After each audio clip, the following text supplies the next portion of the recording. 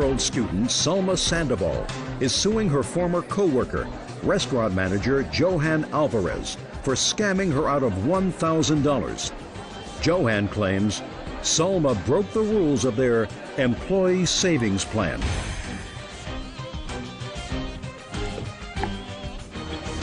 Yeah, this is case number 83.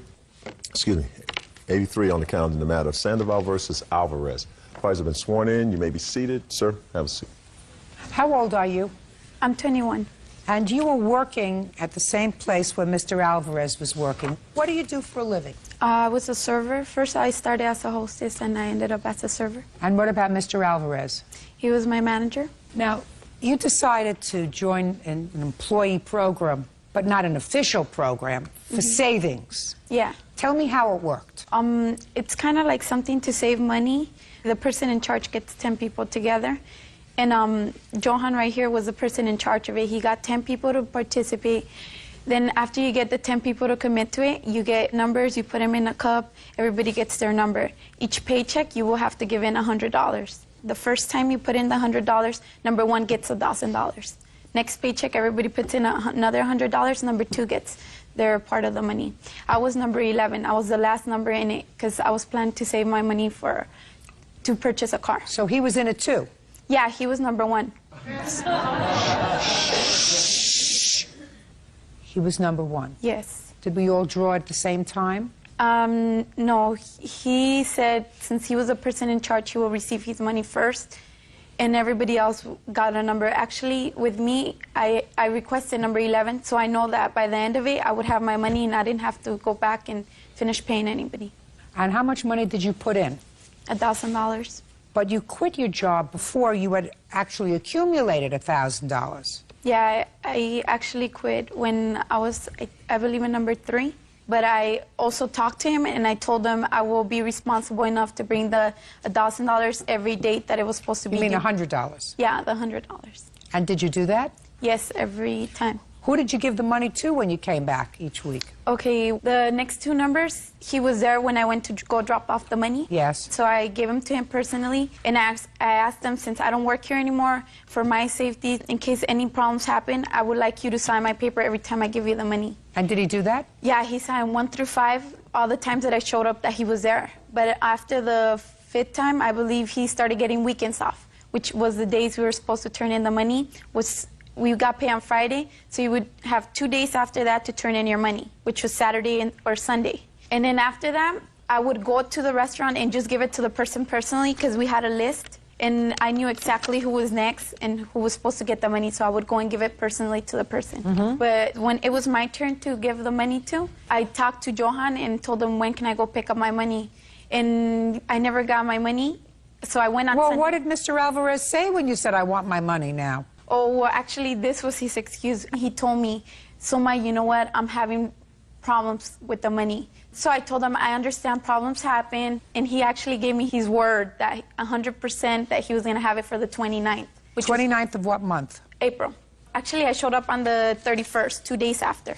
And I asked him if he had my money. But he had called me already, which I didn't check my voicemails, telling me he had a problem. So I was like, oh, man, we just... Well, what did he tell you the problem was this time? He claimed that he got pulled over by the cops and that he didn't know he had a restriction order, like, for his arrest, because something had happened with his license or something, and that they took him into jail, and he had to pay a bail out of $1,000, which he had to use my money to get out. So I said, that's not my problem. I need...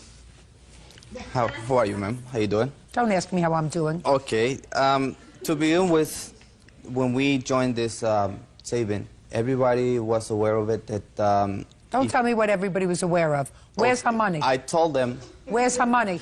The money, I do not owe her anything. Okay? I told her, and to begin with, to everybody, whoever's going to quit the job is not going to receive the money. I'm not going to be responsible. Just a second. Okay. Okay? So shh, please, don't speak. Now it's Mr. Alvarez's turn. So let me take your hands off your hips. Okay. So let me understand. You say that you explained to everybody Exactly. that you say that you explained to everybody that if they quit the company, they lost their money. Is that what you say? Yes, ma'am. And Miss Sandoval was told that if she left the company, she would lose her money. Right. I would. That's what you. Right. Is that That's what you just told me? Yes. When did you leave the company? I think I don't have the exact date, but I believe it was after the third number. Actually, it was a day after New Year's. I remember. So the beginning of January 2005. Yeah. When had you started to put in your money? I started 11/26/04. Do you get paid every week or every 2 weeks? Every 2 weeks. Every 2 weeks. So what we're talking about is the entire month of December, which is when you would have put in your money. Yes. Minimally 2, maybe 3 Yeah, around there. times you contributed. Is that correct? Yes. Is that correct so far, sir? Yes, ma'am. All right. Now let me see where you say he signed off on the money.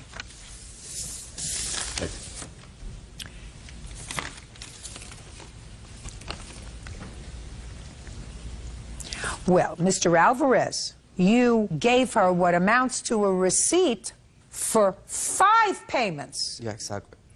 I told her. Shut. Okay. Mr. Alvarez, let's recap what you just told me, sir. You told me that you explained to Miss Sandoval that if she left the company, she would lose her money. Right. She left the company after putting in 3 payments. Yes. Then we had a I'm talk. speaking. Okay. But then you accepted 2 more payments from her after she left the company, sir. Yeah, because we had a talking. No, we didn't. Just a second. Well, now he's changing it, you see. Now he's changing it. I'm not changing it. I did not finish. You didn't let me finish what I You finished enough, sir. Judge Judy continues in a moment. And later today, They were peeing on her mattress. We do not know that for sure. Listen to me, sir. You know why I know that for sure? Because I don't think she peed on her own mattress. real cases, real people. Judge Judy. Salma Sandoval says former co-worker Johan Alvarez scammed her out of $1,000. Mr. Alvarez, are you trying to tell me that you never said to Miss Sandoval, because it's very easy for me to figure out, and it's very easy for me to find out by picking up the phone and calling the police, that you never said to her, I got pulled over by the police, Sure. and I needed $1,000 in bail? Yes, I did. Now, why in the world, Mr. Alvarez, would you tell her that you needed $1,000 bail if you didn't have her $1,000?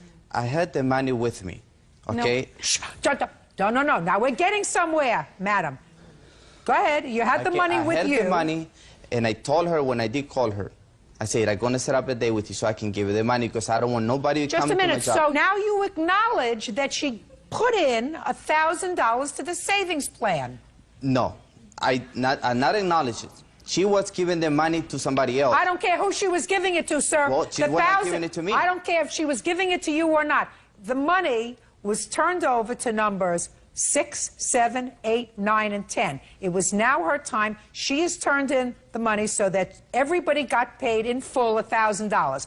Now you've got the $1,000 and you get pulled over by the police. I did not have the $1,000 with me. I told her that I was going to be responsible to give the money so we could get over with it. Because she was calling me on the phone and harassing me. She went to my job. She bring the boyfriend out there that she has. She bring him to try to fight. Did you use $1,000 for bail? No.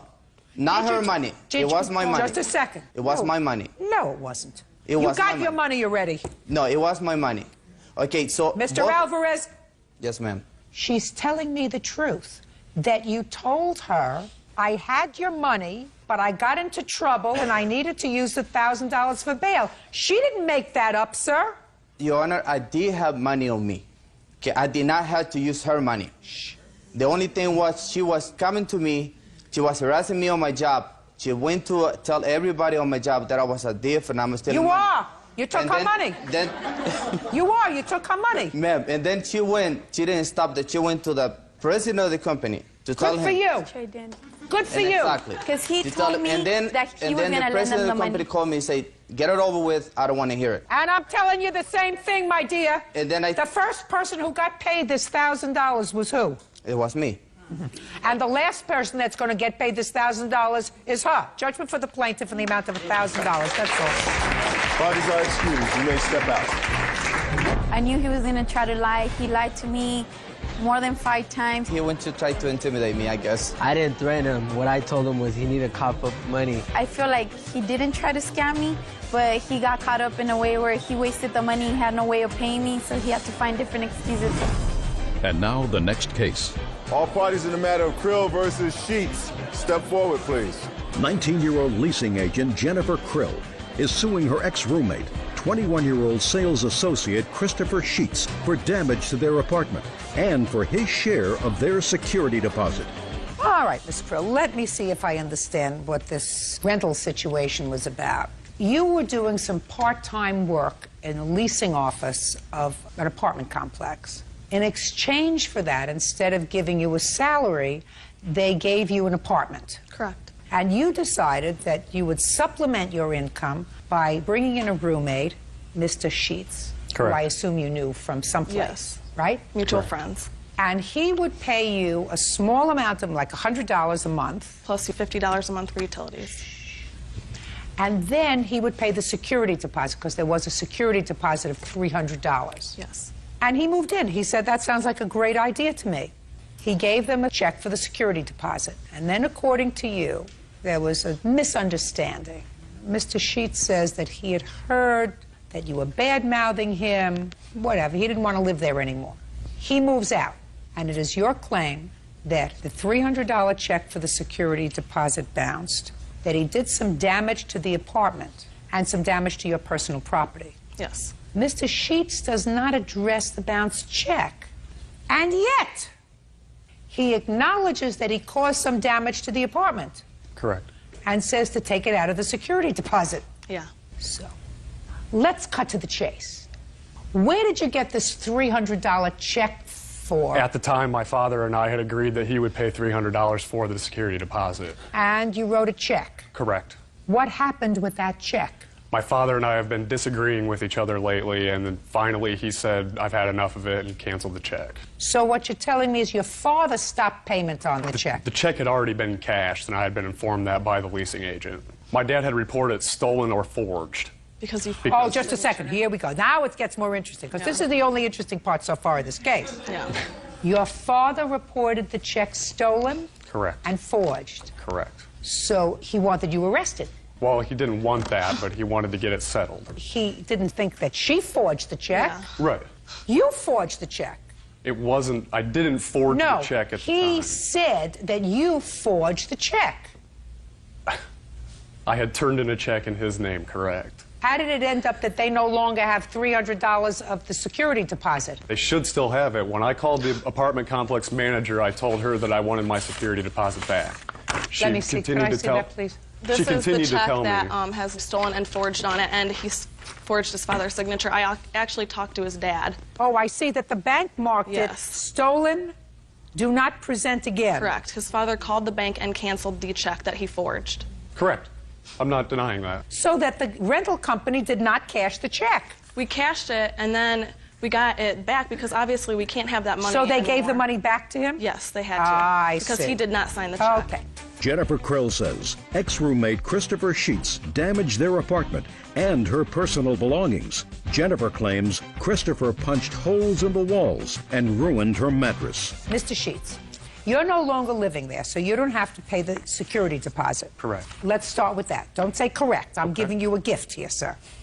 But you do have to pay for the damage you did to the apartment. Which I had explained to the leasing agent that I would take full responsibility for the Fine. damages that I had done. Good. What did you do?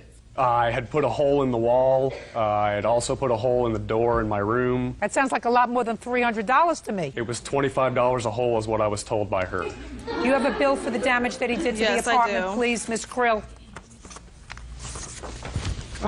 And then I also have this. Are you talking to your father now? No, we have not spoken in over a month. This is for the security $120, deposit. Spring Lakes Apartments. That's what you owe for the holes. And then, from your... Oh, well, this, listen to me. You're going to pay your own security deposit. Okay, I was just giving that to you. That's fair, right? You're there, you pay the security deposit. He's going to pay for the damage you did. Now the place is damage-free. Any other damage you caused while you're there, you pay for. Yes. I'm a reasonable person. Okay. Now, Miss Krill, you claim that Mr. Sheets damaged some of your property. Yes. When I got back to the apartment, about 2 in the morning, with my friend Katie here, Had there been an argument? Yes, actually, he called me on the phone, on my cell phone, and he's yelling and screaming at me. What is he yelling? You know, how could you talk crap about me, da-da-da. She was saying that you were living sort of off of her? Correct. She was taking full advantage of her having the apartment for free and using it against me. Using it against you by saying you're living there, you weren't paying enough. Right. I get a rent-free apartment, but I am working 20 hours a week for it, and he pays me $150 a month and pays for food, and that's not a bargain. So you were saying he got a bargain? Yes. And you took offense at that? When she uses it against me is when I took it. How did she use it against you? Ruining my reputation between friends. By saying what, Mr. Just Sheets? talking trash behind my back. It happened several occasions. All right, now you're not living together anymore. Come on, fill me in. It's late. I have things to do. Well, he called me yelling on my phone. I went back to my apartment with Katie, only to find him and his friends throwing things down the stairs. There's mattresses, bed frames, boxes everywhere in the road. One of the neighbors in my apartment building. Stuff? Yes, his stuff. They called the cops because, you know, it was a whole bunch of commotion. And I tried to go confront Chris. I'm like, you know, what's going on? What's happening? He doesn't even want to talk to me. He's like, I'm moving out. That's it. Da-da-da. I'm like, okay. Can't stop him. Can you tell me, please, what property you allege that he damaged that belongs to you? He already has to pay $120. He urinated on my mattress, which was about $400. Well, how do you know it was him? I have pictures. That's not my question. How did you know it was him? Well, he was moving out all the stuff with two of his friends, so, I mean, he had the problem with me. Let me see. These are all the pictures. So what you're claiming is it was either Mr. Sheets or one of his friends? Yes. He took all the food in the refrigerator? Yes, everything. Get over it. What else? I got the mattress and the holes. I mean, the food, but that wasn't the charge. That's the main things. Let's talk about the mattress, Mr. Sheets. I did not do that, Your Honor. I did not see anybody do that. I was out going to get a truck when I came back. Were things being thrown out of the apartment? Your things? My items, yes. Your items? They were getting it out as fast as possible. What time of the day or night was that happening, Mr. It was Sheets? about 2:15 in the morning, I do believe. Well, sir, so what you're telling me is at 2:15 in the morning in this apartment complex, you're throwing things down the stairs. There are other people that live there, is that right? Correct. That's not very mature, Mr. Sheets. They were moving the things out while I was going to get a vehicle to take all the things to my new... Well, you selected people who were not very mature to do the job, right? Yes. And if you select people that aren't very mature to move you out, and they are acting in an immature, rowdy fashion, whose responsibility is that? Mine. Right on. And while you were out getting a truck to take this stuff out of there that they were throwing down the stairs, you know what else they were doing? They were peeing on her mattress. See, we do not know that for sure. No, listen to me, sir. You know why I know that for sure? Because I don't think she peed on her own mattress. Listen to me very carefully, sir. When you invite people to do a job and you don't supervise them, and you do it in an irresponsible manner at 2 o'clock in the morning, you have to assume the responsibility for everything bad that happens. How much was the mattress? About $400. What do you mean about $400? My father bought it for me about 2 years ago. Will you find another one for $200? Anything else, Miss Krill? Yes, ma'am. He also urinated on about $100 worth of my clothes that were laying below my bed. Where are they? They're not with me anymore. I threw them away. $320. Get over it. That's all. Thank you very much. Goodbye. Convenience store co-owner Steve Hargrave Jr. is suing former customer Catherine Kirkendall for cashing a phony check. Catherine claims she was the victim of a scam.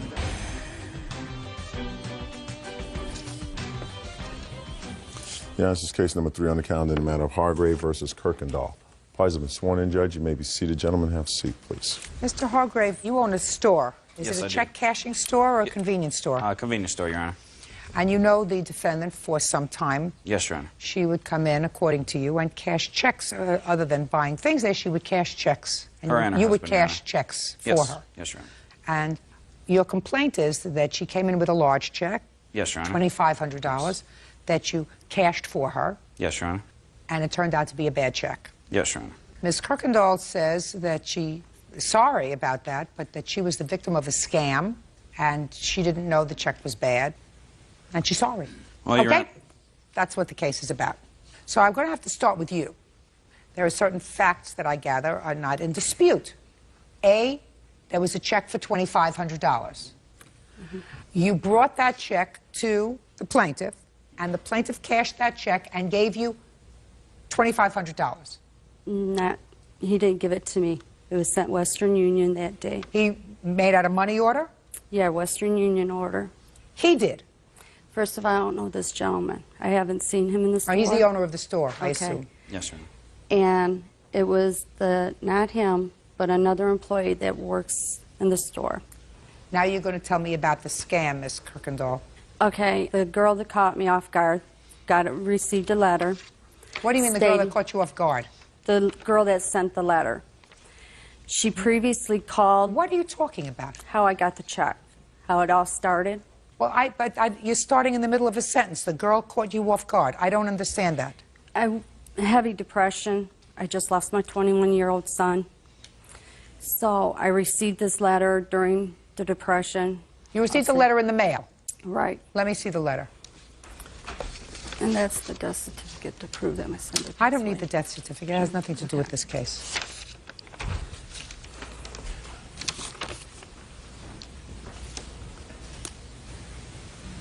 Well, first of all, I'm reading this letter, and this letter dated January 17th, 2005 is allegedly from somebody by the name of Sherry, who is telling you from Australia that you have won $50,000. However, Sherry is illiterate. You're not illiterate, are you? No. All right. I'm just reading a paragraph to you from this letter. So I'm mailing in regards to know why you have not made any effort to claim your money. So I'm mailing in regards to know why. Right.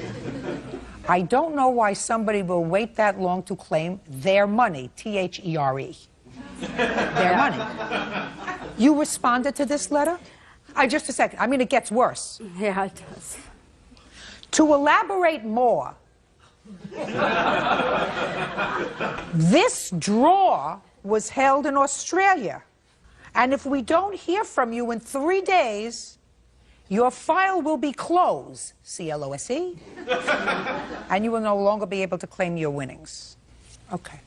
Go ahead. So you got this letter, and then they tell you what? They tell you that they're going to send you a check for $2,550, and you have to cash that check and send them back a money order. Is that what happened? Yeah. Is that what happened? So they send you a check for $2,550. You take that check from the same person, from Sherry, from Sherry, this illiterate, and you take it to this man's store. I called the bank. You called what bank? I called the bank that the check was drawn on. Let me see. This is the second check she sent me. The first check came back clear. The bank said it was good and everything. Well, show me. Show me where the bank said it was good. Well, I don't. Show me. Show me the bank. It was all done verbally because we went. No, my dear. I called on the phone and I went to the bank to cash it at the bank because they said it was good. So why didn't they take care of it there? Because they wanted me to open an account. I didn't have an account with them. And they said any check cashing place would do it. So that's when I went to the store. No. So then you took it there. And they called on it.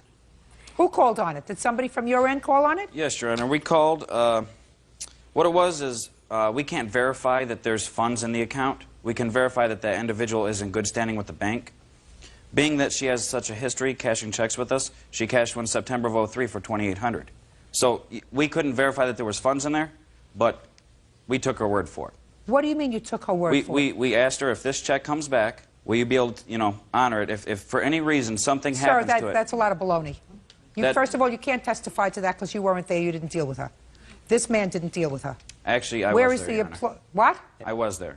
He authorized me cashing the check. Mike, another one of my associates. She says you weren't there. Have you read the police report, Your Honor? I don't think she knows what was going on. Let me see it. You were there? You were present? Oh, yes, Your Honor. Oh, okay. Well, she says you weren't, so I was under the impression you weren't Mike was the individual that sent the Western Union. Who are you, sir? I'm her husband. Oh, I'd like to see you. Get up. What do you do for a living, sir? I'm an electrician. You read English? Yes, I do. Did you read this letter? Just a second. You read this letter that looks as if it was written by some illiterate? We made fun about the letter. We laughed about it, the way it was written. You did? Yes. We thought it was a scam from the beginning. Right! So why did you involve him with your scam? We called the bank. I know this is hearsay, but we called... It sure is hearsay, sir. We gave them the check number, and that's what they verified. What do you mean You mean you called and you gave them the check number and the bank told you that over the phone? Yes. Your wife just told me she went there. Just a second. Your wife just told me she went there. We called the bank first to verify it was good. Then we went to the bank to try and cash it. That's when they told us that it was a corporate money order and that we had to open up an account. I don't believe you. And even if I believe you, listen to me, even if I believe you, anybody who got this letter and who believes in good faith that this isn't a crank is an idiot. Judge Judy continues in a moment. You read the letter, you made fun of it. You thought it was a scam. But the if you bank had, said it was listen good. to me. And later today, Your cake ruined her wedding, it didn't taste good, it didn't look nice, and she's not paying for it. I didn't get what I asked I'm for. speaking. real cases, real people. Judge Judy.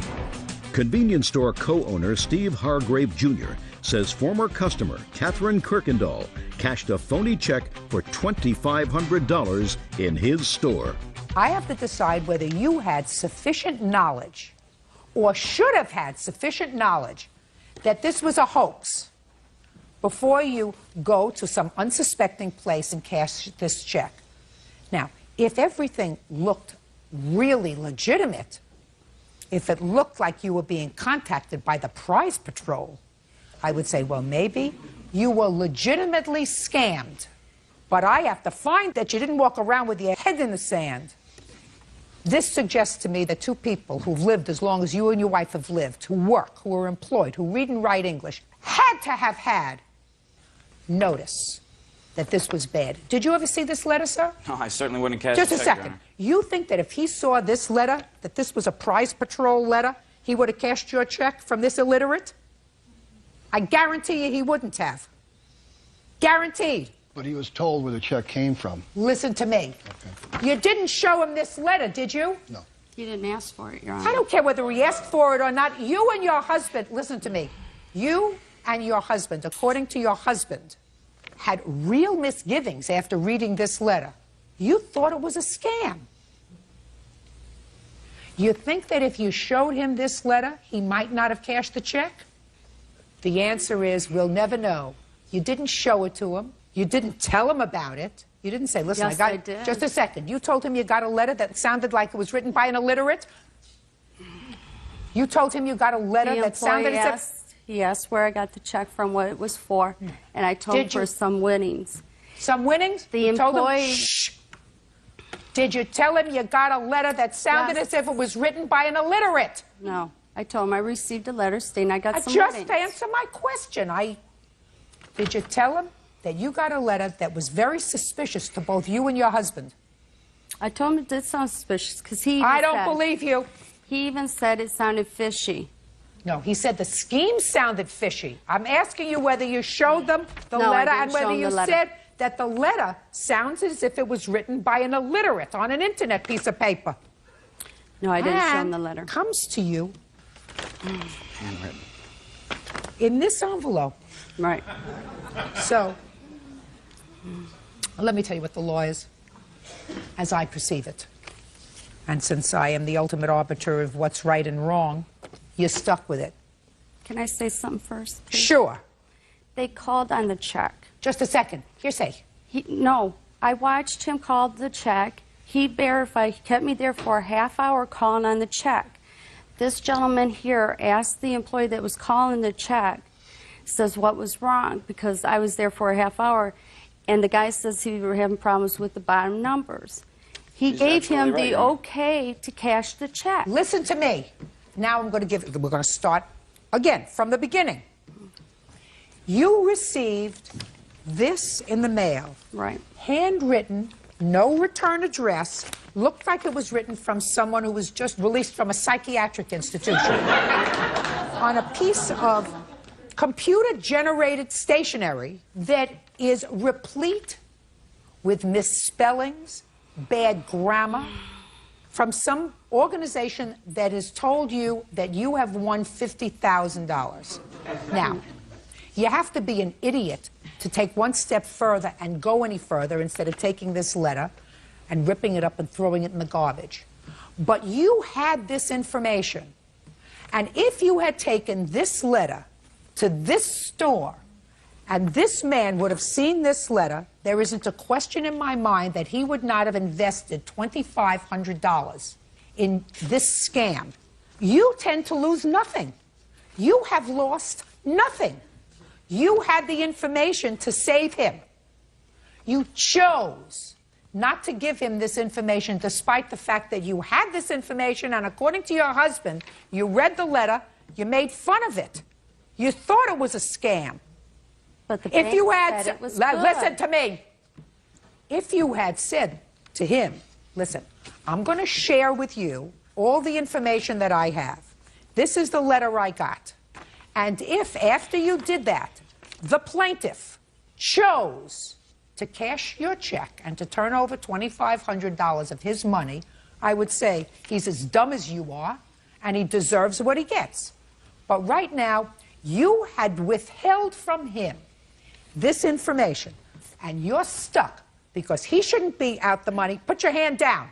He shouldn't be out the money because he wasn't armed with the information that you had. Judgment for the plaintiff in the amount of $2,550. Thank you. That's it. Parties are excused. You may step out. If he was hesitant, he shouldn't have cashed it, but he got the okay to cash it, and he cashed it. We've been cashing checks for a long time for him. I had no question of, doubt the validity of the other check. You know, I was in a depression, a heavy depression, so I just thought some luck would be coming our way. And now the next case.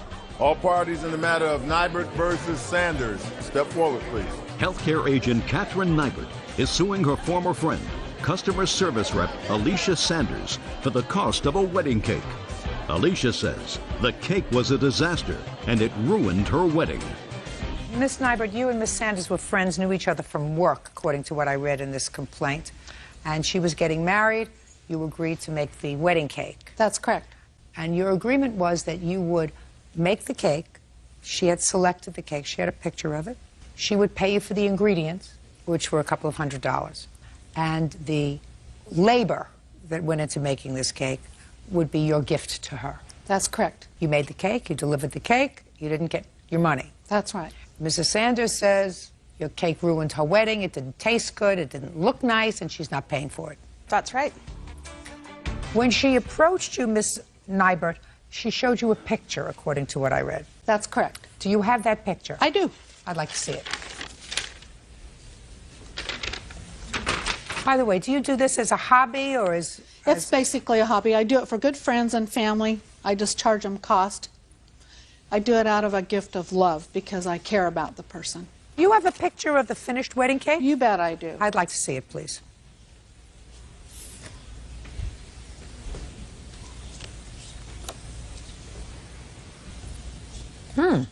I also have some pictures of the finished cake that I I'd would like to see it, please. You have several. Yes, I Let's do. see.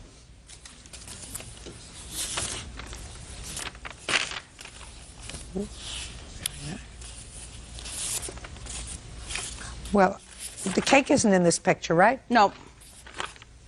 I just thought you'd like to see that I had a designer wedding gown, I had a beautiful wedding, and I was so excited to have a designer wedding cake. Well, why didn't you order the one from a designer bake shop? Because If it you cost listen to me. $700. Listen to me. So, well, that's what it costs. Apparently, you're right. Is this your first marriage?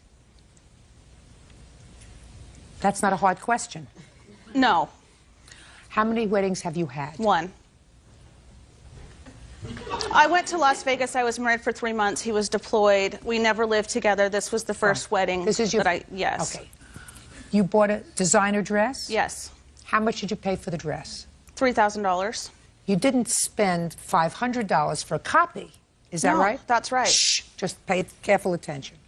Did you have expensive food at the wedding? Yes. How much did you pay per person? I don't know per person. We didn't do it by per person. We did a buffet style. We spent about $1,000 on the food. How many people did you have at this wedding? About 400.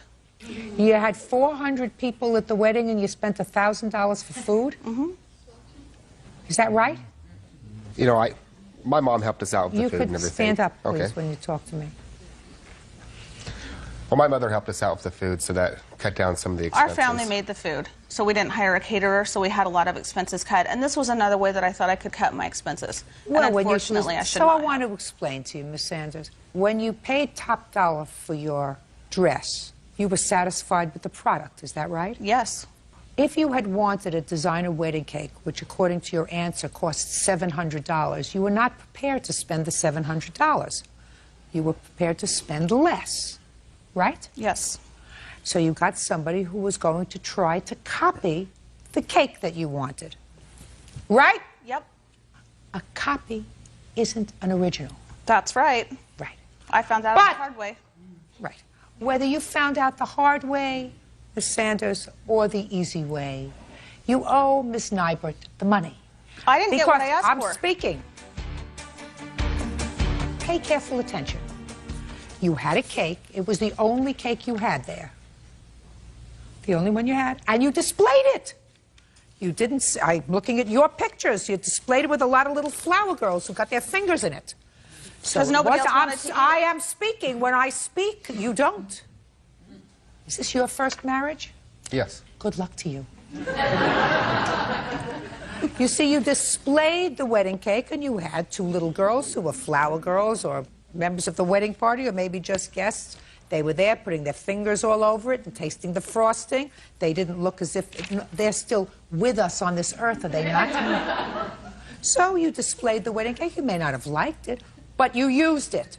And when you use it, you pay for it. Do I make myself clear? Yes. Good. Judgment for the plaintiff in the amount of $200. That's all. Excuse, you may step out.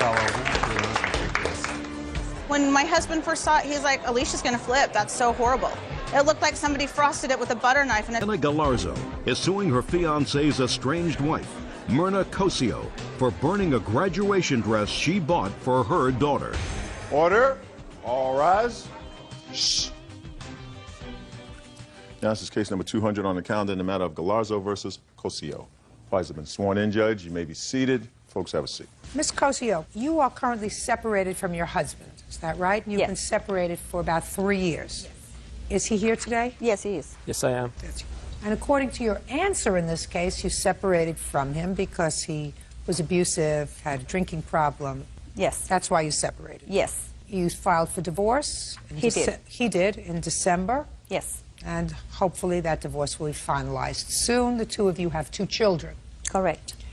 The plaintiff is his fiancé. Correct. And you've been together for about a year. Yes. And you're planning to be married as soon as the divorce is finalized. That's correct. Do you live together? Yes, we do.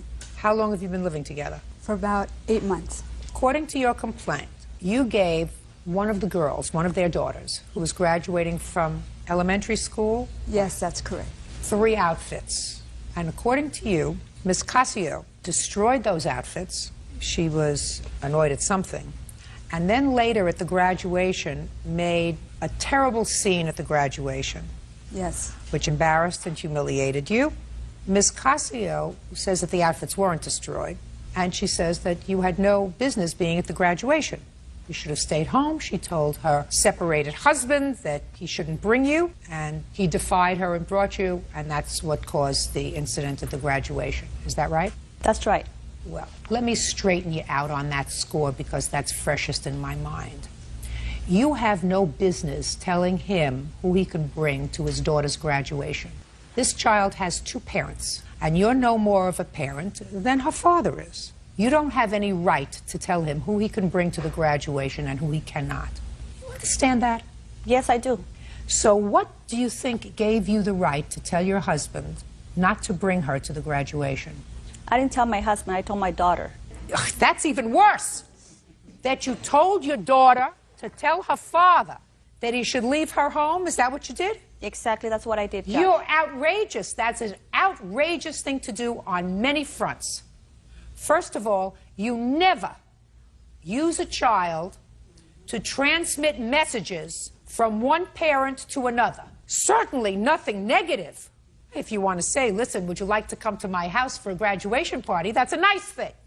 But you never use a child as a telephone to transmit a negative message from one parent to another. That makes you a bad mother. You don't want to be a bad mother, do you? No. Well, I'm telling you that was something that only a bad mother would do. So I would rethink that.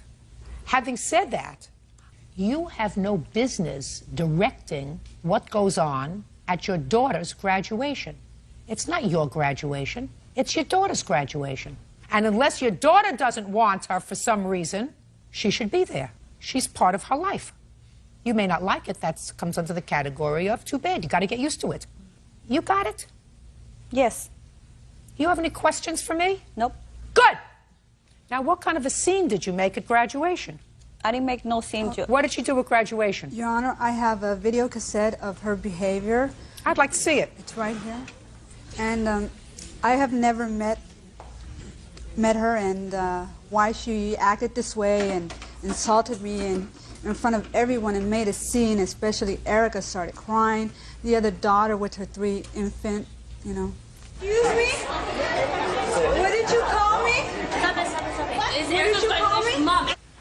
That's what I told you. Why? Stupid. Because you are. It's Erica's graduation. Why? You need God. Because you are what? You need God in your life. Really? Yes. Mom, stop. Yes. You do. I've never done anything to you. Oh, you guys are so stupid. Why did you call her?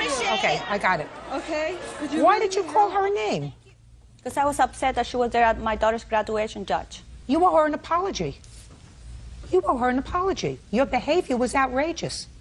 And I'm going to tell you something.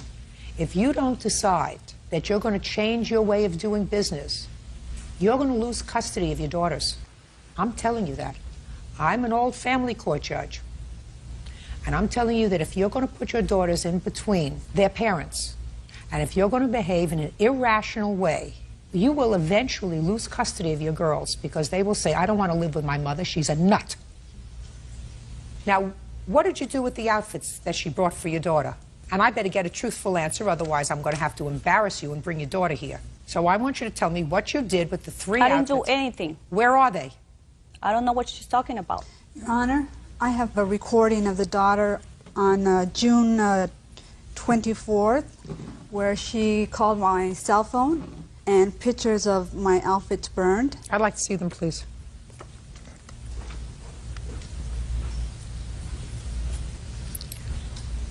Where were these pictures taken? Apparently, she burned them, and either she walked into my property or threw them right next to my truck, keyed my car, and I have a police report. Oh, well, she's crazy. Sir, I think that you ought to go into court and seek custody of your daughters. I wouldn't let my daughter stay with her. There's something badly wrong with her. Mr. Casio, step up. Step up, sir. Yes, Your Listen Honor. to me very carefully. How old are your daughters? 12 and 16. Well, the 16-year-old daughter is going to tell you where she wants to live. Okay. And unfortunately for her, she probably will say, I have to stay with my mother because I feel sorry for her. But certainly, if her behavior continues to be so irrational, you might find it in your 12-year-old's best interest to pursue custody of that child, because somebody who behaves in this fashion is not capable of taking care of a child. I agree. That's my judgment. Now, 12-year-old probably is not in physical harm in her custody, but she certainly is emotionally in danger, being with somebody who has so much anger. Who are you? I'm her friend. Do you understand what I'm saying? Yes, totally. Is there anything that I said that you find wrong? Not anything you said, but things she said. Anything I said? Not a thing that you said. That's all. I said anybody who behaves this way for no reason, who can do this, who uses their child as a messenger for hateful messages, is a bad mother. Because a good mother doesn't do that. Go ahead. Your Honor, I was spending the night before the graduation at Myrna's house to go to the graduation, and I Just a minute. You're her friend and you were going to graduation? Yes. What gives you the right to go to graduation as a friend? Because her daughters like me. What gives you the right as a friend to go to their graduation? Because their mother invited you? Yes. That's why she was there. Now let me ask you this question. Would you believe that he was acting like a nut if he came up to you and called you vile and vicious names and told you to get out because he didn't want you at the graduation? Would you think he was acting like a lunatic? Not necessarily. Well, what would you think of his behavior? Listen, if I had been told prior to coming that I wasn't wanted there by my daughter calling. Just a second. Erica, her daughter did not say, I don't want you to come to graduation. No, listen to me very carefully, madam. She said, I told my daughter I didn't want her at the graduation. That's what she said. Oh, let's bring Erica. She'll tell you what she wants. I'm not going to do that, because that's what a bad mother would do. She's not asking to bring Erica. I am.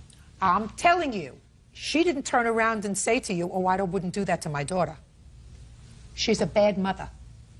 She's so full of anger and hate in her heart that it obscures her judgment as far as being a good mother. And she better change, otherwise her daughters will grow up to hate her. They will hate her. And as far as her going over there and doing whatever she claims she did, it didn't happen because I was with her. I'd like to hear what the child said on the answering machine. Could you bring it up here, Bert, so I can listen to it? Go ahead and press the middle button. That's a message she left on my cell phone at 6:20.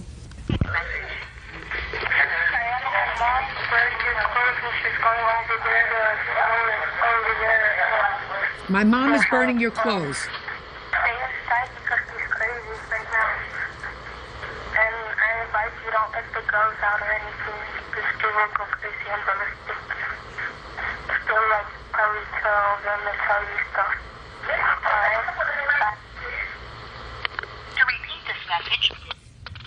You think your daughter was lying when she says my mom is burning your clothes? We had an argument that morning, Your Honor.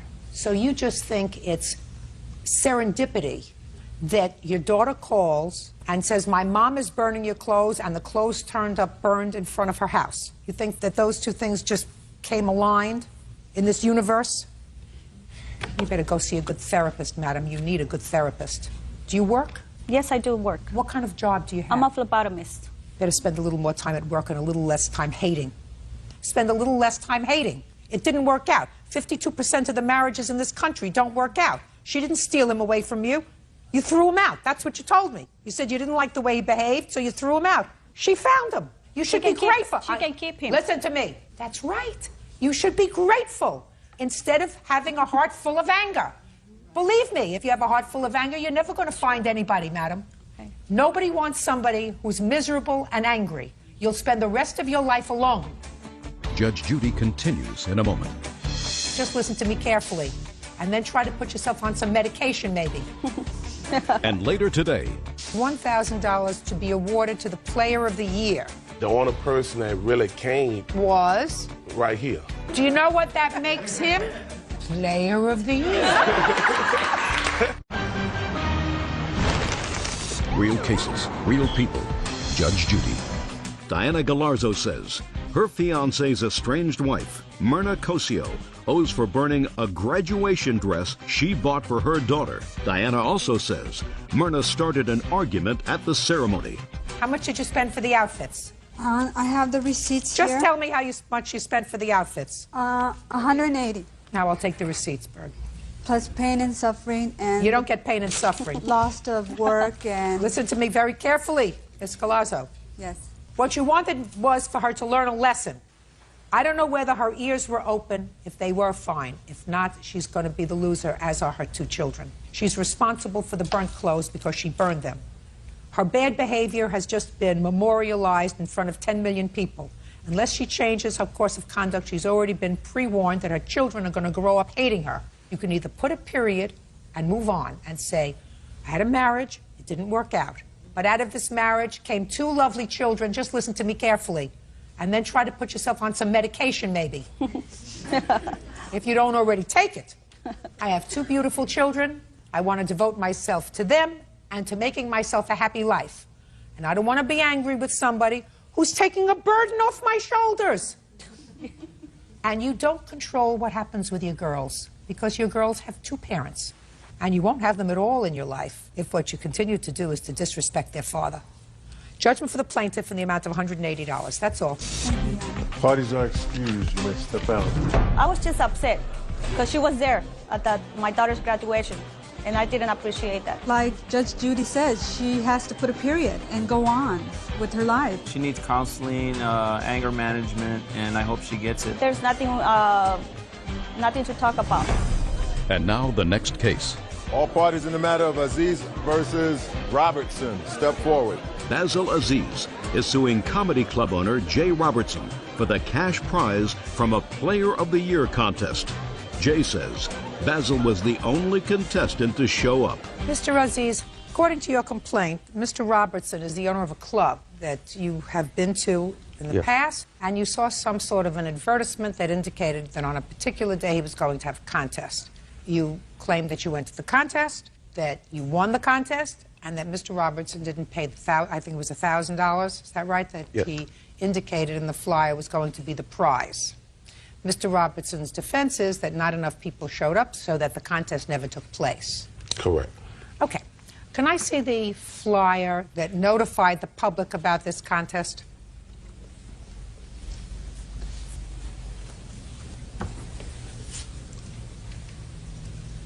Your club is in Virginia, sir? Yes. What kind of club is it? It's a comedy club. And you had these prepared?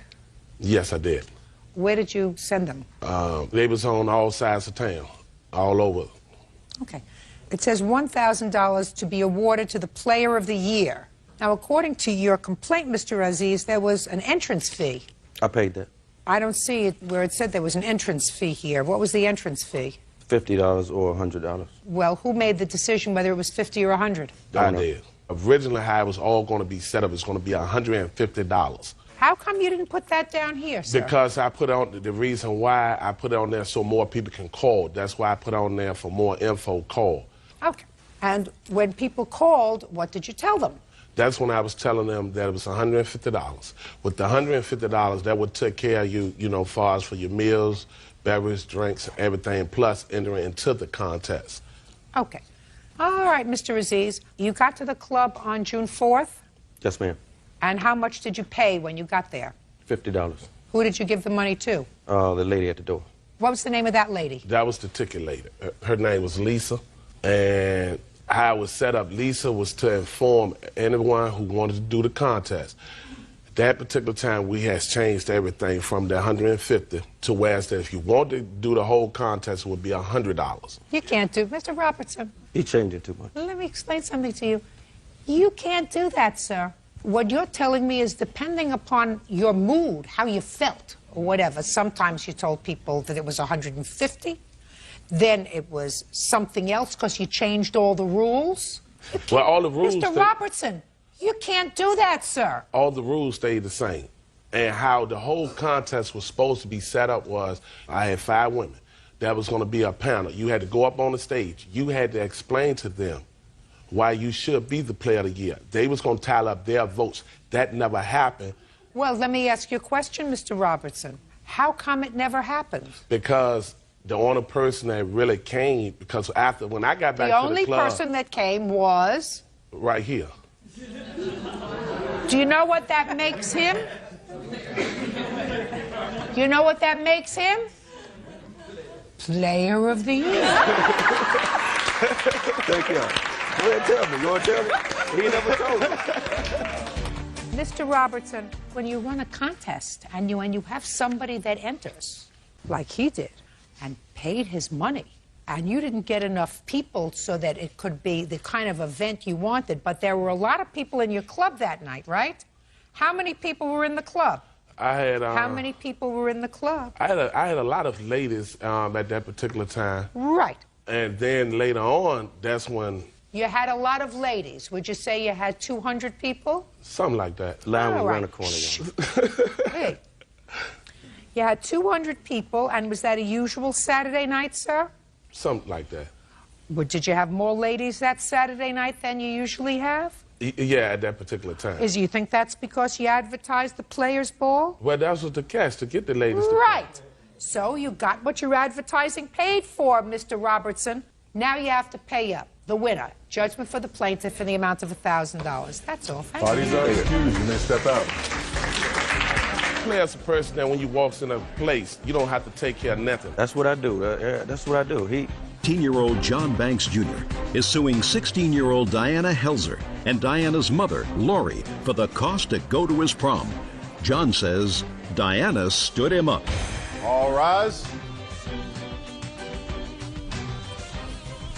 Now, this is case number 173 on the calendar, the matter of Banks Jr. versus Helzer. Parties have been sworn in, Judge. You may be seated. You are suing Mrs. Hessler because her 16-year-old daughter, according to you, stood you up for the prom. Yes. For your senior prom. And you had a lot of expenses, and you believe that her mother is responsible for her standing you up.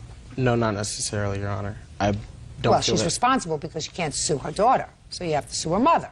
It also says that her daughter did not stand you up, that you didn't contact her as you should, but she has a substantial counterclaim, and her counterclaim is that since you believed you were stood up for the prom, you have embarked upon a course of conduct that amounts to harassment and defamation of her daughter's character, which forced her to leave school because she flunked all of her finals, and it became a catastrophe, and she has a counterclaim.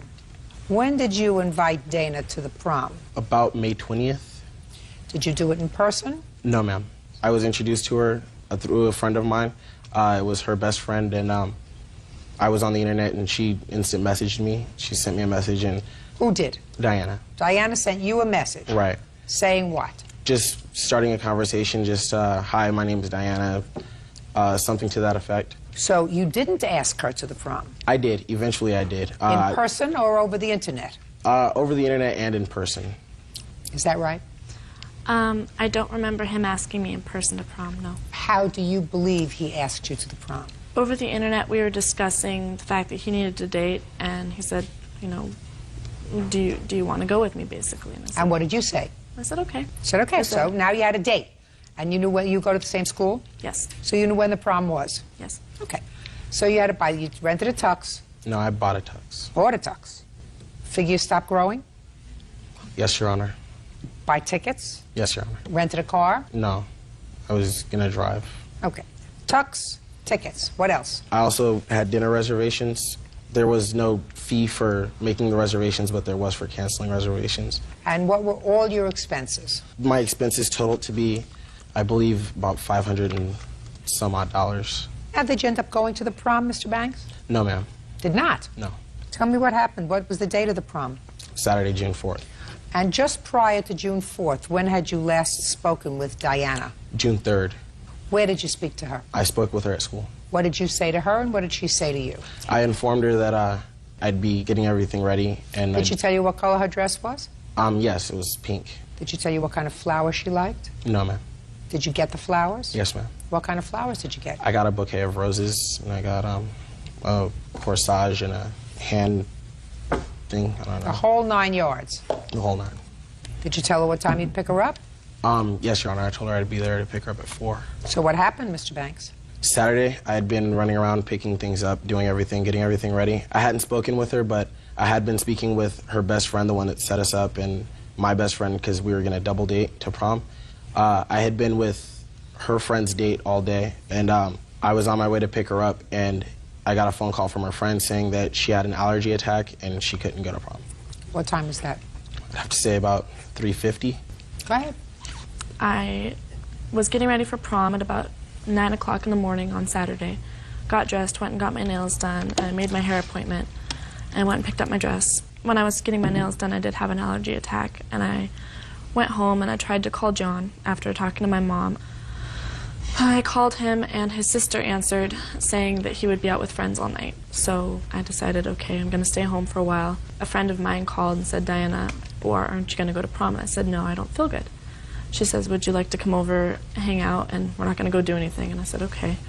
We ended up going over to another friend's house, just relaxing and watching movies the rest of the night, and we fell asleep. Well, that's pretty outrageous, my dear Diana. That's pretty outrageous of you. You agree with that? Yes, ma'am. You agree with I disagree. Excuse me, I'm not speaking to you. I'm speaking to your daughter, whose conduct was outrageous. Now, if you have an allergy attack and you are bedridden and staying home, that's one thing.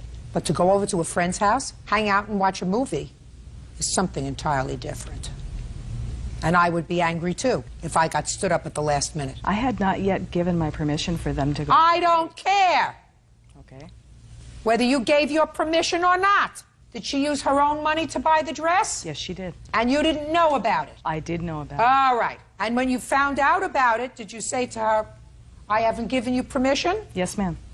When she went to get her hair and nails done, did you say to her, don't bother to have your hair and nails done because I haven't given you permission? What I said was I haven't yet met Mr. Banks and I haven't given my permission. I need to meet him. Miss Helsa, it's not an excuse. I'm saying that your daughter's conduct was reprehensible for a 16-year-old. She stood him up for his prom. Okay. And she stood him up not because she was sick, because she decided she didn't want to go. And she went to a friend's house and hung out with friends. And that is reprehensible. Is that what you did? No. Is that what you did? That is what I did. You didn't know that? Did you stand him up because you didn't want to go, or did you stand him up because you went and had an allergy attack and then went over to Julie's house? It was because I had an allergy attack and my friend had wanted me to come over because she knew I wasn't feeling well and wanted to hang out. Listen to me. If you have a debilitating allergy attack, you stay home. Go ahead. That Saturday was prom, June 4th. June 5th, I broke my rib. June 5th, playing basketball, and so June 6th, I stayed home, which was on Monday. I called her best friend on the phone. We talked about it because she felt bad as well because she set us up together. And I decided to call Mrs. Helser, and we spoke on the phone for a while. She was a really nice lady, and she also felt that what she did was inappropriate. And I know that she's not legally obligated to pay me back because, you know, it's an agreement to go to a social event and that's not a contract. However, her mother being of age and me being of age, she did make a verbal contract over the phone, and I have a witness here. Her best friend is here to testify because she was on the phone when I called her. What did her mother say? We spoke about what Diana really did on prom night. Well, what did you say to her mother? Her mother's here. She's a party. You can tell me what you said to her mother. I told her that I had an agreement to go to prom with her, and she informed me that she was aware of that Diana actually had an allergy attack, and I told her no, that Diana actually decided to spend the day with her boyfriend because I guess apparently she got a boyfriend that morning, and he asked her not to go. She got a boyfriend that morning? Yeah, Saturday morning she got a boyfriend, and she decided, and he asked her not to go. So, you know, and that's perfectly fine. But are you saying that somebody knows that? That you have a witness here? That I was on the phone and that she told her that? Yes, I have a witness here. I'd like to see the witness. Kayla. Judge Judy continues in a moment. She told me she had spent the night at her boyfriend's house. What boyfriend? His name is Jason. Did you tell your mother that? Look at me. Did you tell your mother you were going to spend the night with Jason? Real cases, real people. Judge Judy. 18-year-old John Banks Jr. says 16-year-old Diana Helser stood him up for his prom. Diana and her mother Lori are countersuing for the cost of summer school classes and defamation of character.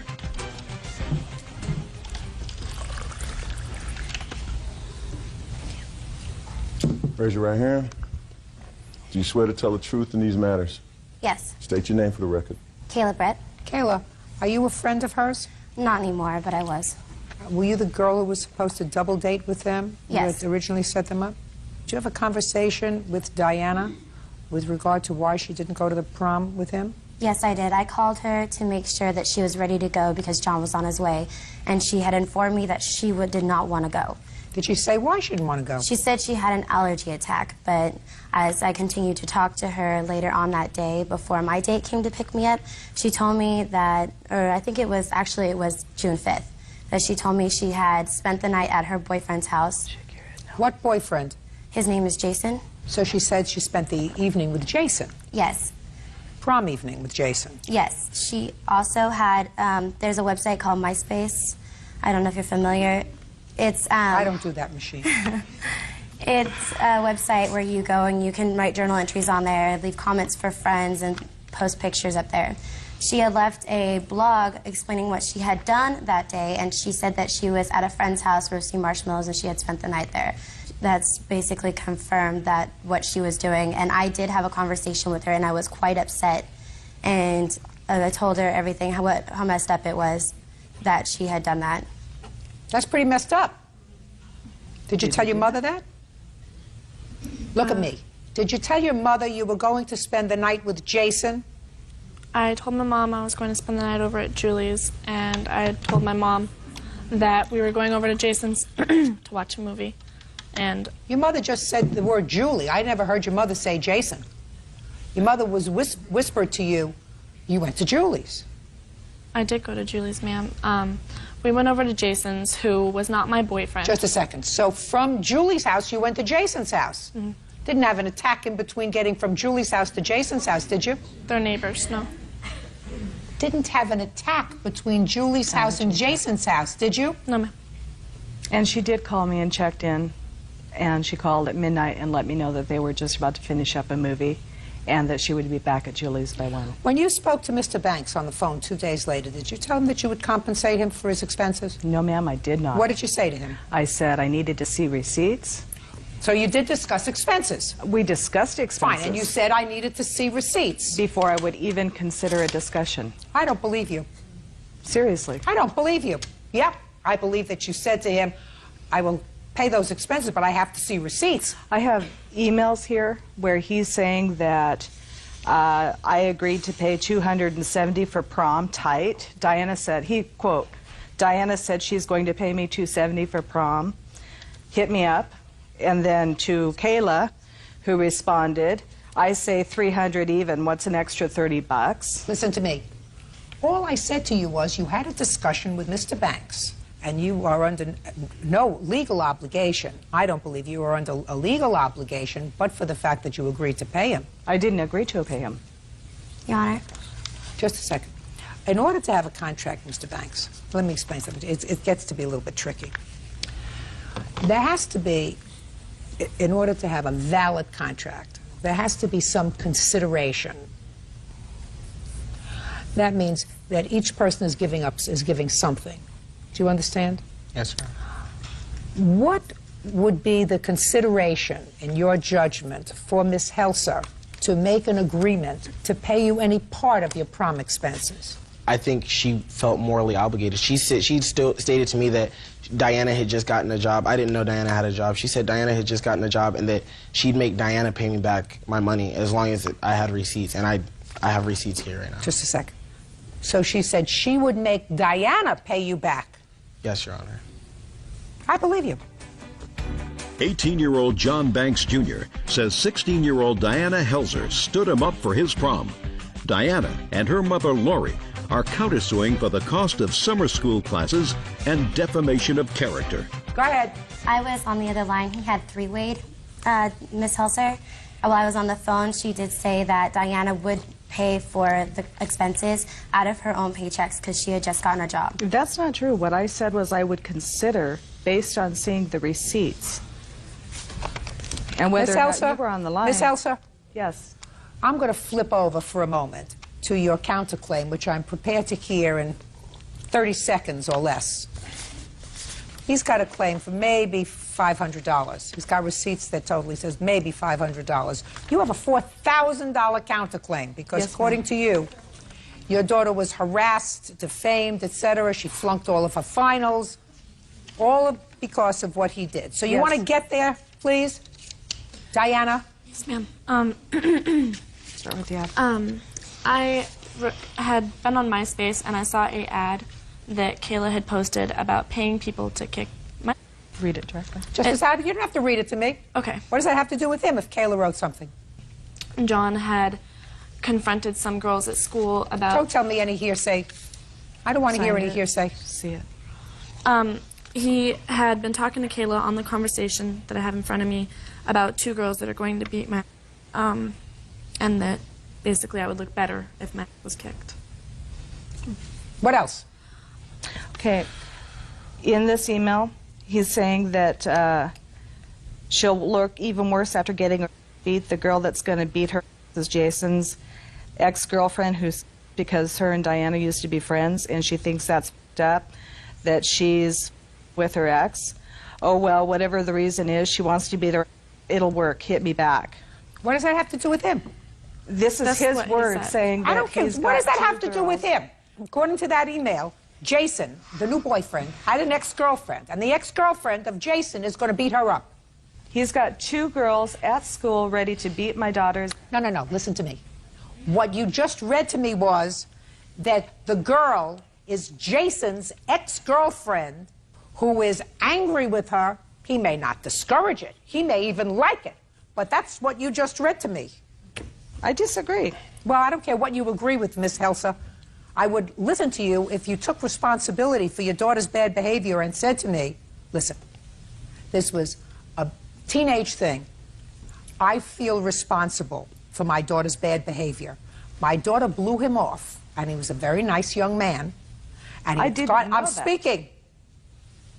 I'm speaking. Well, he was a very nice young man. He called you 2 days later. He called you most respectfully. Otherwise, you would have hung up on him. He called you most respectfully and said to you, this is what your daughter did, and it was not the right thing to do. So he was most respectful. And if you came into court, or didn't even have to come to court, if you said to him, look, I think what my daughter did was reprehensible, and I'm going to do the best I can to cover your expenses, and I'll make my daughter pay me back for whatever your costs were, because what she did was immature. She's only 16. But also unkind. And I don't raise my child to be unkind, an unkind human being, then I would have respect for you instead of making excuses. I'm not making excuses. You did make excuses, because I didn't hear you say to me at any time, he's a nice young man, he tried to do the right thing. My daughter did the wrong thing. My daughter was not hospitalized. She did not seek doctor's counsel that day or the next day. She went out with her girlfriend Julie and her new boyfriend Jason, and they hung out together until after midnight, and it was not the right thing to do when he was supposed to pick her up at 4 o'clock, and between 4 o'clock and midnight, she was not, I'm speaking, and between 4 o'clock and midnight, she was not in an emergency room. We did not have any idea when he would arrive to pick her up. Madam, you are operating somewhere in La La Land. Your daughter knew he was going to pick her up at 4 o'clock. Did you know that? No, ma'am. Yes, you did. Because you spoke to her and you were supposed to double date. So don't give me baloney. Let me see the receipts, please. Did you flunk your classes? Yes, ma'am. Did you leave school? Yes, ma'am. That's what happens when you do the wrong thing.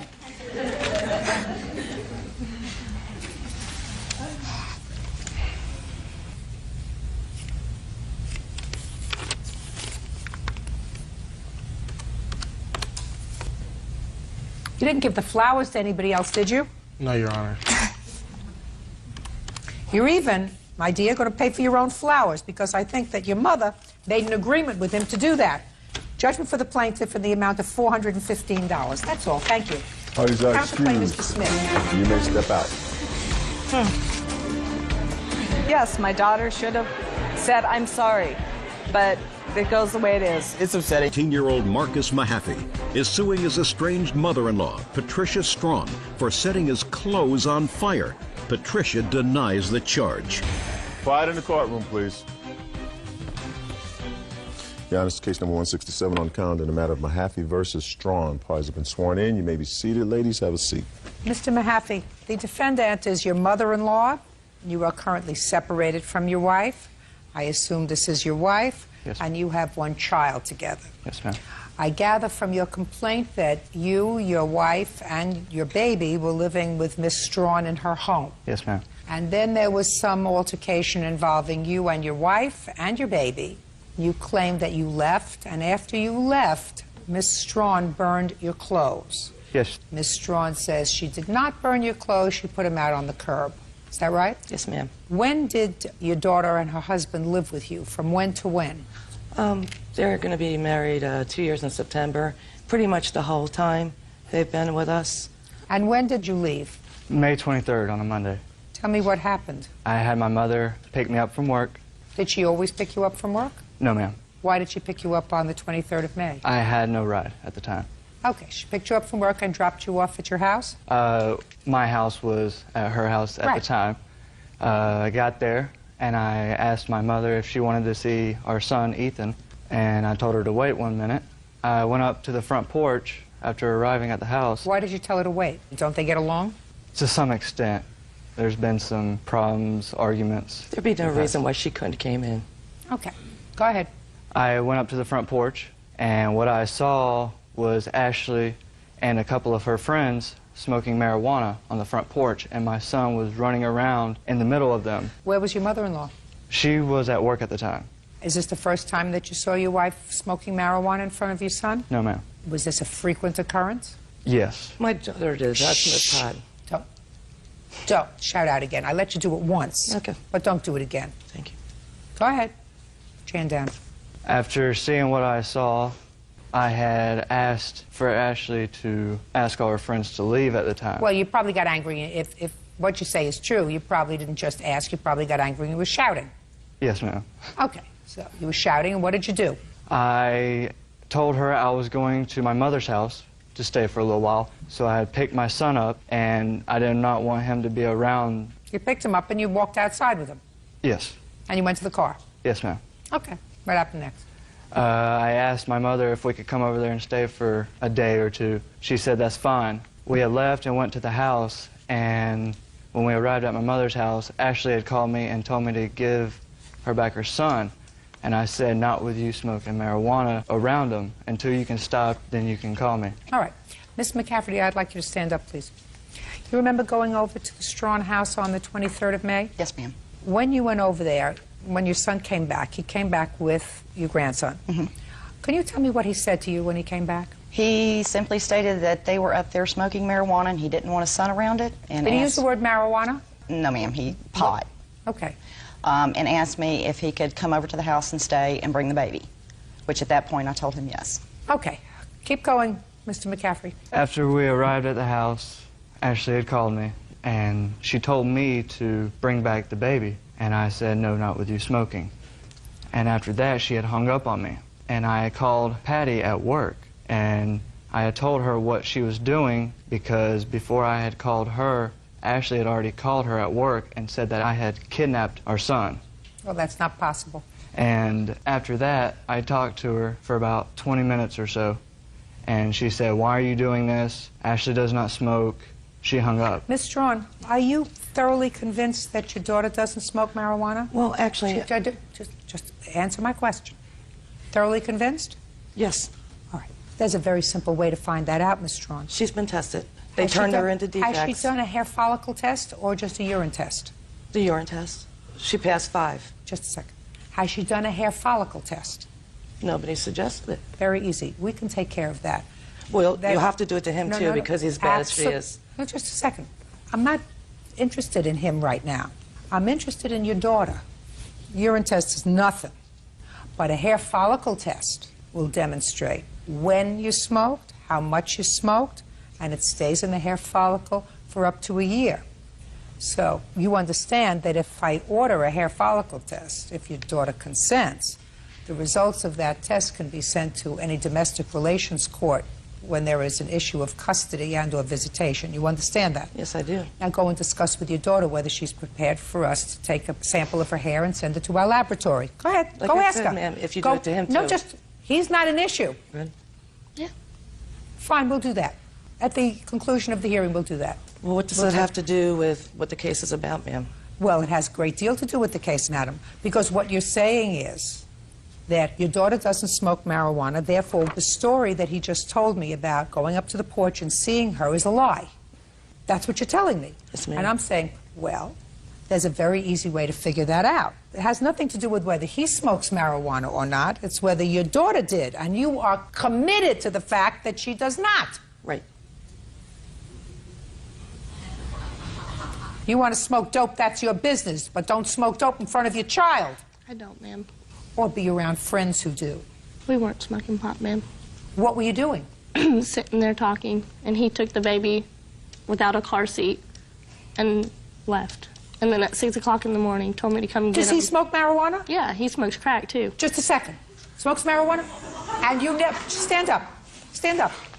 And what you're telling me is you never did it with him? Yes, ma'am, I will admit to that. All right. That's all I'm asking you, my dear. So your mother is mistaken. Is that right? Yes, ma'am. She's been. That's all I wanted to know. That's it. That's the issue. Now you can sit down. You got it. Your daughter does smoke marijuana. She didn't tell you, but she smoked it with her husband. She says he smokes other things too. I didn't ask her about the other things, but she clearly smokes marijuana. Now we understand each other, Ms. Strawn? Oh.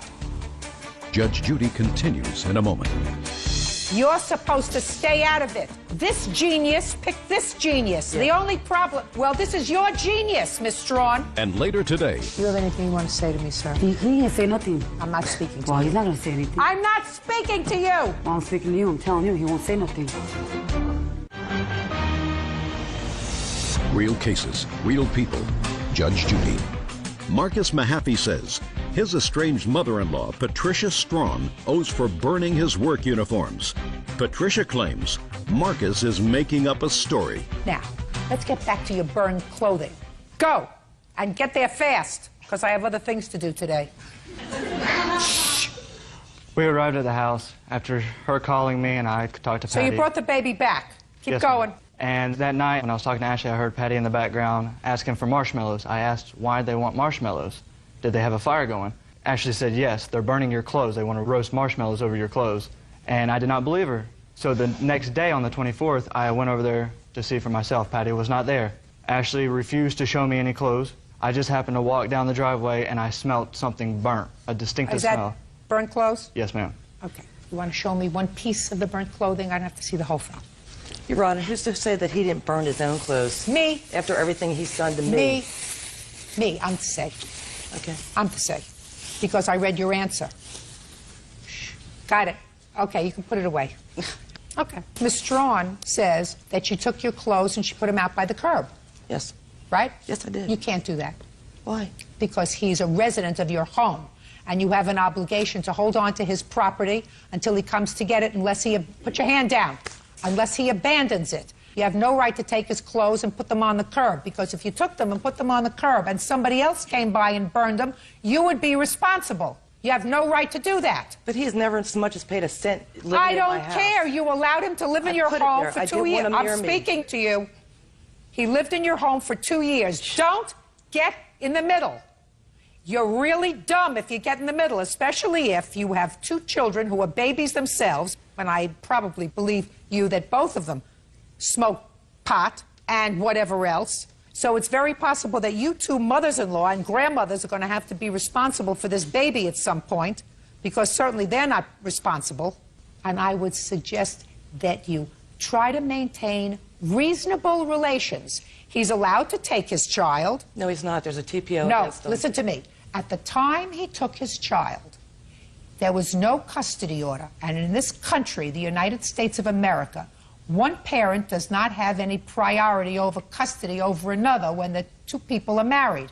But it didn't have anything to do with him pulling up with pot.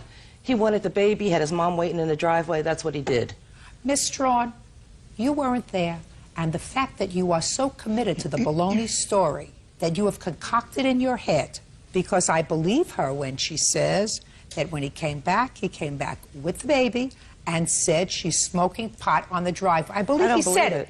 You don't believe it? I don't, ma'am. That's your problem. In any event, you have to pay for his clothes. How much were the clothes worth? The total for the uniforms was $508. What kind of uniform? My work uniforms. What kind of work? The job he doesn't have anymore. Mechanic. You really... He just got out of jail, for God's sakes. You are really thick. You're really thick. You're not paying attention to what I'm saying to you. I'm paying attention. No, you're not paying attention to what I'm saying to you. What I'm saying to you is you're supposed to stay out of it. This genius picked this genius. Yeah. The only problem... Well, this is your genius, Miss Strawn. If he's no bargain, that's her problem. This genius belongs to you. She made a baby with him. He's not going to be out of your life. And that doesn't give you the right to vandalize his property. Judgment for the plaintiff for the amount of $508. That's all. Parties are excused. You may step out. I think it was the right decision because what she did was wrong. I don't care what he says. I didn't burn his clothes. I wasn't smoking pot in front of my child. My wife was on the phone, and I heard her in the background saying that she was burning them. That's not even true because Ashley wasn't even there. That's hard to get young people to handle situations in an adult manner. He's crazy. There will be nothing between us except for my son, and I'm going to try to get custody of him. He's not going to get him. And now the next case. All parties in the matter of Nuno versus Torres. Step forward, please. Juanita Nuno is suing her daughter, Carolyn Torres, for a loan to bail her grandson out of jail. Juanita says she may lose her home to foreclosure.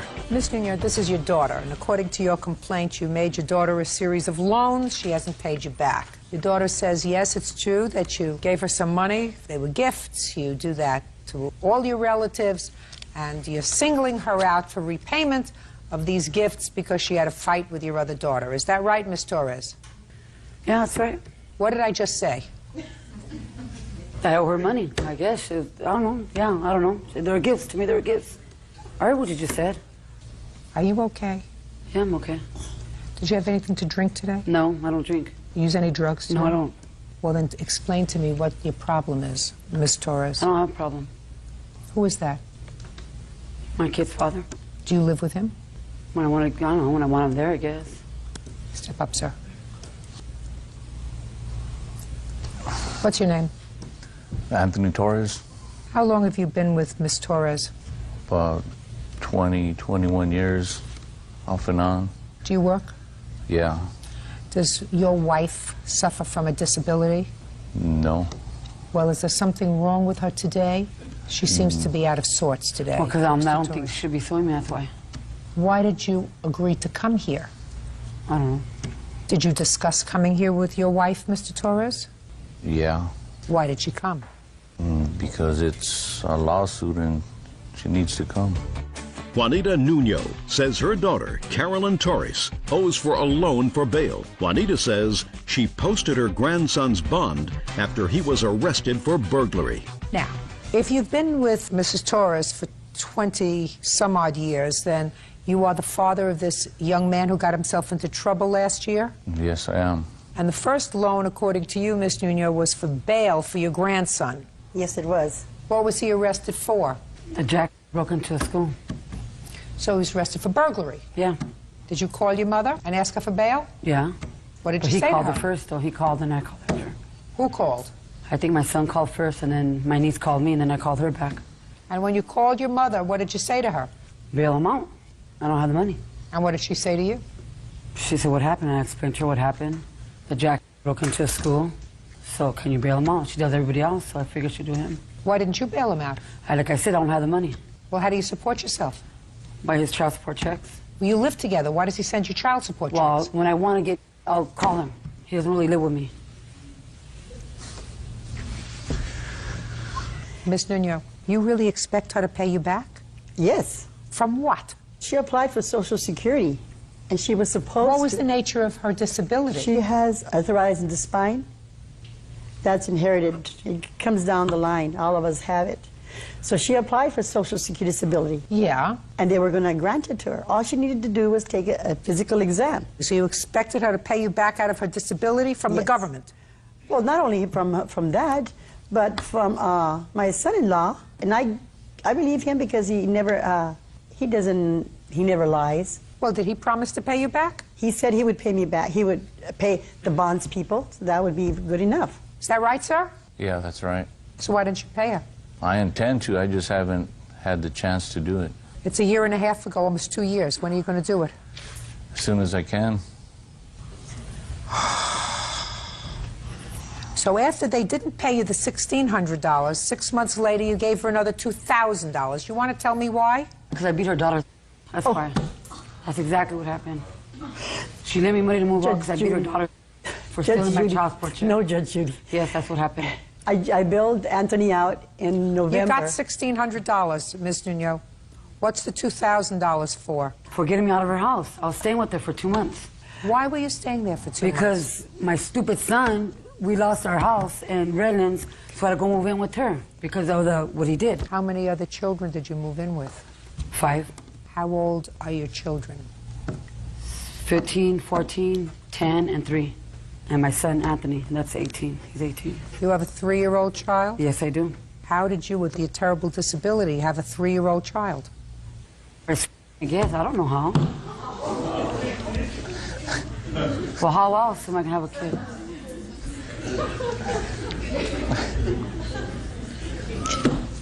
Judge Judy, you wouldn't believe it. You will not believe this. I had her put in a convent in Mexico. I had tried to educate her day one, and you know... That's what she went wrong when she sent me to Mexico. She never should have ever sent me to Mexico when I was 10 years old. Never. Do you have anything you want to say to me, sir? He didn't say nothing. No. I'm not speaking to Well, you. he's not going to say anything. I'm not speaking to you! He'll still won't say nothing, though. I'm not speaking to you. Well, I'm speaking to you. I'm telling you, he won't say nothing. Listen to me very carefully, Miss Torres. You've already shamed yourself in front of a lot of people. I don't care. You have a 15-year-old, a 14-year-old, a 10-year-old who can all understand everything that's going around them. I feel very sorry for them, and I guarantee you that if you live alone with your children now, I'm putting in a call to social services to go and monitor your home if these children are in fact living with you. Are they living with her? Are the children living with her? Yeah. Well, somebody's going to monitor it. You're not there, is that right? Most of the time, no. Listen, Miss Nuno, there is no question in my mind that having spent 10 minutes with your daughter, you had no reasonable expectation that that $2,000 was going to get repaid to you. Maybe the bail money, because you say that you had confidence in your son-in-law, and he says that he agreed to pay you back and he just hasn't gotten around to it yet. Mr. Torres, you have to find something to do with your time other than make children, sir. You have enough children. You have 5 children. And based upon what I've heard, you're not doing too well. And neither are your children. So you have to find some other way of occupying your spare time, like getting a second job, so you can support everybody, so they can all live together and not scam the government anymore. Do you understand me, Mr. Torres? This is all one huge scam you've been living with her. Judgment for the plaintiff in the amount of $1,600. That's all. Step out. Parties are excused. You may step out. This one. I told her she either paid me and she wouldn't pay me afterwards, so I told her either pay me or else I'm taking you to court. She left. Calvin Mountjoy and his fiancée, Tracy Barrows, are suing Calvin's children, 20-year-old Amanda and 25-year-old Kevin, for an assault. The couple claims the defendant showed up at their home and started a fight. Now, it's case number 161 on the calendar in the matter of Barrows, Mountjoy versus Mountjoy. Parties have been sworn in. You may be seated. Folks, have a seat. Miss Barrows, this is your fiancé, is that correct? Correct. And Mr. Mountjoy, these are your 2 adult children. Correct. You are divorced from their mother, and this would be their mother. All right, we're just getting the players going. Who are you? Brother. But not involved in this incident. Somewhat, I am. In any event, according to your complaint, these 2 young people were having some problems with you. They believed that you were crank calling their mother, so they decided to come over and discuss it. And it is your claim that they assaulted you. The defendants say that they were the ones who were assaulted, not you, and their mother has a claim against you for damaging her truck, which they used to come over to your house. Is that right? They used my truck to go there. So, while the assault case has not been filed against the mother, I would like you to stand up with your children because I have some questions for you. How long have you and your former husband been divorced? 2.5 years. And how long were you married? 23. And I assume you don't get along. I don't talk to him at all. Did you talk to him while you were married? I liked being married to him when I was married to him. Okay. Now, there came a time, sometime, I believe in April of this year, when you started to receive telephone calls. Yes. Tell me about the phone calls. They were just hang-up calls. When did they start? Mid-March. Did anything happen in March between you and your former husband and his fiancée? No, we've been going through some court hearings for contempt of court. For? His non-payment of spousal support. At some point, I assume that you discussed these hang-ups with your children? On one particular day, I called actually to my ex-husband and basically asked him if he'd called me. And he said no. And I said, maybe has Tracy called me? And he said, well, why don't you take it up with her? And I said, no, I don't take anything up with her. And by that midday, Miss Barrows called me screaming around, maybe 12 o'clock in the afternoon, the date that I had spoken with my ex-husband. And what did she say to you? Well, first thing that came out of her mouth was, who the f do you think you are? And I hung up on her.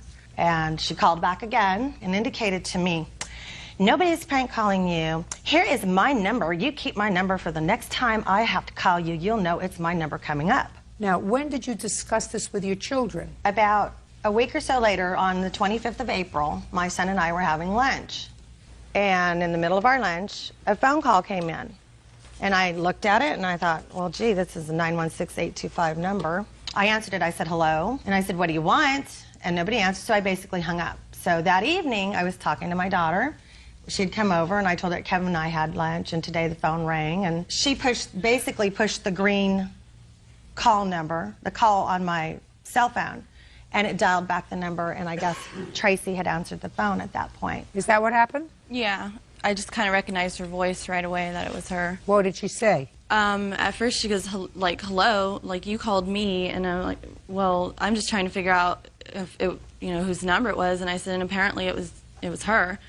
And she goes, oh, just, you people need to get a life, and just kind of went off right after that. And I said, no, I just basically called a phone number trying to figure out who it was, and to my surprise, it was you. And I think it made her upset that I was actually, you know, just saying that. Then what happened, Amanda? Oh, she just kept calling. She just kept calling like 3-4 times, yelling at us, hollering about move on, and just calling me names. And I want you to get to the point when you went over to their house. The phone calls continued from her. My father had ended up calling one time. He goes, you guys need to stop harassing us. You need to stop bothering us. We're not prank calling anybody. I said, Dad, you're being crazy about this. I said, can you just hear me? That all we did was push the number on the phone, and it was her. I said, we're not trying to call anybody. And I think the conversation before was that my mother was going to call their boss just to leave us alone. That's when my father had called. I think maybe he was upset that we were going to call his boss. After she was done with us, she'd called to harass my brother at work. At what time did she call you? It was about 8 o'clock in the evening. And who did you speak to when they called? The first person that spoke with me actually was my dad. And he says, well, I want to know if your mom and sister are prank calling Tracy. I told him I don't want anything to do with their affairs, flat out. Perfect. What happened next? My dad didn't speak long, and he's like, well, I want you to talk to Tracy. And I told him I'm at work. I can't do this stuff. She gets on the phone. She said, you listen here. And I said, well, don't start talking to me like that. And she goes, look, you retard. You need to start listening here. She was telling me that she's going to see that we're emotionally, economically, and socially ruined. And your father was with her at the time? I believe so. He stopped talking. She took the phone. Mr. Mountjoy, did you call your son at work? Yeah, I called him just to kind of see what was going on with this whole phone call situation. And where were you and Miss Barrows at the time? We were in the backyard. Did you ever hear Miss Barrows say the things that your son ascribes to her? No, that's not the way she is. Miss Barrows, you heard what this young man says that you said to him. Any of that true? No. I've never spoken to these children that way. How long have you been engaged to their father? We haven't actually even set an official date, but we've been together 3 years. Was your relationship with Mr. Mountjoy the reason that his marriage terminated? Were you separated at the time that you met her? Mm-mm. We had known each other for years. Just to say shh. The answer is? No. Obviously, no. She said she put the math together just now. Judge Judy continues in a moment. There's nothing wrong with my hearing. There's nothing wrong with his hearing. That's what you said. You said they were pushing, and your sister, uncross your arms, and your sister punched her in the face. Yeah. Real cases, real people. Judge Judy. Calvin Mountjoy and his fiancée, Tracy Barrows, claim Calvin's children, Amanda and Kevin Mountjoy, assaulted them. The defendant's mother, Kathy Mountjoy, is countersuing for vandalism to her truck. You came home from work at what time? I'm not exactly sure. It was about 8:30. I left work early. I was so upset. I was almost in tears. I was out of it. I left. I have problems with emotions and things like that. I just, had a rough time with it. That's why I asked them to leave me out of their affairs completely. At what point did you and your sister decide to go over to their home? We went to my mom's. My brother was there. My brother tried to call my dad. She wouldn't let my brother talk to my dad. So we said, forget, let's go see Dad. Who went over? Me, my brother, and my sister. So the three of you went over? Yeah. What happened when they got there? I was in the backyard. He came to the back and said, the kids are here. And they were standing at the end of my driveway, all standing like this, all three of them. No, we weren't. And don't speak. At this point, they had harassed us all night long. Nicholas called my home phone when he couldn't reach his dad on his cell phone, and my 13-year-old daughter answered it, and he called her a because he thought it was me. So at this point, I walked down to them and I said, you know what, you guys are on my property, you better act right. Well, they all got in my face and started screaming, and that's when Amanda caught me totally off guard and just slugged me right in my face. Uncross your hands. And she cold-cocked me. I flew back. Calvin ran to protect me, and before he even got to me, Kevin jumped on him. Amanda ran behind her mother's truck that they had parked over there. I called 911. Do you have a 911 report? Yeah. I see it, please. It's attached to the restraining order that I got against Amanda. At this point, Kevin dragged his dad out into the street and had him in a chokehold. Nicholas intervened and pulled Kevin off of his dad. Well, then Nicholas turned on his dad, and his dad's trying to fight both of them off. Everyone's running around. It was just pure pandemonium. It was crazy. Did you have any injuries as a result of this? My eye was bruised, my lip was fat, my nose was bleeding. Did you take any photographs? I have one photo of my face 3 days after. I'd like to see it. And we also have phone records proving that we never called them. I'd like to see your cell phone. I have mine and Calvin's phone records going all the way back to February. I'd just like to see April. You have your phone records? No, we don't have paper phone records. Okay. Now, what was the number, Ms. Mountjoy, that you say came up on the phone? Or I don't call them. I don't know the numbers by heart. If I had my purse with me, I'd be able to look at my phone and indicate which phone. On the 25th of April, 209-506. Who is that? It's me. You called him 1, 2, 3, 4, 5 times. Every time she answered and hung up, and then there's a couple of those where I left messages before he left to let him know that we were coming to his house. Oh, yeah. Just a second. Messages. You called and said you were coming to the house, but that wasn't until after 8 o'clock, sir. Yeah. There's... That wasn't until, I'm talking about 7 o'clock. Whose telephone number is 209-85? That's mine. You called your father 1, 2, 3, 4 times that evening. Your mother can sit down now. You can stand up. You were there. Now I'll hear your version of the story. We wanted to talk to our dad. That's it. Well, why didn't you wait until things cooled off and speak to your father the next day, perhaps the three of you calling him and saying, listen, Dad, could we meet for lunch? Because we would like to talk to you. Because we were upset. Right. Speak. Don't speak. That's what your mother should have told you. Because clearly the three of you don't have a judgment among you. There are lots of people that get divorced. Can we speak?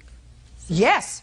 But try to listen to what I'm saying to you. We understand, but this whole time, with her side of the story, we don't get to tell ours. And Listen all it sounds to me. like It's very easy. They did not come to your house. That's not her that house. it's not her house. That is where they live. I was invited to dinner just that weekend before. Listen to me. Like nothing was wrong. You don't get it. You were invited there for dinner the week before, which is a nice thing. On the night of April 25th, you were all going there because you were upset and angry. Even if now, we waited till you the next go, day, she you still get didn't into answer your the phone. mother's truck, and you go over to the house so that your father shares with his fiancée. And who's going to tell me what happens? We go over to this house. We're calm. We want to talk to him. You're not calm. Okay. Well, Don't tell me you're calm, we're because not, that's we're a not, lie. We're not calm. We're upset. Right. Okay, fine. Okay, fine. Okay, good. But we go over there. My brother goes up the driveway to see my dad. He has the garage door open. He comes out and puts his arm around my brother, says, what's going on? Then we get out of the truck and we go up there. He's asking what the hell's going on. Just a second. That's not true. Because according to your mother, and according to the testimony that I've heard, your father said, I haven't been calling you. Your mother said, well, what about Tracy? And he said, I know about Tracy. Speak to her about it. So your father wasn't in a bubble. He knows what's going on. I have the phone records here to prove that. Tracy comes out of the house and starts pushing my sister and calling her and all these other names. My sister's getting pushed. My sister pushes her back, and she punches Tracy in the face. No, I Well, Don't speak. I'm not talking to you now. And So far what we have is the two girls pushing each they're other. pushing each other. Yeah. And your sister punches her in the face. No, that's not what happened. Well, Did you hear what I said? I said don't speak. He's telling me, I'll hear you. Okay. That's what your brother said. That's what you said. Okay. So, There's nothing wrong with my hearing. There's nothing wrong with his hearing. That's what you said. You said they were pushing, and you said, uncross your arms. And your sister punched her in the face. My dad goes over to my sister and hits her in the face. He hit me first. So I grabbed him, and I'm holding him down on the ground. I go to let him up, and he tries to kick me as I'm getting up. Well, my brother gets in between us and tries to break up my dad and I and get everything straightened out. Well, my dad's chasing me back to the truck. So my brother gets in between to break us up. My dad tries to grab my brother and like pick him up, but he can't. So my brother picks him up and throws him to the ground. My dad is screaming and yelling and kicking the truck. He has my brother pinned up against the truck. The cops come. The cops tell us nobody's pressing charges. Just don't have anything to do with each other anymore. Everybody agrees. We're not even 5 minutes down the road. Tracy already is calling my brother's cell phone and already called my mom. So actually, their dad had called them when they left. I called Kathy and left her a message because she never answers her phone, and I told her, you know that you caused all of this. Just a second. Well, if you left her a message, it would be on the machine. Where's your cell phone? Where's the machine? My cell phone. I erased all the messages from Why her. did you do that? I didn't know it was going to come to this. What do you mean you didn't know it was going to come to this, madam? You alleged harassment on the telephone, and you have something that would clearly support your statement that you've been harassed on the telephone and you erased the messages? You're too smart for that. Now, I'm going to ask you a couple of questions. How could you have avoided what happened that evening? I could say No. How could you have avoided what happened that evening? what she wants to hear is we shouldn't have went. Right. That's not right. That's right. That's what could have avoided all this stuff. Because the fact that you live with your mother, and your mother is angry that your father is no longer there, clearly impacts upon the peace in your home. But that's an old story. That's a story that, put your hand down, that I've heard for 30 years. The question is, if you wanted to avoid trouble, you shouldn't have gone over there that night. So it was your fault. It was, no, Miss Stupid over here doesn't think it was her fault, but I'm telling you it was your fault. We can't even call him. Even if we Listen did call to me. to have dinner with him the He next works, day, she would answer it. No. Your father is not retired and he's not in a convalescent home. He has a job. No, she works there. She answers the phone. She answers the phone? Yeah, Yes. she's the secretary. She's the secretary. Just a second. So you, just a second. And I'm not a secretary. What are you? Do you have, let me tell you something. He doesn't love your mother anymore. Get over it. That doesn't mean he doesn't love you. He doesn't. That doesn't mean he doesn't love you. That he doesn't want to see us anymore. That's basically what I want to hear. You are so fixed and so limited that it's going to be impossible for anybody, including me, to get through to you. The only thing I can say to you, the three of you together, is if you had not gone over there, stop playing with yourself. If you had not gone over there riled up on April 25th, this whole thing would not have happened. If you had taken a deep breath, counted to 10 and said, tomorrow, if I want to talk to my father, who looks like a very nice man. You look like a nice man. If you don't think he's a nice man, that's up to you. Don't have anything to do with him anymore. But don't go over to his house at 9 o'clock at night where he lives, belligerent, upset, and the first blow that was thrown came from her. No, that's what your brother said. No. That's what your brother said. That's not what she said. He hit me first. No, listen to me. That's not what your brother said. The only reason he restrained my father is because my father hit me first. I don't care if your father hit you. Well, I want to tell you something. If my 20-year-old daughter came over there in a belligerent way, I would have given her a good crack in the face, too. And I don't believe it because that's not what your brother said. So, I don't know, quite frankly, Mr. Mountjoy, what value it is, other than the fact that you've gotten it out of your system, it is to sue them. Can I give you monetary damages? Sure. Can I say to you, you've been vindicated that they were stupid to come over there that evening?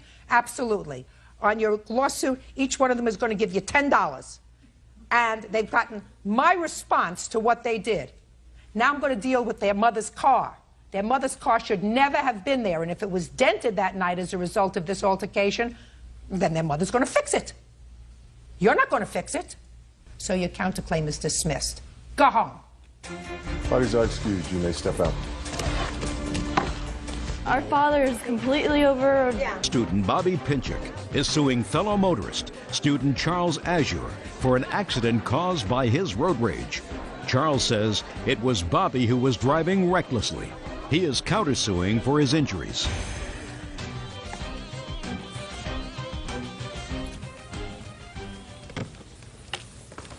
Yeah, this is case number 41 on the calendar in the matter of Pinchuk versus Azure. Parties have been sworn in, Judge. You may be seated. Folks, have a seat. Ms. Pinchuk, you and the defendant don't know each other, but were involved in an incident that can be described as a road rage incident. It is your claim that Mr. Azure caused this accident, which damaged your car. He says it was you who caused the accident. He said that you hit him in the rear. He is counterclaiming because he alleges that because of your conduct, he was forced to drop out of school, to have his education delayed, and he has a counterclaim. When did this incident happen, Ms. Pinchuk? February 3rd, 2005. What time of the day or evening? Approximately 10:30 in the morning. And where were you going? I was on my way to work. Where do you work? Sacred Heart Medical Building. What kind of a car were you driving? Honda Civic, 97. What kind of car were you driving? I was driving a 87 Toyota Corolla. Where were you going? I was going home. I was leaving school. You had been in school that morning? Yeah, I just got out at 10:20, and I was on my way home. Okay, so Ms. Pinchuk, you tell me your version of what happened, please. I was driving westbound on Mission. Show me on your diagram, please. This is Which me color here. are you? I'm B. You're blue. Yes. As I'm driving here, there's a bus that's moving. He pulls out from behind the bus and cuts me off right here. So I went into this turn lane to avoid the accident. I'm attempting to get back over, but he's not letting me. So at this point, after I honked my horn, he then let me in, which as I came here, and he was a bit further down here, this is where we hit because he was driving erratically and he slammed on his brakes. And to avoid hitting him again, I turned this way. And that's how the damage occurred on that side of the car. Okay, so what you're saying is he cut you off. Yes. You had to get back into a driving lane. Yes. Ultimately, he let you back in the driving lane, but then slammed on his brakes, causing you to swerve. Yes. And that's how the back of his car and the front of your car were damaged. Correct. Okay, fine. I will hear you. Okay, it started with the bus stop. There was actually another car in front of me. The first car proceeded to go around the bus, made it around. I looked, there was nobody behind me. I proceeded into this lane. I was all the way up here, and all of a sudden I heard a series of honking. She was in a hurry to get somewhere, and I just wasn't going fast enough for her. I looked into my rearview mirror. She's on the cell phone, driving, honking her horn, and then she proceeds to go on my driver's side to pass me. She must have thought that was another lane, because it widens out there for about 50 feet. And then it closes out real quick, and it goes right back into the two lanes. And she proceeded to pass me, Your Honor. She was all the way up as far as my back door on my driver's side. And as soon as I seen that, I started to slow down to let her proceed so she could proceed to pass. But she couldn't do it because there's oncoming traffic coming. So then she stopped to try to swing back around to get back behind me. And I feel that it was all her fault. She was on the cell phone. If she wasn't talking on that cell phone, maybe she could have used that other hand to flip the blinker and switch into the lane that was completely open. Okay. Now, you had some damage to your car? Yes, ma'am. What kind of damage did you have to your car? Do you want to see pictures? Mm-hmm. I have two different estimates. The pictures are on the back of each page of the estimate.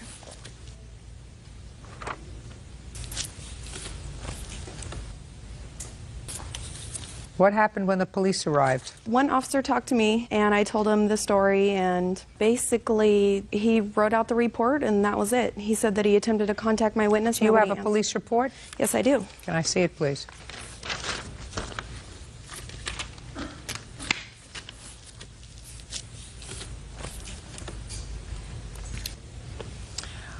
You were cited for an improper lane usage. I didn't commit it. It was found non-committed. Did you Due have to a the hearing with regard to that? Yes, with extenuating circumstances, my witness was there to attend as well. What is your name, sir? Sonny Shaver. Stand up, please. Do you know the plaintiff? I never met her till that day. You were driving on the 3rd of February? I was the oncoming traffic, Your Honor. Show me where your car was. I was here. This island stops and, like he said, becomes 2 double yellow lines that narrow down back to a 4-lane street. When I saw him, she was behind him. He went about halfway into this lane with half his car. Then all of a sudden he came back and she dived to the left to avoid him, and I thought, oh, going to get hit head on here. She slammed on the brakes then and cut it to the left. He cut it to the left across the double yellow line and stopped, and she hit him. So I drove around the block and said, I'll be a witness for you. And you gave her your name? Gave her my business card. And you did come down with her to testify on her behalf? Yes, ma'am. It was very nice of you. Well, I saw she rear-ended him, and that's almost always automatically her fault, and I felt it wasn't, so. And you and Miss Pinchuk didn't know each other? No, ma'am. That's totally false. I had no reason to turn. I was a mile down my road. She was reckless driving. I was trying to avoid her. Well, I'm looking at you, Mr. Azure, because Mr. Shaver doesn't know the plaintiff, right? I can't tell you. And when you stopped, did you see Mr. Shaver there that day? No, he was not there. Did you see him? He was yelling at me, some foul things. No. Really? Yes, ma'am. Nope. He told me, you can't frickin' stop in the middle of the road. And So, like, just a second, Mr. Azure. Mr. Azure. Shh. Mr. Azure, you just said you didn't see him there that day. Well, how could you tell me that you didn't see him there that day, and then 2 seconds later tell me what he was yelling at you? Judge Judy continues in a moment. I do not believe that it was him. There was a guy there. Listen to me. That was him. He Was didn't it? say, yeah, it was him. No, there was a guy that didn't want to wait Listen for to the me. police officers. Listen to me. It was him. And later today, He didn't steal the car keys. He didn't grab them out of her pocket. She was drunk. He was drunk. They're just lucky they're not dead. real cases, real people. Judge Judy. Bobby Pinchuk says fellow motorist Charles Azure owes for an accident caused by his reckless driving. Charles claims the accident was Bobby's fault. All right. Now let's get to your counterclaim, Mr. Azure. I'll hear you.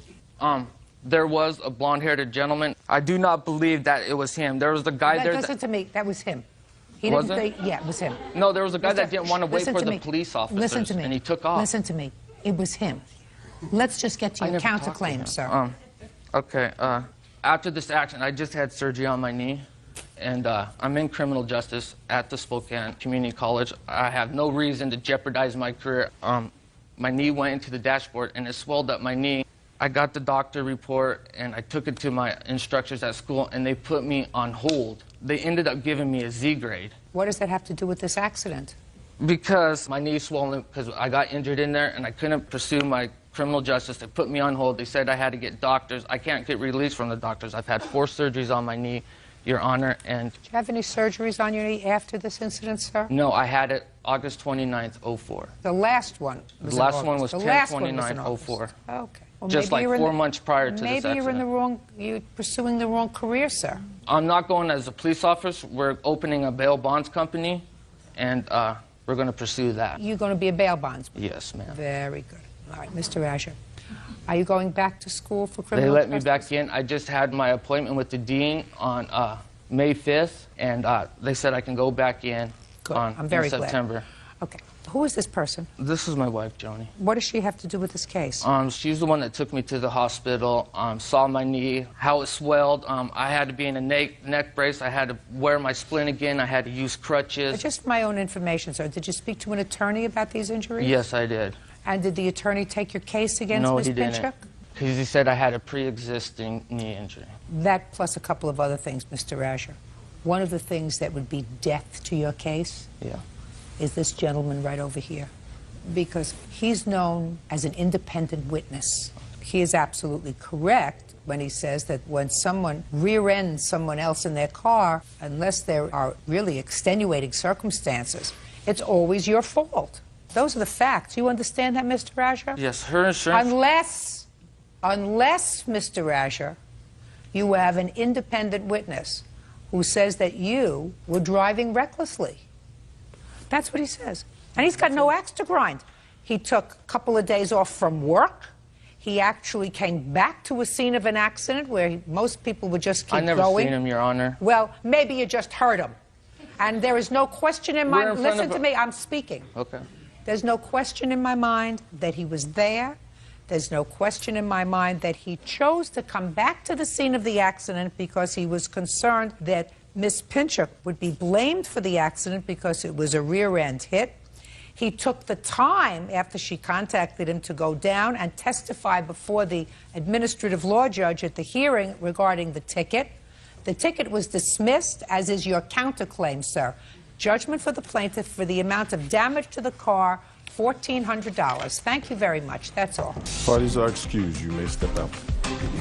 She found that I was at fault, but I just don't feel that I was. It was his fault. He knows it was his fault, and that's what he gets for trying to lie. She was totally out of control, calling me every name in the book. At the point where he realized that I was cussing him out and I was honking my horn and I need to get back over, that's when he got mad. On her cell phone, driving right behind me, she was so close to my bumper, I could see the whites of her eyes. Cell phone doesn't have anything to do with it. I'm a multitasker. I'm excellent. Whatever. Don't be mad because you lost. And now the next case. All parties in the matter of Spandy versus Gretha, step forward, please. Computer operator Tim Spandy is suing his daughter's former friend, 18-year-old event coordinator Tom Grether, for wrecking his wife's car. Tom says he was driving because Tim's daughter was drunk. Mr. Spandy, this is your daughter? Yes, it is. Your daughter was driving your car? No, she wasn't. Whose car was she using? It was my wife's car. So your daughter was driving your wife's car with your permission. She goes to a party or some sort of gathering, and this young man was there. She got too drunk to drive home. She asked him to drive home. He was also drunk. He totaled the car. You want him to pay for the car. Yes, that's correct, ma'am. And Mr. Grether says, well, he has certain responsibility. He doesn't have total responsibility. Your daughter has partial responsibility. Okay. When was this party? February 13th. At a house? Yeah. Did you know Mr. Grether before the party? Yes, I did. Okay. How much did you drink? I think I had like 4 cups of beer. Why did you drink if you were driving? I was planning on staying over. So why didn't you stay over? Because there's some drama about missing pieces, and then all of Missing pieces? What? Bongs. What is that? Stuff you smoke marijuana out of. There was drama about some drugs. Yeah. What kind of drama was there about drugs? One kid accused one of Tom's friends of stealing piece. So there was some drama, so you wanted to go home? Well, because all of Tom's friends were leaving, and Tom invited us to the party. We didn't know the people whose house it was at, so we all decided to leave and go back to Tom's. And you were too drunk to drive? Yeah. So you really didn't have good judgment? Yeah. What about Tom? Well, my friends said they gave him a drunk test and see if he could walk a line and if he had slurred speech, and he said he stopped drinking 2 hours before that. So you had your friends, your drunken friends, give him an alcohol sobriety test. Is that what you're telling me, Miss Spandy? Yes. And your slightly inebriated friends told you that he was sufficiently sober to drive your mother's car? Yeah. Tell me how you totaled her mother's car. We were driving down a dirt and gravel road, and the car had spun out, and we had crashed into a tree. All right, I will hear you. Yeah. Before we started driving, he decided to whip a donut in a cul-de-sac, which was a dirt road. And I'm like, Tom, you need to stop. And he was like, okay, I used to drive a Ford Contour, I have total control. And so then he stops, and then he was like, hey, look at this. And I saw his hand reaching for the emergency brake, but I don't really know if he pulled it or whatever. It just happened too fast. We lost control, and then we ran into a tree. I was only kidding. I actually never got grasped with the emergency brake. 3 other vehicles ahead of me had spun out at the exact same spot that I had spoke with afterwards. They were all driving What I SUVs. don't understand, Mr. Spandy, is why you think your daughter is not at least partially responsible for what happened that night? Well, for one thing, the defendant here, he was driving with a suspended license. He knew he was not supposed to be behind the driver's wheel at all. He was Your drunk. Honor, Put may I your hand down. They were all drinking and doing marijuana. I understand that. Mr. Spandy, your daughter took her mother's car and acted irresponsibly with it. She drank. She was probably smoking marijuana. She gave the car to somebody who was given a field sobriety test by a bunch of other teenage alcoholics. And you think she bears no responsibility? Well, he should have known right from wrong. I mean... He was wrong. There's no question he was wrong. You don't take your mother's car and then drink. I agree. And you don't take your mother's car and then drink and do bongs or whatever they are. What you do is, if you think that you're going to drink, you say, Dad, would you drive me to the party and pick me up? Or if you don't intend to drink and then you go to the party and you drink, you say, give me the phone, I'm going to call my father to come pick me up. She could have done that too, right? Yes, and that's what she's been instructed to do. But you mean before this incident, you told her, if you drink, call us, we'll come pick you up, right? So she did the wrong thing. Yes. That's all I'm asking you, Mr. Spandy. I'm not saying that Mr. Grether here is going to get off scot-free. But what I'm telling you is your daughter bears some responsibility for what happened that night. I agree. I mean, she was in the wrong, but for somebody of his age, a little bit older, selling alcohol and all that other stuff going on that... How old is your daughter? 17. And how old are you? I'll be 19 in a few weeks. Listen, she's 17. He's 18. You know how much longer it takes a boy to mature than it takes a girl to mature? Yes. I just want you to take a look at him. Take a look at him. You'll understand what I'm talking about. Yes, I understand completely. Do you understand what I'm talking about? Oh, yes. All right. So don't tell me that he's so much older and is selling liquor. She's 17 years old. She shouldn't be drinking 5 beers, right? I understand that. Bad judgment. Yes, very. And if you start... May I please add on the... Don't say anything. Sorry. All right, start with this premise, Mr. Spandy. But for the fact that your daughter did the wrong thing, you would not be standing here today. Correct. She did the wrong thing 3 times. She took the car, she drank. Yes. Instead of calling you to come pick her up, she gave the car keys to him. But for her actions, he, who's not any older than she is, would not have control of the car. He didn't steal the car keys. He didn't grab them out of her pocket. She was drunk, he was drunk. They're just lucky they're not dead. Yes. So the car was totaled. Yes. Did you have insurance? I only had liability, no collision, so the insurance company would not pay for it. When did you purchase the car? I purchased it 8/25/04. And how much did you pay for it? We paid a little over $4,300. Other charges incurred that night was towing fee and pound lot, and that was over $200. So you paid $43 plus another $2. Yes. Half $4,500 is $2,250.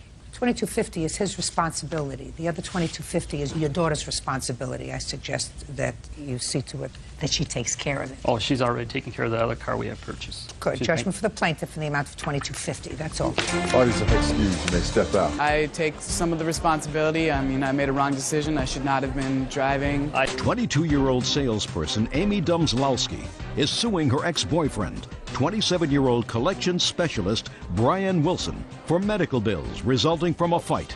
Amy says Brian burned her face with a slice of pizza.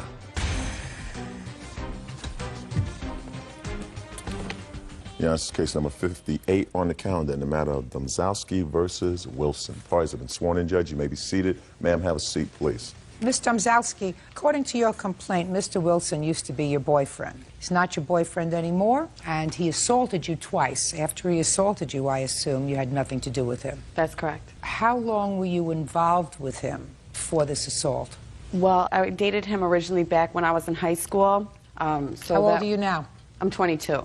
When I had first dated him, I was 16. And then we broke up, and we got back together in August 11th of 2004. When was the assault? January 10th, 2005. Tell me about it. Well, Brian and I were at a bar, and we had gotten into an argument. He mentioned something about a friend of his who I had dated while we were separated, and how he was going to come back into town, and he wanted to see how I was going to react to his friend being back in town to see if we're going to try to reunite. Mr. Wilson, you're going to get a chance. Okay. Right? Yes, ma'am. So we were arguing about that, and I told him, I wouldn't cheat on you. I care too much about you. And so he left the bar. He wound up leaving. So I went after him to make amends, you know. Why would you go after him to make amends? What had you done wrong? I hadn't done anything wrong. I was just trying to talk to him, you know, just to make sure, you know, that we were okay, because I didn't want it to end on that. What had you been drinking? A beer, a Corona. And you? A Corona. How many? I had like 1 or 2. Let's say 2. Okay. What about you? I had probably about 1.5 before I got fed up. Let's go to 2. 2. So you've had a couple of beers and you're arguing at the bar. You couldn't argue at home? That's how it goes every time we went out. Every time we went out, it was a big scene. Okay. So now you're outside trying to make amends for something that you didn't do. What happened outside? Outside, I went to my car to retrieve his jacket because he was like, I'm walking home, and I offered him a ride, and he refused. So what did you say?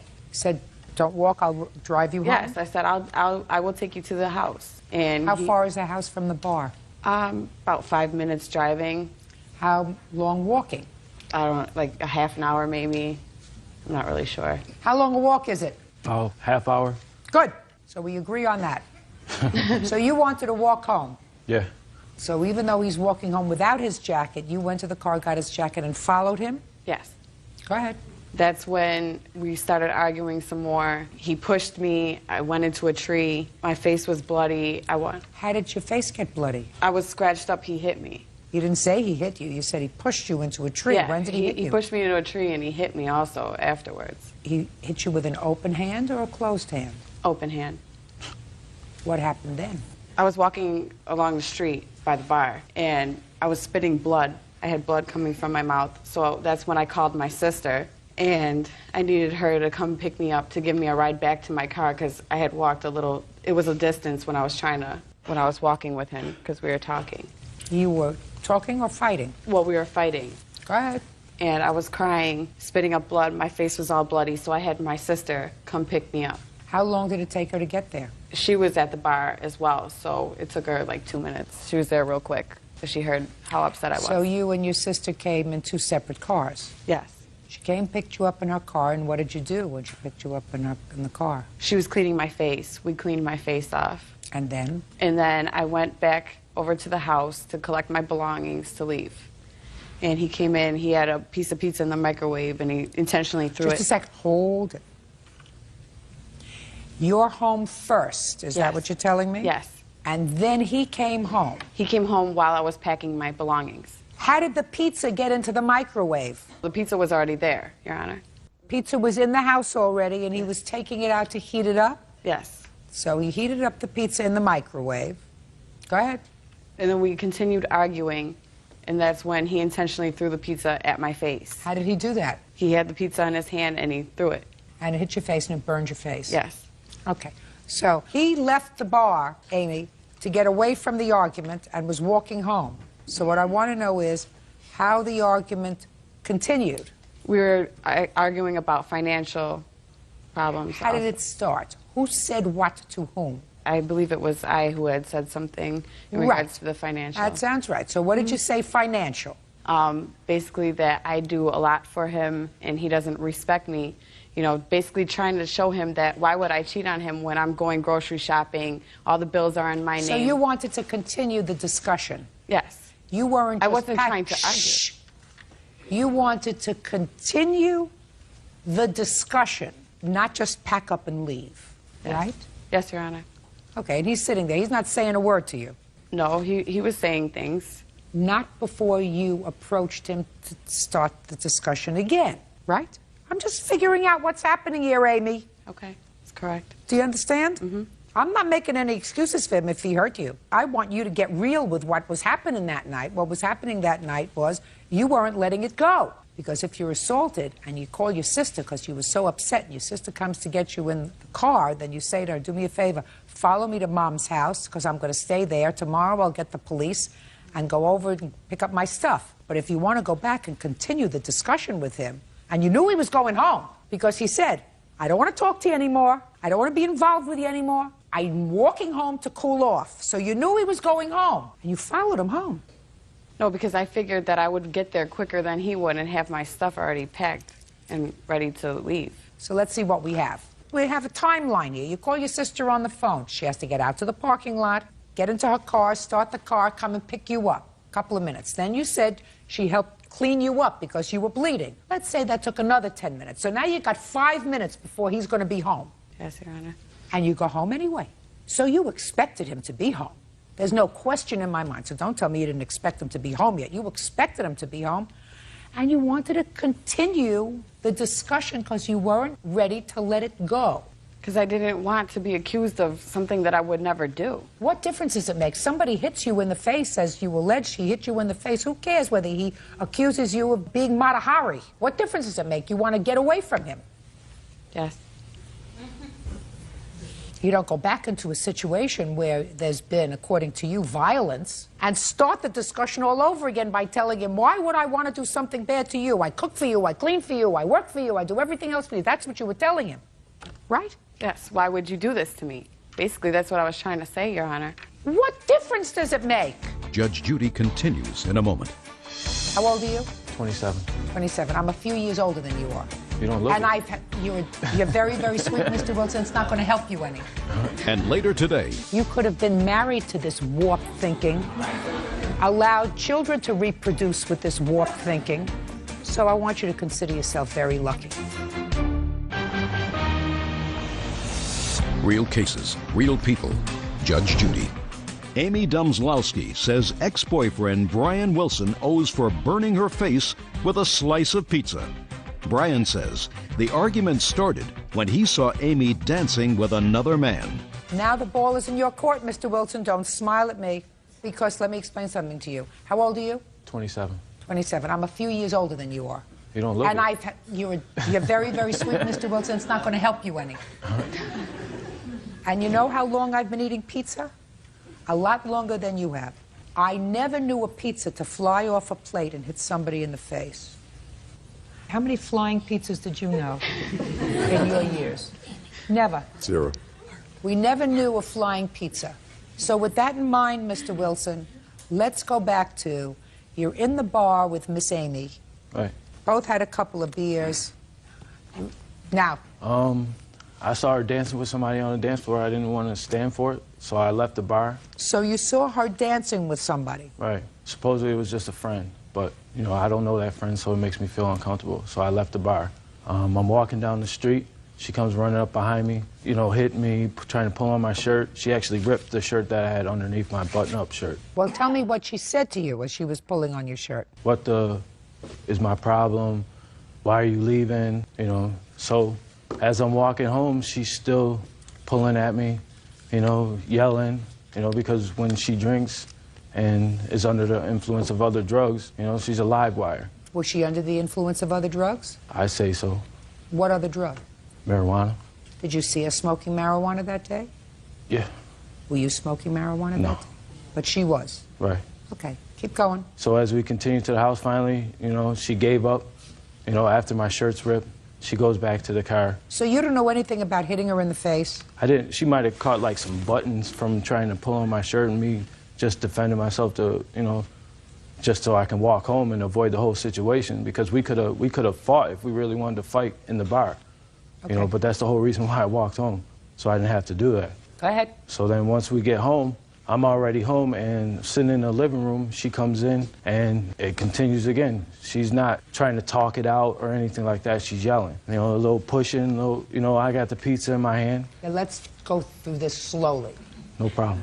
Little pushing. How did the pushing get started? Defense pushing. Like defense pushing, you know.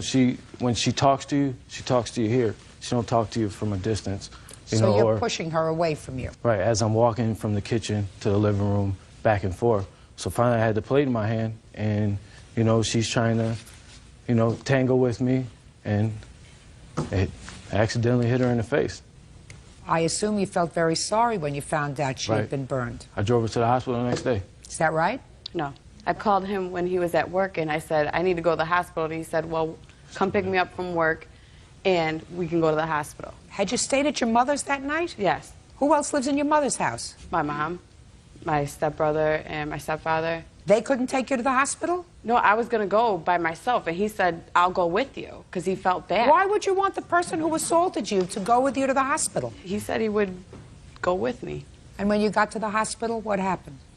They looked at it. They said it looked really bad. They referred me to a plastic surgeon. Did he just take you to the hospital and take you back to your mother's house? I was driving, so I took him back to his house. We went and got the prescription filled. So first you went and got the prescription filled? Yes. And then you drove him back to his house? Mm-hmm. What happened when you got back to your house? Nothing. Everything was ordinary. It was just an ordinary day, watching TV, hanging out. The two of you? Yeah, making plans for the weekend. What plans were you making for the weekend, Amy? We weren't making plans for the weekend. What were you doing that afternoon?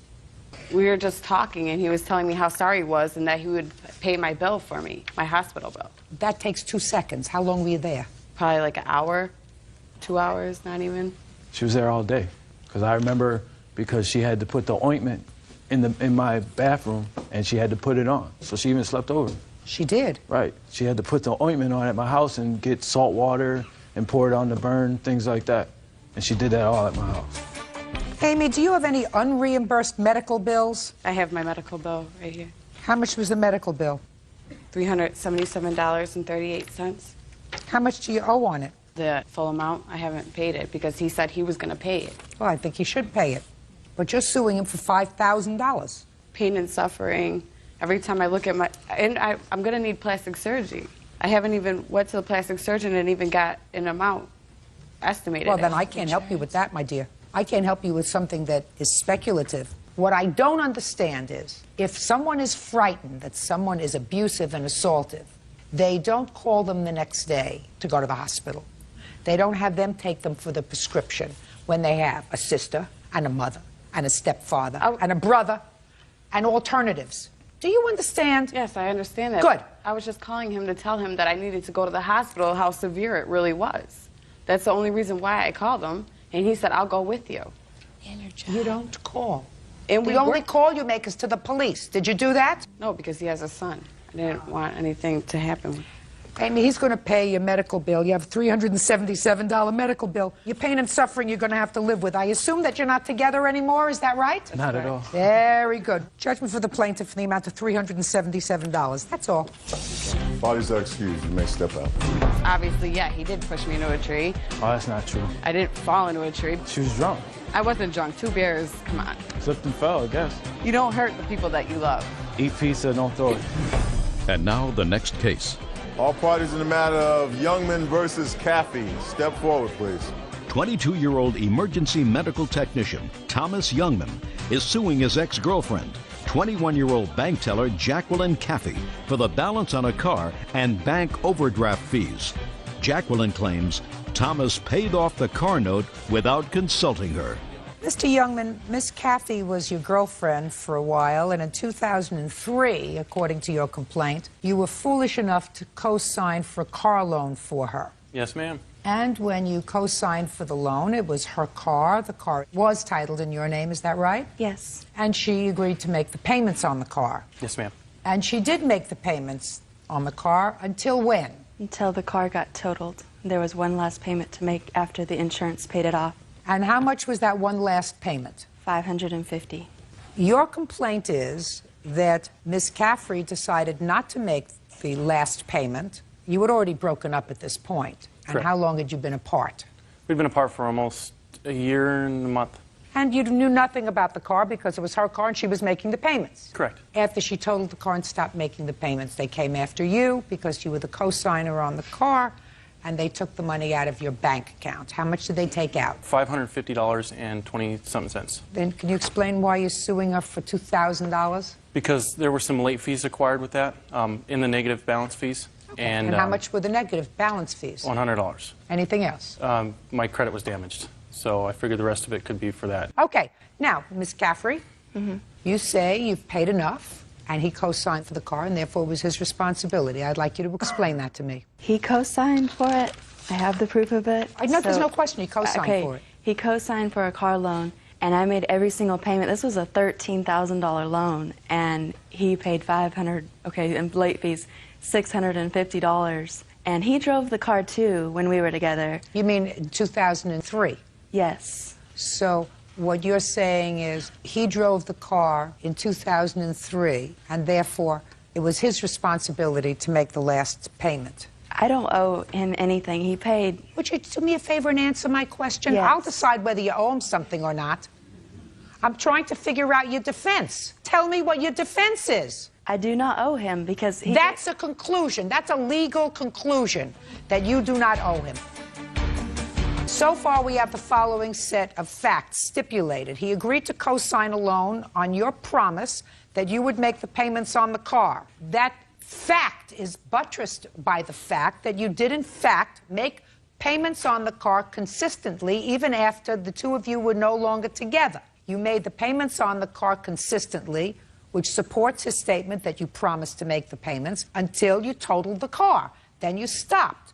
There was still a payment owing, $550. Now I'd like your defense as to why you do not owe that $550. I had called the bank over and over and tried to figure out how much I owed, and by the time I figured out how much was owed, because they kept telling me different numbers of how much was owed, and then she said, well, just hold off on the payment and we'll get back to you on it. So when I finally got the letter in the mail that I owed $550, he had already paid it. I didn't ask him to pay it. He had already chosen himself to go ahead and pay it. They took it out of his bank account. That's not what... When I asked her and he told me that they froze his account, that never happened. I want to tell you something. Mr. Youngman? Yes, ma'am. You're going to get your money. Okay. You are also a very, very fortunate man. Do you understand? Yes, ma'am. Really lucky. You could have been married to this warped thinking, allowed children to reproduce with this warped thinking. So I want you to consider yourself very lucky. Okay? Thank you. Good. Judgment for the plaintiff in the amount of $650. That's all. Parties are excused. You may step out. 911 operator Sharon Kennedy is suing her ex-boyfriend, Michael Estepellin, for the cost of a cruise and for making unauthorized charges on her credit card.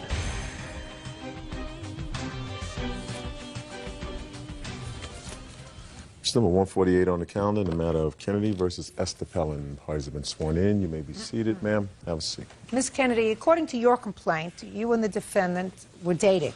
Yes.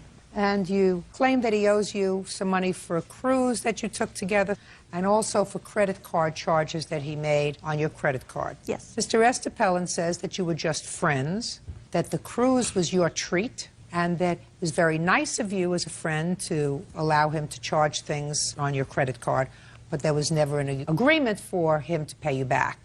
Is that right? Yes, ma'am. How old are you? 40 years old. What do you do for a living? I'm a race car official and a mechanic. Are you married?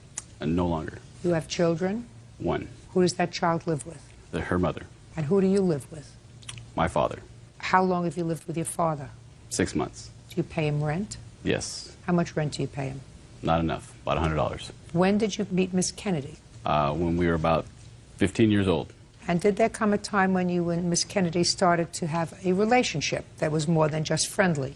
When we were 16. More recently, sir, so that we can come into this millennium. You went on a cruise together. Yes, we did. And when was that cruise? Early this year, January or February, I believe. Had you been going out with her socially prior to that? She had come to California from Arizona occasionally, and when she did, we would go out to dinner. Just dinner? Dinner and a movie? Nothing more intimate than that? No, ma'am.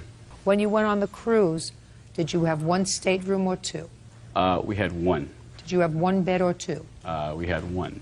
And did you sleep on the floor or in the bed? On the bed. And what about Miss Kennedy? On the bed. How long was the cruise? 4 days. Tell me the circumstances surrounding you going on the cruise. We had been talking one time. She came to California out to dinner. She was talking about vacations, that she had been wanting to take a vacation since she had been recently divorced. The next thing I had found out about the cruise was when she emailed me that she had booked a cruise, and she picked the dates around my racing schedule when I had an off weekend. So she had already planned it, booked it, and sent me the information. No. In December, when I picked Michael up from being in jail for 30 days, we had discussed... What was he in jail for? Because he failed to finish his anger management classes from a domestic violence issue on his wife. That should have been your first clue. I know. I know. Go ahead. So when he got out of jail, we went to the motel, and we discussed going on vacation. And I said, okay, I'll do some research on it. And when I met him again 2 weeks later when I went to California, I brought him all the information, and he agreed to pay half of the cruise. We booked the cruise for January 17th. When was he supposed to pay for it? after racing season started, which was the end of January. And he never paid for it? Correct. When did you make him a card holder on your credit card? After March, when we both told each other that we just a loved each second. other. March? Yes. Some 2 months after he failed to pay you for the cruise? Correct. But I had not asked him for the cruise money yet. You just told me he was supposed to pay you for it when racing season started, which was a month later, and he didn't pay you. Correct. And if he didn't pay you, you should have had a clue that this wasn't somebody that you wanted to extend any further credit to. Yes, ma'am. So now I'm not interested in the cruise anymore. Okay. Now I'm interested in the credit card. Okay. After Michael and I told each other that we loved each other on March 8th, he had been kicked out of his grandmother's house in February. Why was he kicked out in February? That I don't know the specifics. All I know is that she was very upset with him. It was some issue in the kitchen, that she had just cleaned the kitchen, and he was not wanting to clean it up and got all over her, and it was not a pretty sight. So she told him he Should had have finished that anger management course. Correct. So then in March, he started living at a motel, and he told me that for racing, he would start traveling. So we agreed to put him as an authorized user on my American Express card. He would only use it for necessary items such as gas and lodging. And within a 1-month period, he had gone to Shoe City numerous times, Motherhood Maternity, and I sure as heck wasn't pregnant, Victoria's Secret. So he was obviously romancing another woman. So what happened when you got the first bill? When I found out, I went online and checked the amount that was being charged so far. And I called Michael on April 9th, and I asked him what happened. He told me that someone had broken into his motel room and stolen the numbers because he still had the card. So like a fool, I believed him. And I had American Express cancel out that first card, send him a second card. Same thing happened. Room was miraculously broken again, and more charges started happening. So by the time the third card got to him, American Express had suspended the account, and I wasn't even allowed to use it because the charges were up to $11,000. Michael told me, just dispute all the charges. And I told him, I can't dispute the charges if they're legitimate charges. Well, she had told me that she was going to give me a card to help me on the road, and that's what I had used it for. And yes, I had charged it, and yes, I did go to Victoria's Secrets, because by that time I had met somebody else who I did like, and was planning to have a future with.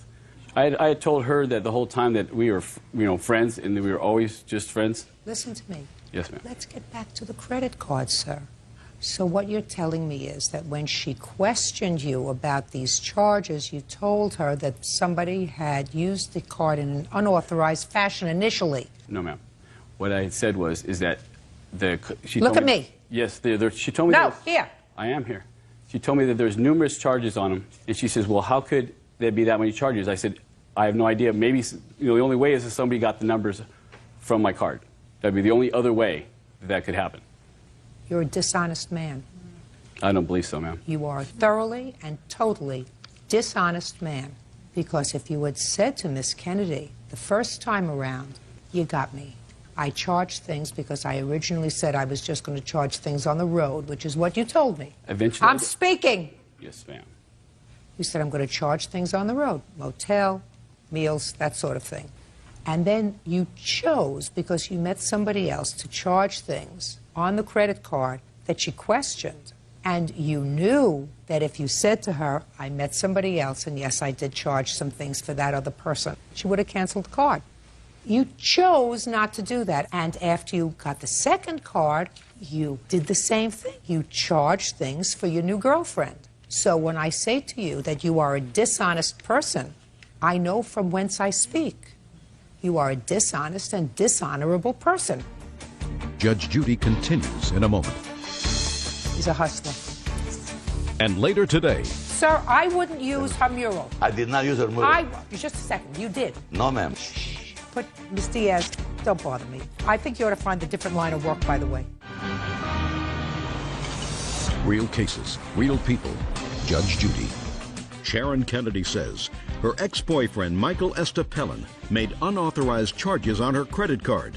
Sharon claims Michael lied about the card getting stolen. What were the costs that he put on your credit card? The charges that I did not dispute in a 30-day period was $3,675.84. Can I see those, please? The highlight ones on the copy are the ones that we did not dispute.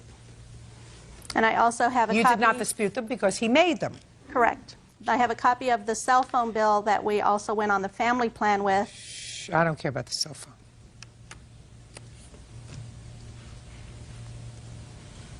He's a hustler. Yes. Judging for the plaintiff for the amount of $3,600. That's all. Parties are excused. You may step out. She seems to think I'm a dishonest hustler. That's fine. That's her opinion. Michael was in jail again in May, and I called his cell phone, and his girlfriend answered. She finally got it through her head that we were going to be nothing but just friends. I was totally shocked. I could not believe how much of a charmer he was and how good a liar he really was. Now she's just she's a scorned woman who didn't get away. The money is just secondary to what Michael and I had. And now the next case. All parties in the matter of Diaz versus Altunia. Step forward, please. Artist Mariana Diaz is suing former client, restaurant manager Robert Altunian, for the cost of a painted mural. Mariana says Robert never paid for her work. Ms. Diaz, you claim that the defendant owes you for a mural that you painted for his restaurant. And Mr. Altunia says that he didn't like the result, so he's not paying for it. Right. When did you hire Ms. Diaz? Exact date, I don't really remember. Month. Because maybe November or October. When did he hire you? On November 5th. And what was your agreement with her, Mr. Altunia? Actually, I was trying to find a mural person. Listen to me. It was my I had agreement a with her, $3,000. Okay, you were going to pay her $3,000 Yes, for the ma'am. mural. And how long did she work on the mural? Almost 6 weeks. And you didn't like the result? Yes. Do you have a photograph of the mural that you completed? Yes. I'd like to see it, please.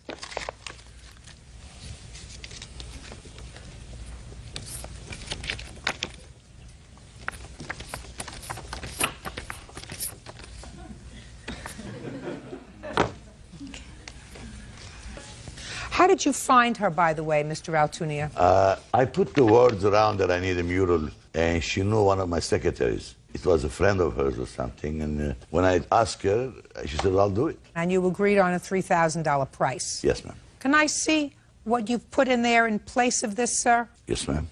I actually run it. I have a couple of samples that... I don't want to see a sample. No. I want to see what you did over her work. Here. And the top one, too. And the back. That's it. This is what is over the mural that she painted. Yes. You sure? Yes, 100%. Okay. I'm sure. Oh, I see what you did. You used part of her mural in the center, which is what you showed me. You used this part, and you had someone else paint pictures of women, dancers, around it. Yes, ma'am, it's true. Okay, good. Well, it's certainly, I will tell you, Miss Diaz, have you seen it? I'm going to show it to you. It certainly is lovely what he did. He added to your piece. Just show that to Miss Diaz. Okay. I know the artist that did this. He's awesome guy. Yes, awesome. he's wonderful. He used your center. Right. And then he painted beautiful women dancers around the back, and he is awesome. It is awesome. He is awesome. Let me Yes. have it back. I met him while I was working on this because there's no question about it. Yeah. That as far as artists go, Miss Diaz, he's amazing. He's terrific. But Mr. Altunia, you see, this is your problem, sir. Okay. How long have you been in the restaurant business? 32 years. Let's say Officer Byrd and I decide to take our families to your restaurant. Sure. We come together. How many are in your family? 6. All together. You All know, together, children. 6. Yeah. My basic family is 22. Children, their spouses, and grandchildren. Sure. So between the two of us now, we're 28 people.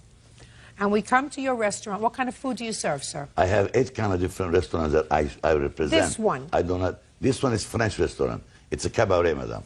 Good. So we come to your cabaret, and we eat, and we drink, and at the end of the meal, I say to him, you know what? I didn't like the food. I had better French food across the street. All right. So, Mr. Altunia, we're not paying the bill because we didn't like your food. We ate it. We used it.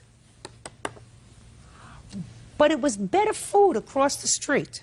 Would your first phone call be to the police and say, these people are trying to scam me out of a $5,000 bill? No, they came, they ate my food, they drink my wine, and when I present them with a bill, they say, you know, we had better French food. What? Before I forget, can I give you the answer? Sure. I would invite you again for free next meal. Well, the next time, sir, that she paints a mural for you, maybe she'll do it for free. This time, you got to pay for it. My personal knowledge is... That's good. Your Honor. That's good. Sir, I wouldn't use her mural. Listen to me. I did not use her mural. Just a second. You did. No, ma'am. You used her mural because No, I'm ma'am. looking at the... All right. I'm looking at the work that All your right. artist did, and your artist used right in the center a little piece of her work. Whether you chose to use her work or not, that's not what's relevant, sir. If you made Ms. Diaz, don't bother me. I think you ought to find a different line of work, by the way. But what I'm telling you is, she spent 6 weeks there. The fact that she is a person of marginal talent is not her fault. She really wanted to do a good job. This is the best job she could do. She didn't necessarily try to hurt you.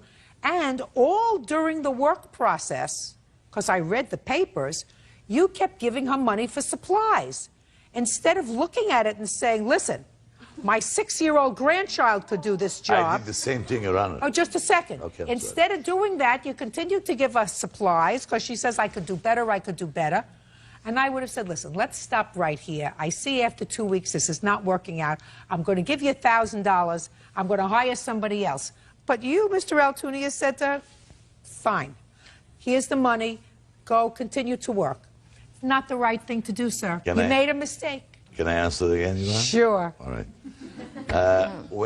When somebody starts, you know, she's a nice girl. When somebody starts, and a friend of my secretary too, she was very nice, and she's very kind.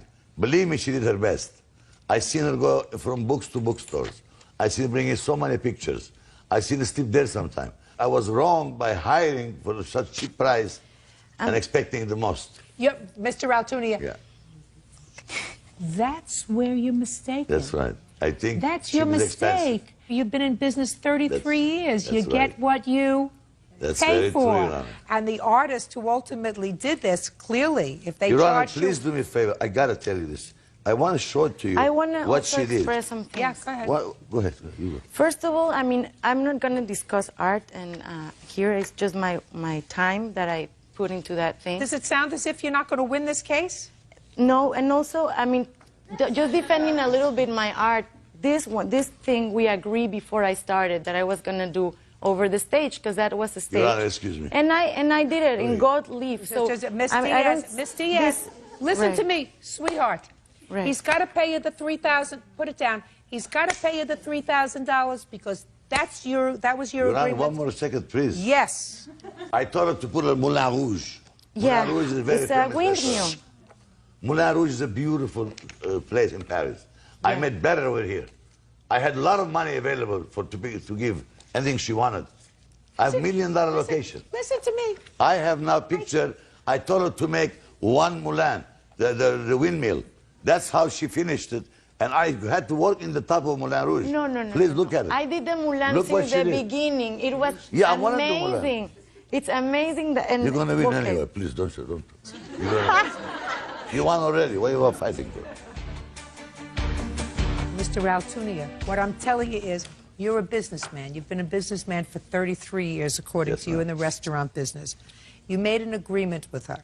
Your agreement was she's going to paint, do the best job she could for $3,000. Right. The fact that you thought you were getting something for nothing, That's right. that's your problem. See, I then guess you it had to was. hire somebody to come in and finish the job. And I want to tell you something. The person that you hired is a person that has a tremendous amount of talent. But that's your problem. It's She true. worked for 6 weeks. You got to pay her. Judge for the plaintiff. Your The Honor. amount of Hold on, wait, $3,000. wait, Thank don't you. give nothing. Goodbye. Parties are Bye. excused. Good You luck. may step out. Thank you. Well, I'm very, very happy about it. I am, and I'm amazed of Salesperson Diana Rodriguez is suing her cousin's husband, account executive Alex Morales, for kicking her brand new car in a fit of rage. Alex says Diana took his wife out for a night on the town and brought her home drunk. Miss, everybody. Thank you. Yeah, this is case number 29 on the calendar in the matter of Rodriguez versus Morales. Parties have been sworn in. Judge, you may be seated. Thanks, Bert. You're welcome, Judge. Miss Rodriguez, the defendant is your cousin's husband. Correct. Where is your cousin? Is she here? No, she's not. According to what I read, your cousin's husband, Mr. Morales, vandalized your car by kicking it, causing dents in the car. He says he didn't do it. So I have a few questions, and I'm going to start out with him, because I was interested in your answer, Mr. Morales. Yes, ma'am. How long have you and your wife been married?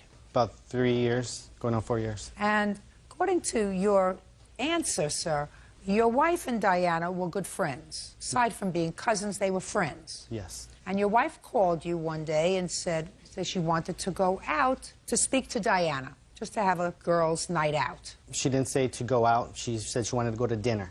Apparently something was going on. Well, that's dinner. That's going out. Okay, well, it turned out to be some other... No, but that she told you she wanted to go out for dinner. Yes. You have children? Yes, we do. How many children do you have? We have 4. 4 children in 3 years. How did that happen? We have 2 together, and we each brought daughters into the marriage. So your wife said she would like to have dinner with her cousin Diana. Yes. And you said okay. Yes. Well, what did you say? I said dinner would be fine. You didn't give your wife any specific instructions, though? No instructions other than I made it clear that I didn't expect her to turn it into a drinking evening. They're very good friends, they're close. I didn't have any problem with that. She hadn't had time to herself, so... Do you ever go out, Mr. Morales? No. Never go out and socialize? No. Tell me what happened next, sir. Once I got home and she was getting ready to go out. What time was that? That was 6, maybe 6:30. Okay. And her cousin came, picked her up, and then they left. Maybe about 15 minutes after they left, my wife called on the cell phone and told me that they weren't hungry, that they wanted to go and have a couple drinks. Didn't like the idea, but my wife hadn't had really Well, much... what did you say to her? I ended up telling her it was fine. I told her just I didn't want her out. I didn't expect her to be out late, and I didn't expect her to drink. But they were going out to drink. Not to drink and drive. I made She it, wasn't driving. She picked her up. If one was going to be drinking, I assumed they would both be drinking. So I made it clear to her that if they needed me to pick them up, that I would be available to pick them up. Oh, so you said go and have a good time, but if you're both drinking, I'll be available to come pick you up. Is that what you're telling me? Yes. Yeah. Okay, go ahead. And I made it clear that I didn't want it to be a late evening. I told her if you're going to go, talk, have a good time, I don't expect you to come home 11, Late. 12 o'clock. Late. You told her you didn't want him home after 11. Yes. How old is your wife? She's 30. Go ahead. At 8:30, it was around 8:30, she called me, and at that time she was letting me know that she was having a good time, but they were wrapping it up and getting ready to head home. Okay, are you guys okay? She said yes, they were fine, everything was going well. So the location where she said they were going to be is maybe 15, 20 minutes. Maybe an hour later, I hadn't received any calls, so I tried calling the cell phone, and at that time the cell phone was off. Off or had no power. I probably tried the cell phone every 15 minutes or so after that, and 8:30 turned to 9:30, turned to 10:30, turned to about 11:30 is when I started getting concerned. I started to get the kids up and wanted to go and see if I can find her, so drove up to the area where they said they were going to be. Different path on the way home, thinking I might see them stranded.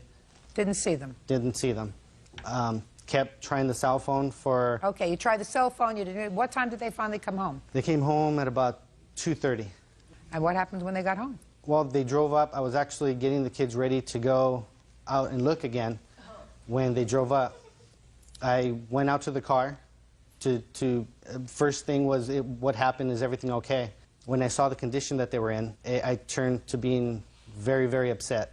Said some things I probably shouldn't have. Grabbed the door, opened it, took my wife out of the car. The seatbelt was still on, so I had to reach in and undo the seatbelt for her. She had trouble even standing, getting out of the car. She managed to get into the car. Yes. And put a seatbelt on. Yes. Okay, now Miss Rodriguez, coming back to you. You're out for the evening. Right. Where'd you go? We went to a bar that they served. It was actually a wine and beer bar.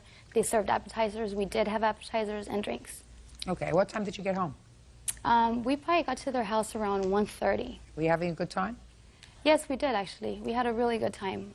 It was actually our first night out alone since the time they got married, because she is not allowed to go out alone. What do you mean she's not allowed to go out alone? It always has to be in a group setting, or he has to be there. Had you socialized before she got married? Yes, we were, besides being cousins, we were really good friends. We always went out before they got married. Once they got married, that stopped.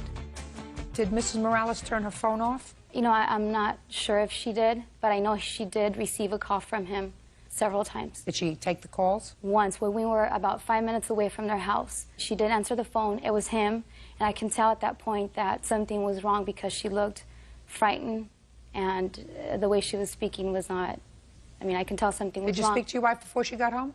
No. The phone was off up until she got home, and I showed her that the phone was off once she got inside, and I actually was angry and broke the phone because it was off. How did you break the phone? I threw it. Where were your children? They were in the bedroom. Up or sleeping? Up. So what happened when you came home? As we were driving down the street where they live on, I can see him coming out. He must have been looking in the window, or I don't know, because I can see him pulling towards the street. What are you pulling towards the street? He was in his car? I mean, walking towards the street. Okay. And I was driving in, and he opened the door just like he said. He pulled her out. He yelled at her first and said, "Are you crazy? You're married."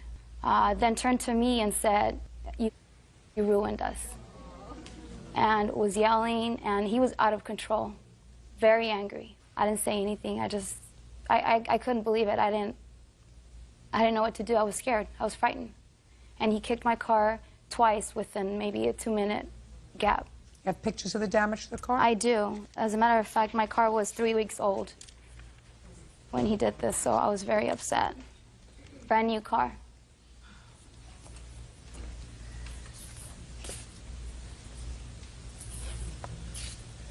Yes, sir. When I got my wife out of the car, I expected this whole thing to be about maybe something resulting from slamming the car door. I did not stand there and kick anything. The whole process of taking her out of the car, I did say things that I shouldn't have said, but I did not kick the car. I slammed the extent of what I did to that car was slamming the car door. If I had damaged something, I was furious. I was furious. Furious? I was. So furious, sir, that you couldn't control your temper inside your house, and you took the cell phone and you broke it inside the house with 3 children, at least 3 children, home and awake. According to you, at 2:30 in the morning. According to her, it was 1:30. According to you, 2:30 in the morning. Yes, ma'am. You couldn't control yourself sufficiently in front of your children. So you expect me to believe that she dented her own car? Why would she dent her own car, a 3-week-old car? Why do you think she would do that? She lives in, I have no doubt in my mind, she lives in a apartment complex with underground parking. Yeah. I haven't seen the damage. Oh, well, show it to him. Show it to him. This didn't come from another car, sir. Oh, and this didn't come from another car.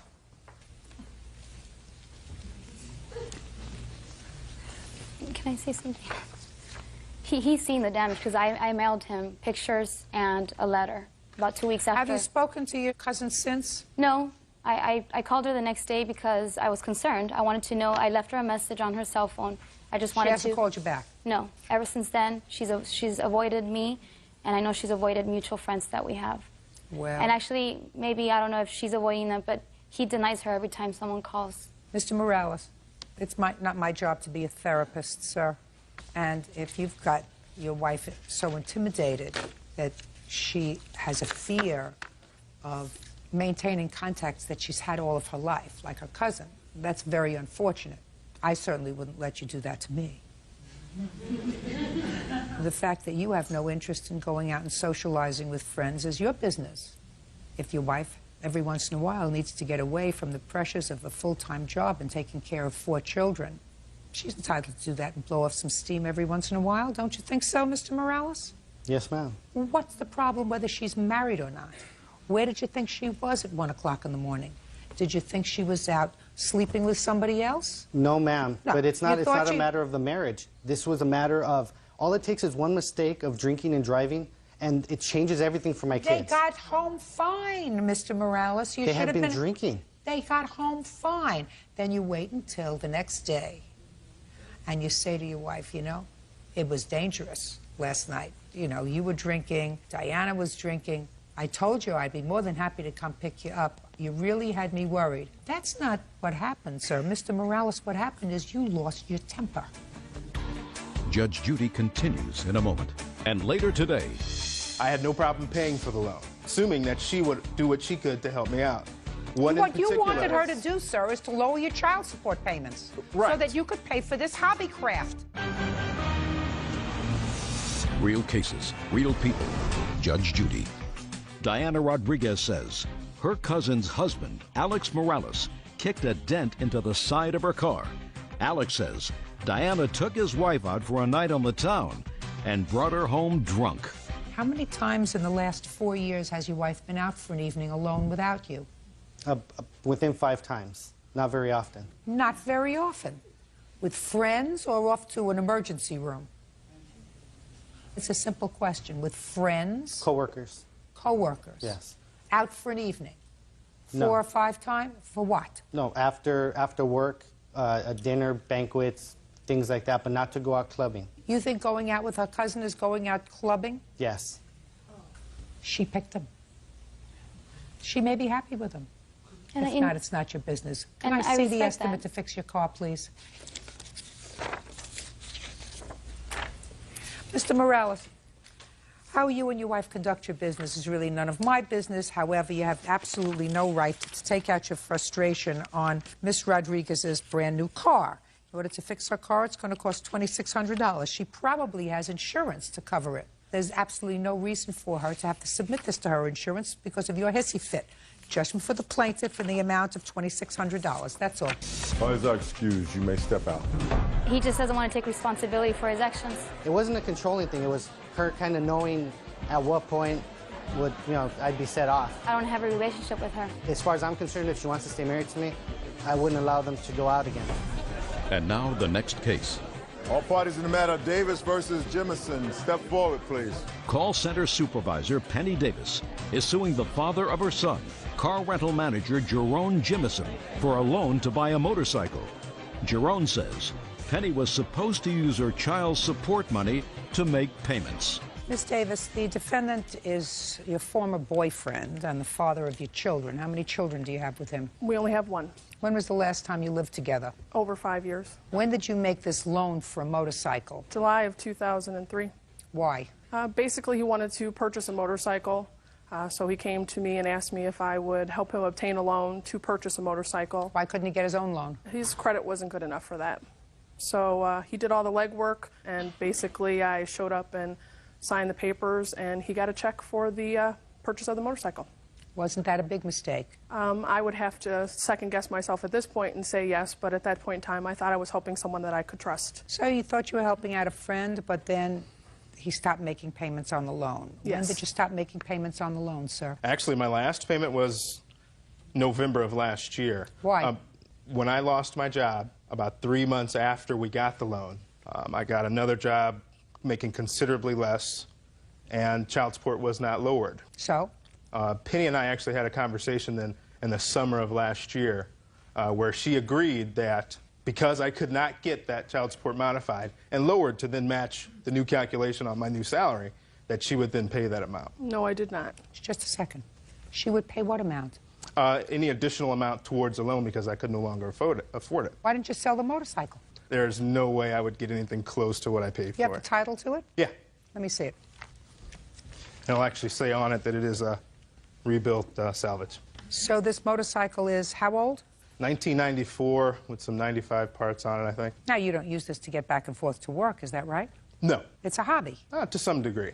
And how much do you think you could get for it if you went to sell it? $1,000 to $1,200. And how much is left on the loan? $3,744 and $3,744 and 61 cents. That's Okay, the so payoff the amount. payoff.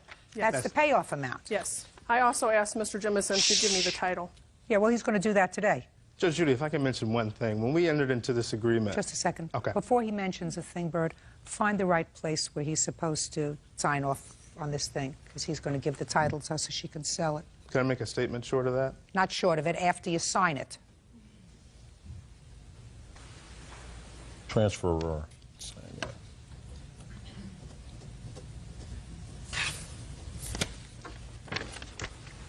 Perfect. Now you can give that to her. Now you can go pick it up. Thank you. And sell it. Now you wanted to say something to me, Mr. Jimison? Yeah. We went in it with the understanding that she'd have my back and I'd have hers. I had no problem paying for the loan, assuming that she would do what she could to help me out. What you wanted her to do, sir, is to lower your child support payments. Right. So that you could pay for this hobby craft. That's what Sure. you want. Listen to me, sir. If you said to me, Judge, I needed a way to get to work. And if I couldn't get to work, I couldn't pay child support. This is my mode of transportation. I'd have a little sympathy for you. That's not what you're saying to me. You're saying to me, this is a hobby. I have another car that I use for work.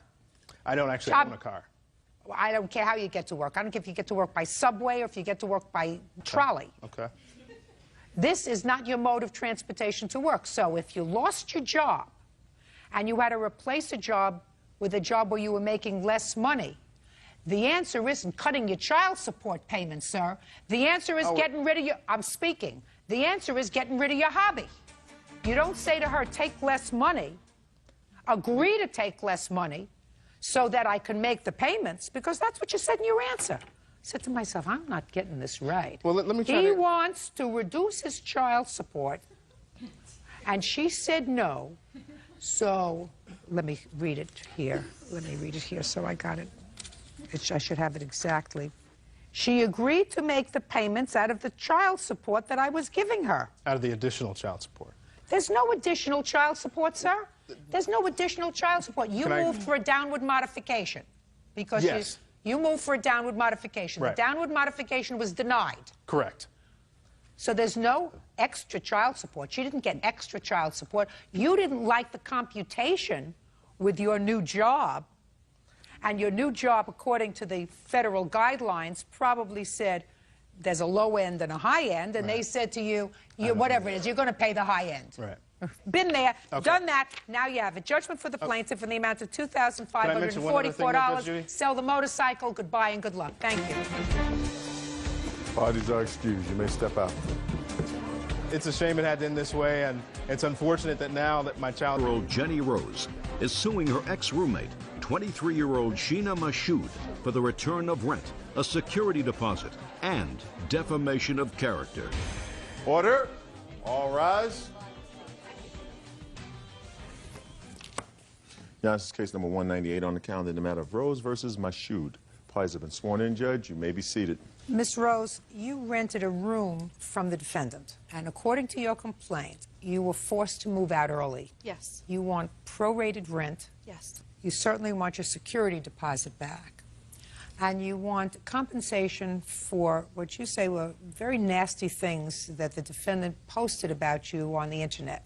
That's correct. The defendant says that you chose to move out. You don't get compensated for choosing to leave before the end of the 30 days. That your cat did some damage to the rug, so you don't get your security back. And she acknowledges she wrote nasty things about you on the internet, but she said everything she wrote about you was the truth, and the truth is a perfect defense. That's very true. When did you move into this room, Ms. Rose? On May 1st. On April 22nd, I answered an ad. Do you recall what it said? It said that I was going to be a roommate, that it was $400 for the rent, that she had 3 cats, and 1 more would be great. And no, just a second. That's not what the ad said. Yes, it did. It said she had 3 cats and 1 more would be great. Oh, that's what the ad said? Yes. It must be a very long ad. Where was it? Craigslist.com. .org. .org. Correction. Tell me what happened when you went and looked in the house. It was 11 o'clock at night. She said that it was dirty, but she would clean it, and that the hot water in the sink was broken, the pipe, but she would fix it before I moved in, and the toilet that I was renting out with the bathroom was broken as well, but that would be fixed as well. How many rooms did you look at? 3 different rooms, and this is the one that I chose. This is the one that had a broken sink, a broken toilet, and was filthy. Is the one that you chose, Miss Rose? Actually, it was the rent. It was cheaper than normal. Others were asking for $650, so I figured I was only going to be here till the summer. It should not be an issue. Was the toilet fixed? No, the toilet was never fixed, and neither was the hot water, which I had to eat out because I couldn't wash dishes. There were maggots in the sink. There were roaches, flies. Who else lived in the house? It was supposed to be just myself and Sheena, and she brought her crackhead mother in, who has no teeth and has tattoos everywhere, who she failed to mention was an ex-convict who had been in jail for 12 years for a violent crime. Not only that, but... Just a second. When you moved in May 1st, was her mother there? No, her mother was not there. When did her mother move in? Her mother started coming by in the middle of May and started hanging out, bringing her other crackhead friends who had no teeth. I'm a dentist's daughter. Let's not talk about the teeth. Let's talk about the drugs. Okay. What makes you think that she was using crack? Because I came home the night before I moved out, and her friend were smoking crack in the living room. That would give me a clue. Yeah. Yeah. What was your mother incarcerated for, Miss Michoud? I believe it was theft, and she violated her parole several times. She violated her parole because of her drug use? No, it had to do with the fact that she wasn't seeing her probation officer like she was supposed to when she was released early. Listen, if you're released early and you want to stay out of jail, unless you're involved with drugs, you usually see your probation officer. Well, actually, the problem was that she moved back to Colorado without asking her probation officer, and she stayed out there for 3 years. Well, that would be a problem. Yes, obviously, as the rule was that she was supposed to keep in contact. How long was she incarcerated? I'm not sure. I never lived with my mom as a child, so. When was she released from prison? At least 5 years ago. How come she started to come to your house? Because I previously, before she had ever moved in, had paid my mom to come to my house to clean my apartment because I work 18-hour days. I have 2 different jobs. I work a bar job at night, and during the day I'm a special effects makeup artist. I work very hard, and I don't have time to spend, even if it is 4 hours that I get to sleep, to spend cleaning up my apartment. You mean there's nobody else that could clean your apartment other than your mother? Well, I don't trust anybody else to come into my apartment because I have many things that are worth a lot of money. So what you're telling me is you trust your mother? Yes, I do. The mother who she says, and I believe her, yes, invited somebody into your home and they were smoking dope in your house. Nobody else other than my mom was invited into my home. Well, she did. Bring somebody else into your home. I had never seen the person. Well, I'm telling you, she did. She did, so your judgment wasn't very good. In choosing your mother, listen to me, your judgment wasn't very good in choosing your mother to clean your house. I believe my judgment was just fine. Aside from the fact that she had been incarcerated before, it doesn't mean that she would do anything like that again. Well, but she brought somebody, listen to me, mother. She brought somebody into your house and they were smoking dope in your house. Who is that? I believe her. I'm glad you believe her, but I don't know that that's true. I know that my mom has not been on drugs for many years. I know that she does have permanent psychosis because of doing drugs for many years, and that is true. But she's not a current drug user, otherwise I wouldn't bring her into my house because I wouldn't trust her around my stuff personally. Ms. Michoud, that's your problem. You want to have this unabiding faith in your mother with whom you say you never resided when you were growing up, who was incarcerated most of that time. That's up to you. I absolutely, 100% believe her when she says that she came home the day before she moved out and your mother was in the house smoking dope, which, as far as I'm concerned, gives her the right to leave in the middle of the month. Well, I'm speaking. What day of the month did you move out? It was the 18th. So you want prorated rent for the 12 days that you weren't there? That's correct. Okay, and how much does that come to? $146.50. My mother had not moved in at that point. She was a guest of mine. Excuse me? Shh. Listen to me. She doesn't. Listen to me very carefully, Miss Michoud. She doesn't. Listen. Try to listen. I know you got a lot going on in your hair and your face, everything else, but try to pay attention. She doesn't have to live in your house. You have invited a guest into your home, your mother, who was involved in behavior that I believe could have endangered someone else who was living in the house. If the police had come to your house and found your mother and someone else in possession of crack cocaine in your house, everyone in the house would have been involved in that drug sweep. So she was very smart to move out. And since you have acknowledged that you invited your mother into the house for the purposes of cleaning, you can't say she had no right to move. She did have a right to move.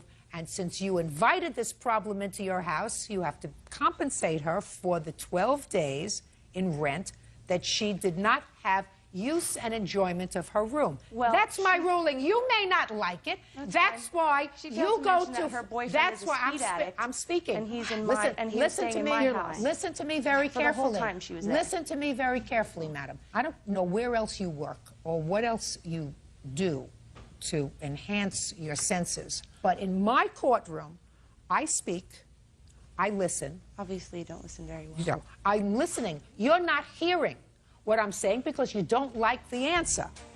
Judge Judy continues in a moment. I'm not going to ask her how she's going to establish that you committed the kinds of sex acts that she attributes to you because it's really unseemly. Suffice, I'm speaking. And later today, somebody standing there with an open door, primping, while I'm waiting to get into a parking space, would rile the hell out of me. I can't even tell you what it would do to my husband. real cases, real people. Judge Judy. Jenny Rose says ex-roommate Sheena Mashoud owes for the return of rent and a security deposit. Jenny also claims Sheena slandered her via the internet. How much is your security? $200. I have a copy of the sublease as well. Can I see it, please? And I have a copy of the letter she told me to vacate immediately. Okay. She wanted me to pay for her mother's rent for the next month. Listen.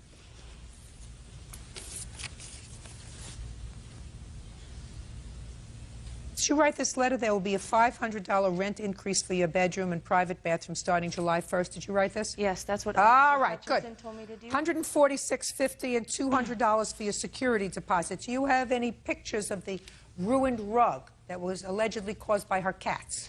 No, but Good. Now I would like to see what was written on the internet.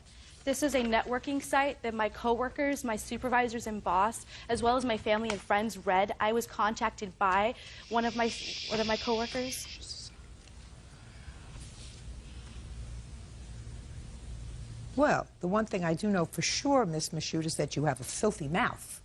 Thank you. And I assume that you work in this town? Yes, I do. Good.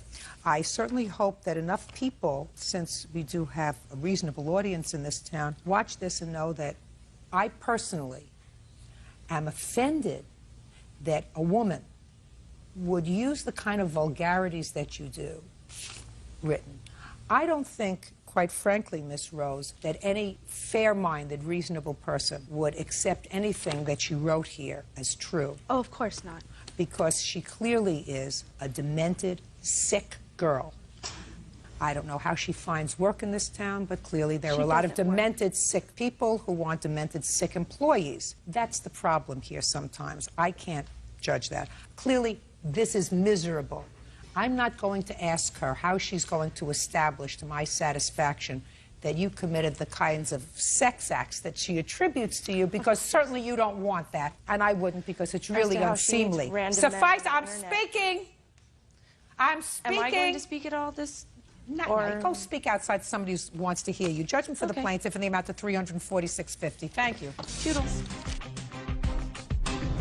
I had invited my mother over to clean my house while I was on vacation, and she accused my mom of being a thief. Those who look like trash and act like trash are usually trash. She's been nothing but a terror to me, pretty much like a little yipping chihuahua. I'm glad I don't have to deal with her crackhead mother and the fact that she has no teeth and thinks she's a lot, which she's not, so it's good. I'm happy.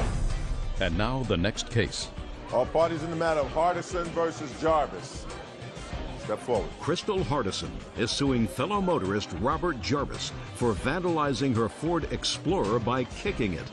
Crystal claims her mother witnessed the incident. Ms. Hardison, what kind of car do you drive? It's a 2005 Ford Explorer. What about you, Mr. Jarvis? 95 Mitsubishi Galant. What was the date of this incident? June 2nd. And you were going into a drugstore to get a prescription filled? Exactly. And what were you going to do there, Mr. Jarvis? I was pulling in to get her a my fiance a drink and a candy bar. Was she with you? Yes. And you were both going to the same store, so you pulled in first. Yes. And it is your claim that Mr. Jarvis intentionally not only spit on your car, but also dented it. Yes. Mr. Jarvis says he might have spit on it, not intentionally, but he certainly didn't dent it. And your mother was with you. Exactly. And my 11-month-old son. Well, he's not here to testify, but your mother certainly is. When you went into the store, Miss Hardison, your mother remained in the car. Exactly.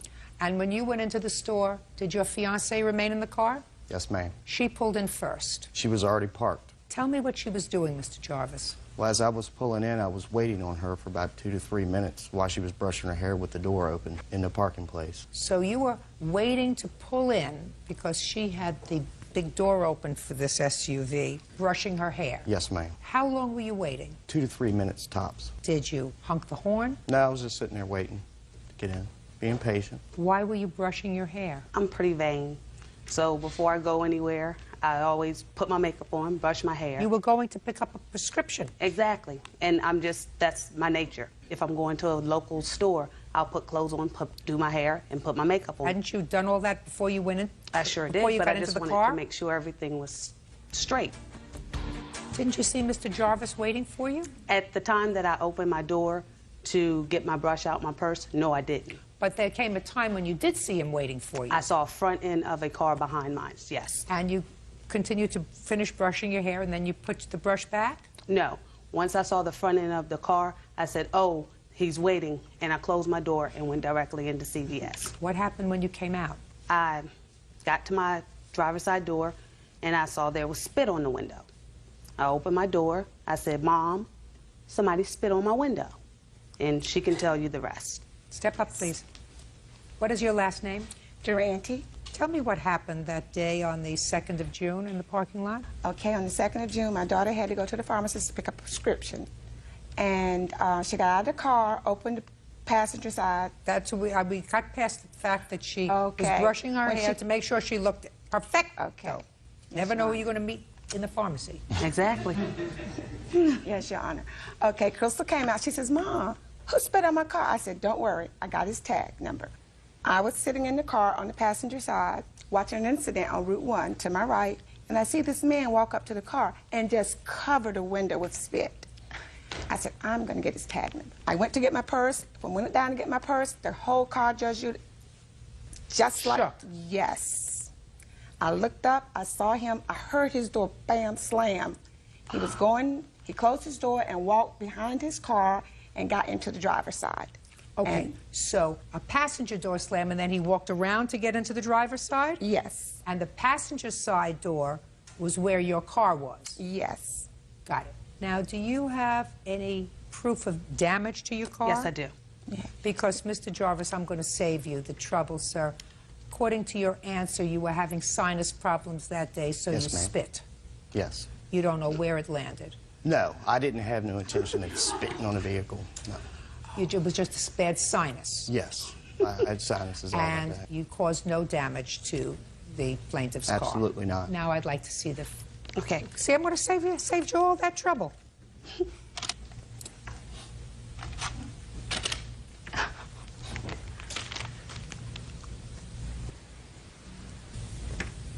Your car's green. My car's green.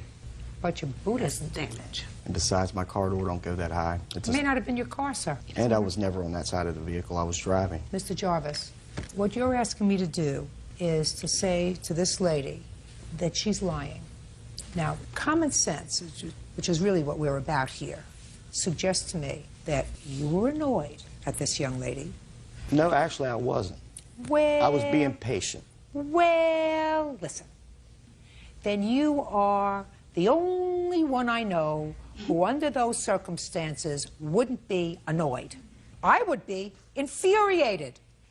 But to be cussed and belligerent... Just a minute. I would be infuriated if I was sitting there patiently and somebody was not just putting a baby in a car, because that you wait for, you know, adjusting a car seat or whatever, but somebody standing there with an open door, primping and brushing their hair while I'm waiting to get into a parking space would rile that out of me.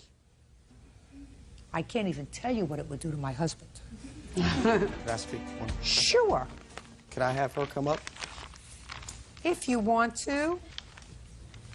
I'd just like to say that night when the police contacted us, the only thing that they said was that he spit on the window. When he called back to the police department, the police officer said that this was ridiculous and dropped it.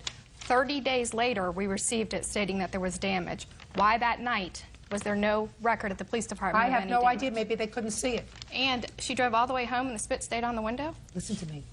I mean, that doesn't make any sense. Does she listen to me? my Free dear. money. That's I'm what they're trying speaking. to get. Does she look psychotic to you? No, listen to me. Not the daughter who was primping, who has to comb her hair before she goes to pick up a prescription. I'm talking about her mother.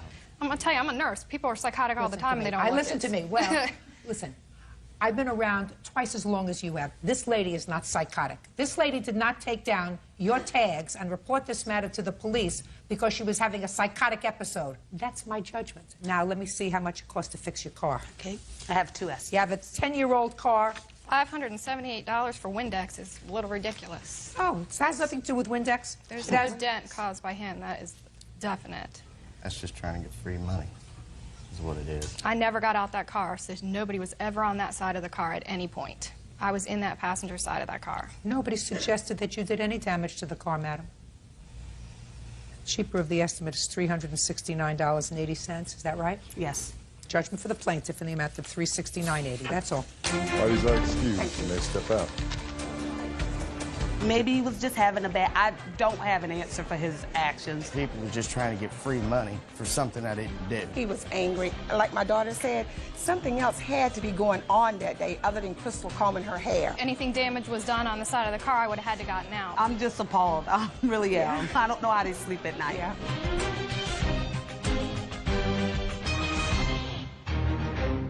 Ergenson is suing pizza parlor owner Steve Lindner for the cost to fix his truck.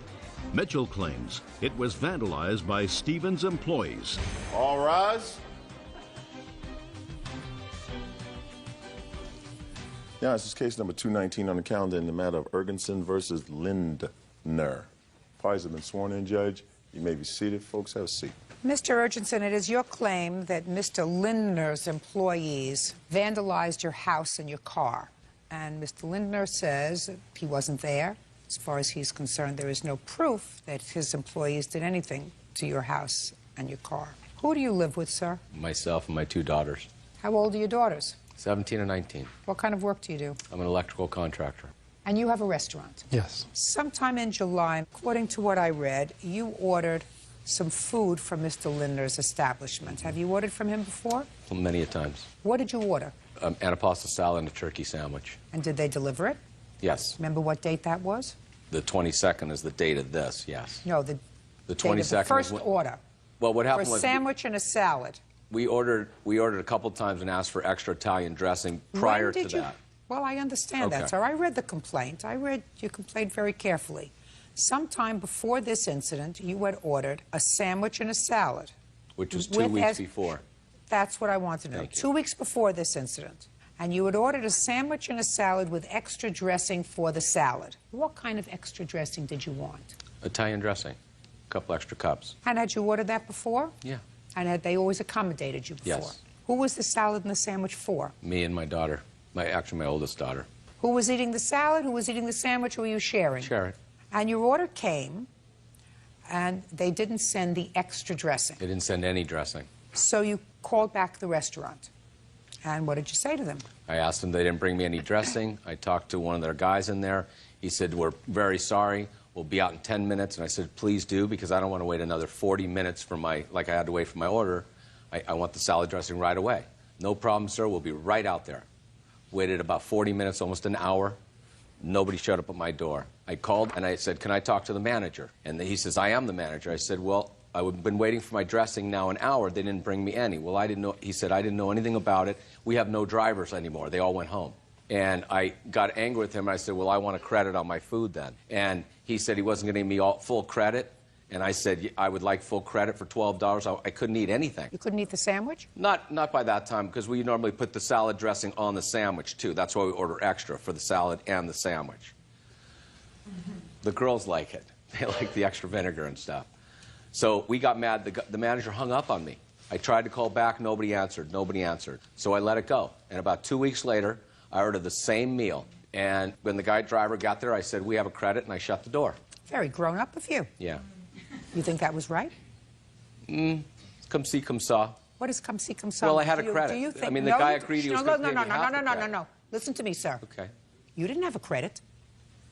You said you wanted a credit. No, the manager also told me he was going to give me a credit on the salad, but not the sandwich. That's right. That's what you just told me. He said, Right. well, we will certainly, sir, give you a credit on the salad, because if you run the kind of house where you don't have any dressing at all in your house for 3 adults, if you can't eat the salad, we're sorry about that, but we're not going to give you credit on the sandwich. You decided you wanted a credit on both.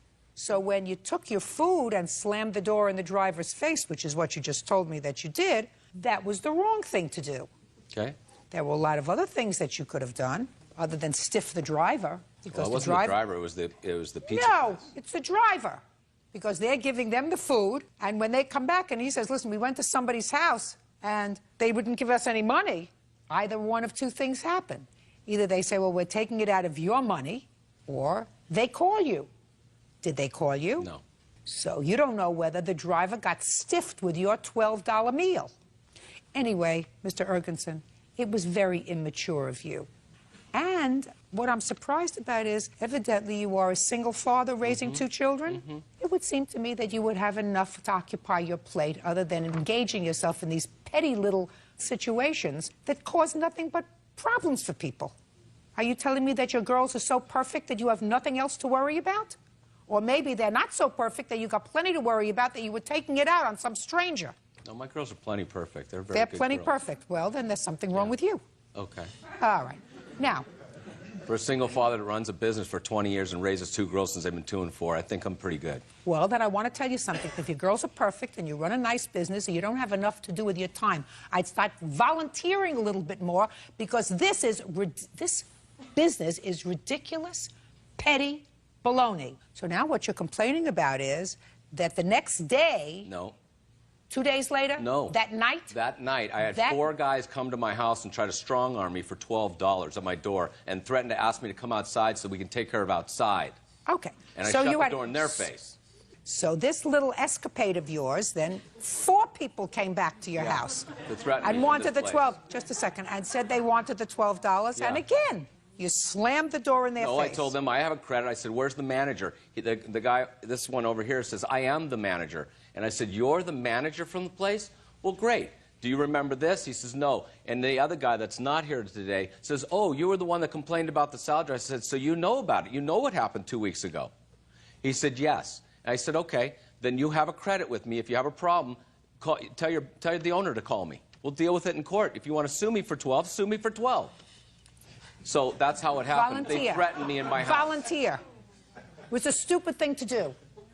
Should have written it off. You understand? Yes. You're dealing with somebody who's got a little too much time on his hands and a little bit too much aggression in his gut.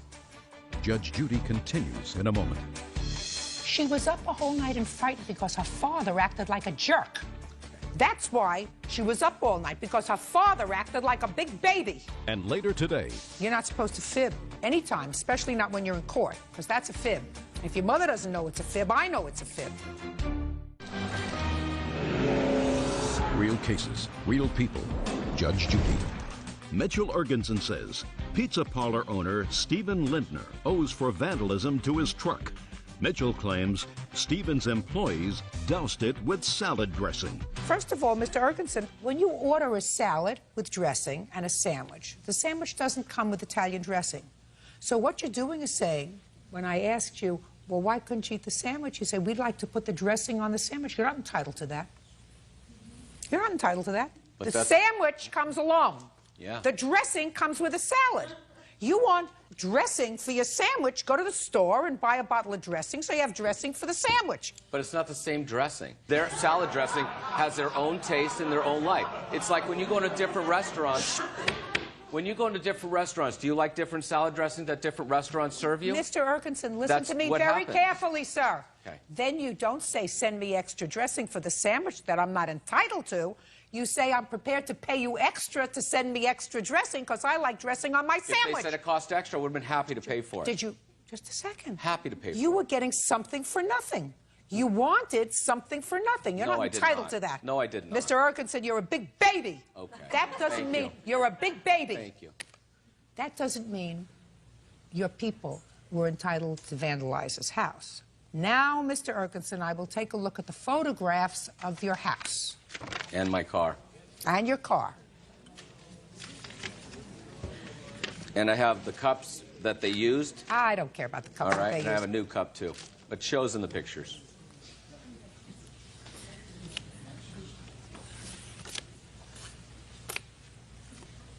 And they also have repairs that you might want to see. Let me see the bills. Mr. Lindner, the way to respond to someone who is behaving in an immature way is not to stoop to their level. There isn't a question in my mind, after examining these photographs, that this vandalism to the plaintiff's house was done by someone in your employ or in the employ of the restaurant. No question. You get me? Yes, ma'am. Ah.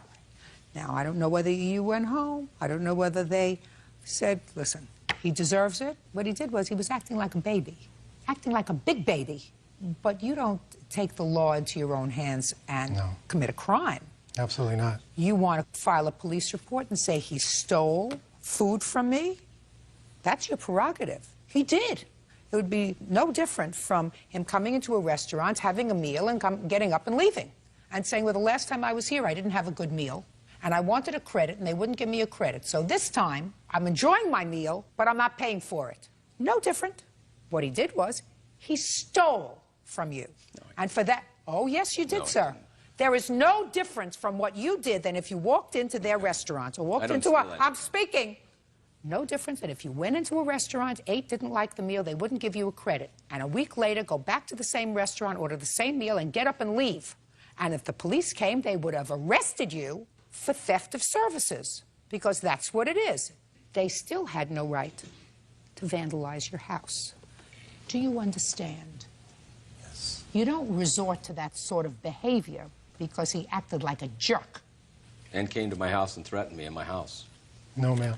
And my daughter will attest to all that, too. Listen, I don't want to get your daughter involved. It's bad enough she had Well, to she be was involved. It's frightened bad that enough night. she had to be involved with it She was because of frightened your the whole night stupidity. from these guys doing this. No, listen Yeah, to me. she was. Listen to me.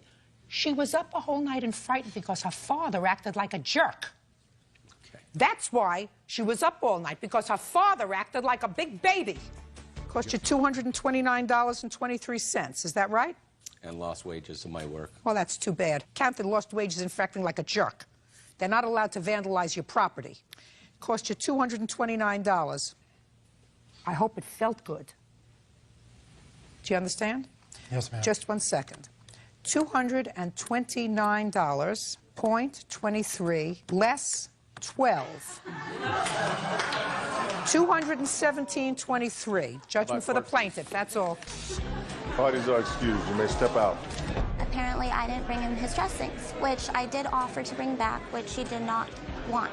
I just wanted my order the way it should have. When they didn't bring me any, I was a little upset. He yelled at me for a good 6 minutes or so in the middle of the street. About principle. I just think it's about respect between customer and business. He was enraged, and he slammed the door in my face, and that was it.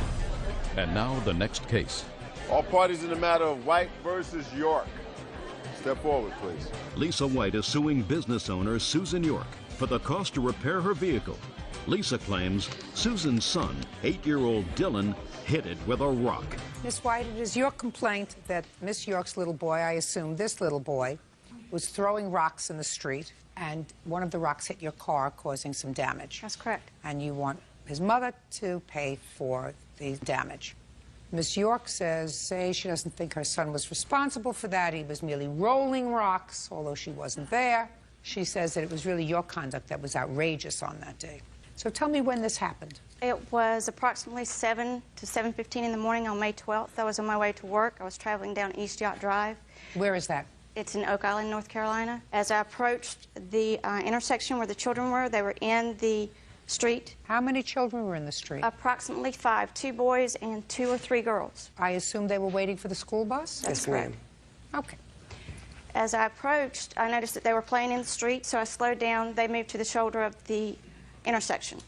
One little boy was throwing stones into the other empty lot across the street, and as I approached, Dylan threw a rock at my car, and I heard it hit. You saw him do that? Yes, ma'am. So you stopped your car, and what did you do? I got out, and I'm like, you, come here, what's your name? And I said, look at what you've done to my car. I said, where do you live? He said, down the street. I said, you get in my car, and I'm taking you to your mother to show her what you're doing at the bus stop. Well, he had extra stones in his other hand, and he threw those down. I said, no, you pick those up, you put them in my car, and we're going now. So he got into the car, and I took him straight to his mother's house. I told him to go upstairs and take the stones with him to show whoever was there. I didn't know which parent was home. I said, take those and show them what you've been throwing at my car, and send them downstairs to talk to me. And she came down to talk with me. And what did she say? Well, she asked him, did he do it, and why did you do that? I told you not to throw stones. I told her. What did he say? He's like, well, it was an accident. I'm like, no, it was not. I saw him do it. He said to his mother it was an accident. That's correct. Is that right? Yes, ma'am. Stand up next to your mother. Dylan, how could it be an accident if you were throwing the stones? I was rolling them across the road, and she was going like 70. Dylan, I don't want your nose to get long. I want you to tell me how it's an accident that stones that you were rolling on the ground hit somebody's car. I rolled it, it bounced up on another You rolled it and it bounced up. A rock. It hit another rock and it bounced. That's a fib, Dylan. You're not supposed to fib anytime, especially not when you're in court, because that's a fib. If your mother doesn't know it's a fib, I know it's a fib. You and your friends were throwing rocks, right? Yes. And one of the rocks hit her car. Yes. See how easy that was? Yes. What your complaint is, Miss York, and one that I quite frankly find compelling, is that Miss White exercised very poor judgment in putting your son in her car. This is correct.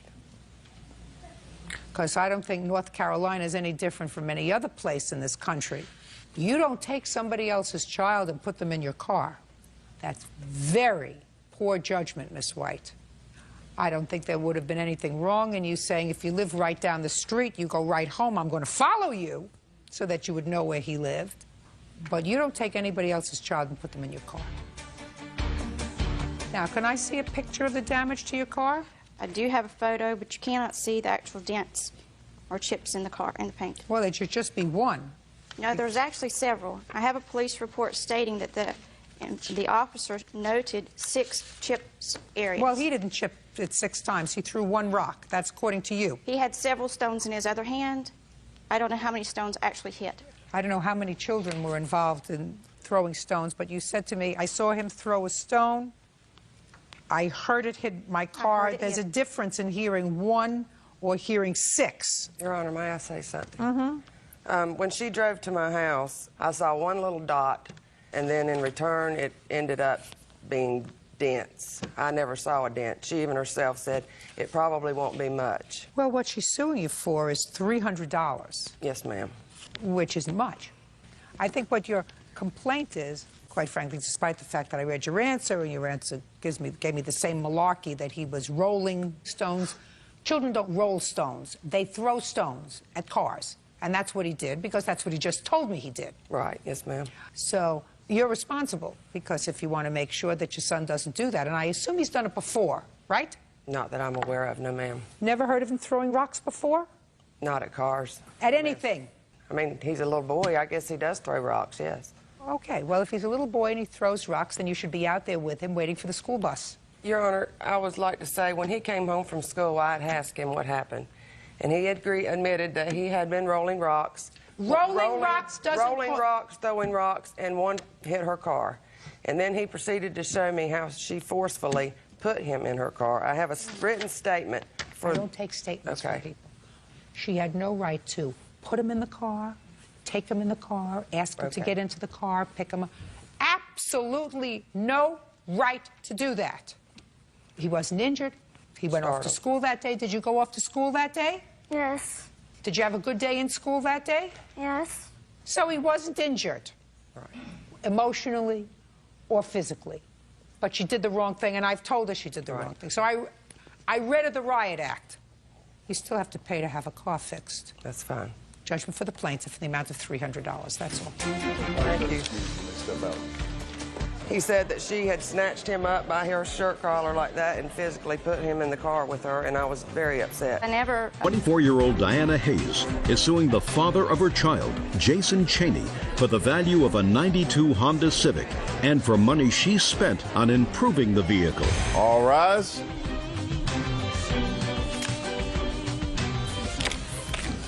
Yeah, this is case number 108 on the calendar in the matter of Hayes versus Cheney. Parties have been sworn in, Judge. You may be seated. Ladies, have a seat. How old are you, Miss Hayes? I'm 24. How many children do you have? Just one. What do you do for a living? I bartend. Do you have any other source of income other than from your bartending? No.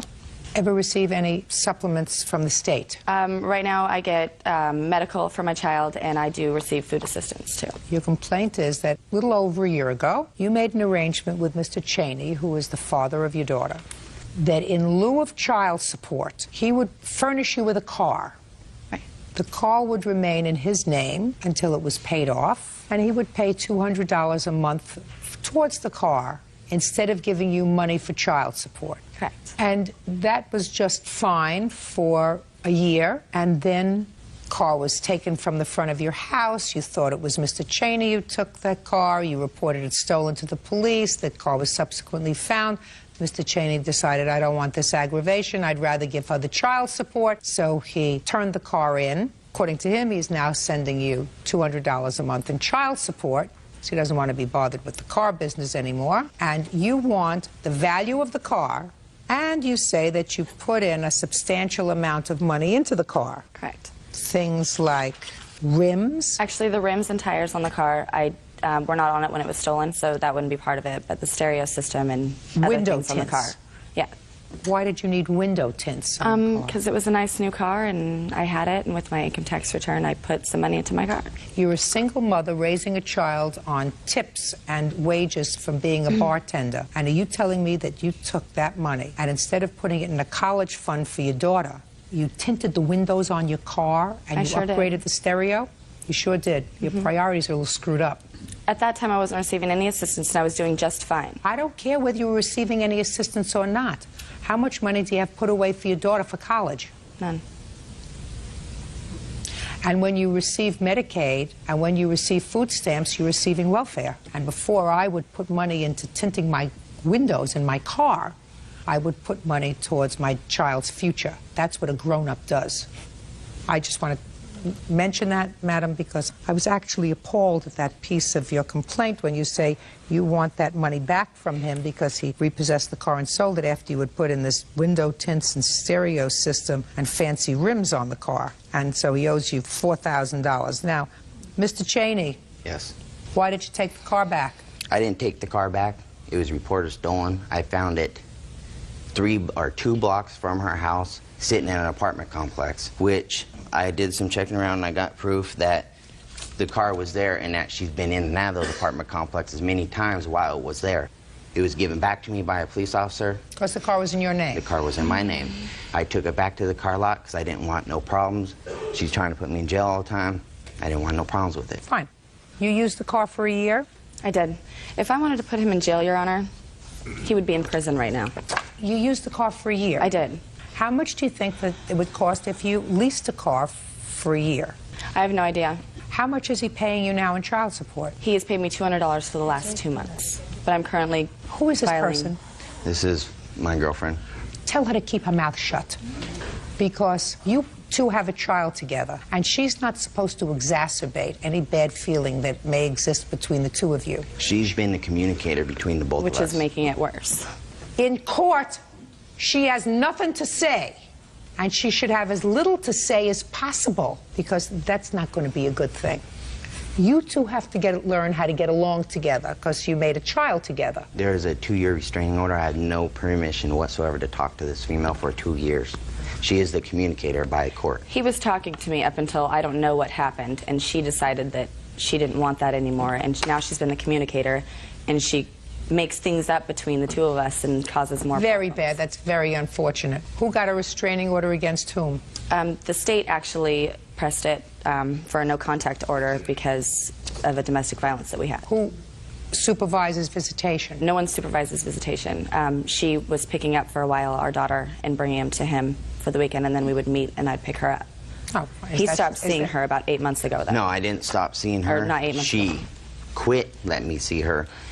She said, "You're not seeing your child again until we're done with court." This court right here today. First it was, "You better start paying me payments, pay her payments." Nope, you can't have her. Now we're going to court. Oh, nope, not till court's over. So I'm paying. I haven't even seen my child in like 4 months. Do you have an order of visitation? I don't think so. Well, go and get one. If you don't have an order of visitation, then you see your child whenever she says you can. If you have an order of visitation, sir, that's fixed by a court, you will see your child whenever the court tells you you can see your child. Do you understand the difference? Yes, I do. Well, then you got to get off your duff and go into court and file for an order of I was visitation. trying to do it out of court. Well, that's stupid. Your Honor, I've never told him he couldn't see his daughter. Just a second. That's stupid. That's stupid. You pick yourself up and you go to the local domestic relations court or the family court, wherever you live, and you file a petition to see your child, whatever. And she just says, I told him he could see her whenever. She don't Listen bring her, to me. then I can't see her. Listen to me. That's not up to her.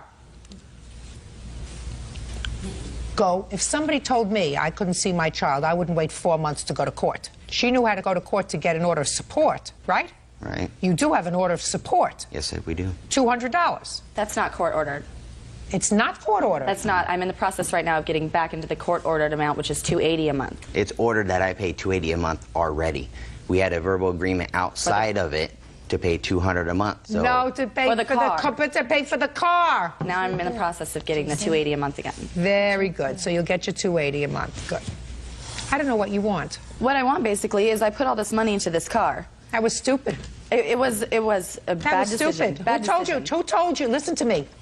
Who told you to tint the wheels, buy rims, buy a stereo, tint the whatever? What did I say? Tint the rims? You said tint the wheels, but Tint the wheels. tint the- Whatever you do, madam, that's your prerogative. I can really understand why he doesn't want to have anything to do with you other than paying child support and picking up the child because clearly you don't like each other.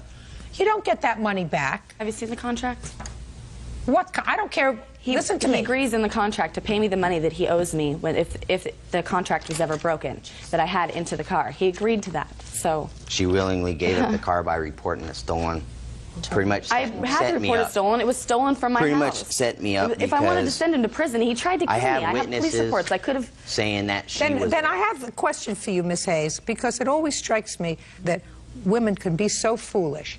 If he tried to kill you, and if you are afraid of him. I'm not afraid of him. Well, I would be afraid of somebody who tried to kill me, Miss Hayes. Judge Judy continues in a moment. That's your daughter's money. Okay, well, my daughter needs me to feed her and put her through. Right. Right, so I have to get to and from school or work, right? Right. Okay, so... But in a car that doesn't have tinted windows. And later today, February, she decided that she was going to have some plastic surgery done. Had a cabaret party, spent over $2,000 to have this party, and I still didn't get my money. real cases, real people. Judge Judy. Diana Hayes says the father of her child, Jason Cheney, owes for illegally repossessing her car. Diana says Jason's actions are hurting their daughter. Miss Hayes, I would be afraid of anybody who tried to kill me, especially someone with whom I had had a relationship. I don't need you for anything. Okay. I certainly wouldn't put myself in a position where I had any kind of business relationship with them. Listen to me, any kind of business relationship with them. There has to be a reason for that. Now, one of the reasons for that might be, you see, if he's giving you $280 a month, you could purchase your own car. However, if he's giving you $280 a month, the other assistance that you might be getting from the state, including the Medicaid and the food stamps, would be taken away. So, right? Yes, Yes, no problem sure. with that. So listen to me. So this way, you got the Medicaid, you got the food stamps, and you got your car. So if you think about it... That was reported. That was part of my income. His $200 a month toward my car was part of my income. Reported. it still wasn't Interesting. enough. So Interesting. So then I don't understand why somebody who was so fearful of somebody's bad temper. He wasn't even making the payments. Listen to me. I don't understand why someone who was so fearful of somebody's bad temper would enter into any kind of business relationship. I was without already in it. anything. What? I was already into it before then. I was already into this. I was already into this agreement. This was already going on before. Then say, here's your car back. I was don't already want it. into this Listen car to this me. much money. Here's your car back. I don't want your car. I want you to pay me $280 a month. You pay it through the court. You come and visit every other week or every week, just as the court is going to tell you to do. And that's what we do. You don't have a convoluted business arrangement. In any event, I don't see where he owes you $4,000, Miss Hayes. To rent a car. What? I no longer have use of a car that I put $4,000 into. I no longer have use of this car. Do you pay $4,000 to rent a car? No, you paid $4,000 to buy a car, not rent a car. Am I wrong? She got her use out of the car. Listen to me, I used the car for a little over a year. It was a good car. I would have drove it for 5 more years. I bought that car. He doesn't want any part of you, and you don't want any part of him. Now take the money that he's giving you and go and put it towards a car, which is exactly what you did before. She already did. I am doing now. Perfect. Did you buy a car? I'm paying. You're paying it off, which is exactly what you were doing before. You were paying it off with his money. No, my money. My child support money. No. My money. No, that's not your money. That's your daughter's money. Okay, well, my daughter needs me to feed her and put her through. Right. Right, so I have to get to and from school or work, right? Right. Okay, so... But in a car that doesn't have tinted windows. Goodbye, Miss Hayes. Parties are excused when they step out. He tried to kill me. I have police reports. We got into domestic violence and we pushed each other around. That's about it. He threatened me in the police report that if I said anything, then he would take my car away. She reported stolen, tried to get me in trouble. It backfired in her face. She keeps trying to get him in trouble. She can't handle the fact that they're no longer together. And now the next case. All parties in the matter of Anderson versus Miller. Step forward. Lori Anderson is suing her former co-worker, Tynesha Miller, for unpaid loans to pay her rent and bills. Lori says instead of paying her back, Tynesha had plastic surgery. Miss Anderson, Miss Miller was a former friend of yours. Yes. And a co-worker. Yes. And it is your claim that you made 2 loans to her? Yes. And she hasn't paid you back. And Miss Miller says you were a real nice gal, real good-natured person, and you made gifts to her at a time when she needed money. That's her defense. Is that right? Yes. How long, Miss Miller, had you been friendly with Miss Anderson? Probably 2 weeks after she started working. And when was that? December, January, I'm not exactly sure. December of '03. And what kind of business are you in? I worked at a surgery center. I did the scheduling there. And you? I'm the surgery triage coordinator. And when was the first loan that you made, Miss Anderson? It was on April 14th, 2004. Tell me the circumstances surrounding that loan, Miss Miller. Or that money that she gave you. Okay. I was on the phone, and she overheard the conversation, and it was... Well, what was the conversation about? My conversation was about my gas had got turned off, and she overheard the conversation. Why was your gas turned off? For non-payment of the bill? Yes. How much do you make a year? I believe it's like $33,000.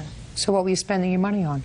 My children and paying my bills. How many children do you have? 4. Who else lives in your home? Just the children and myself. Where's their father?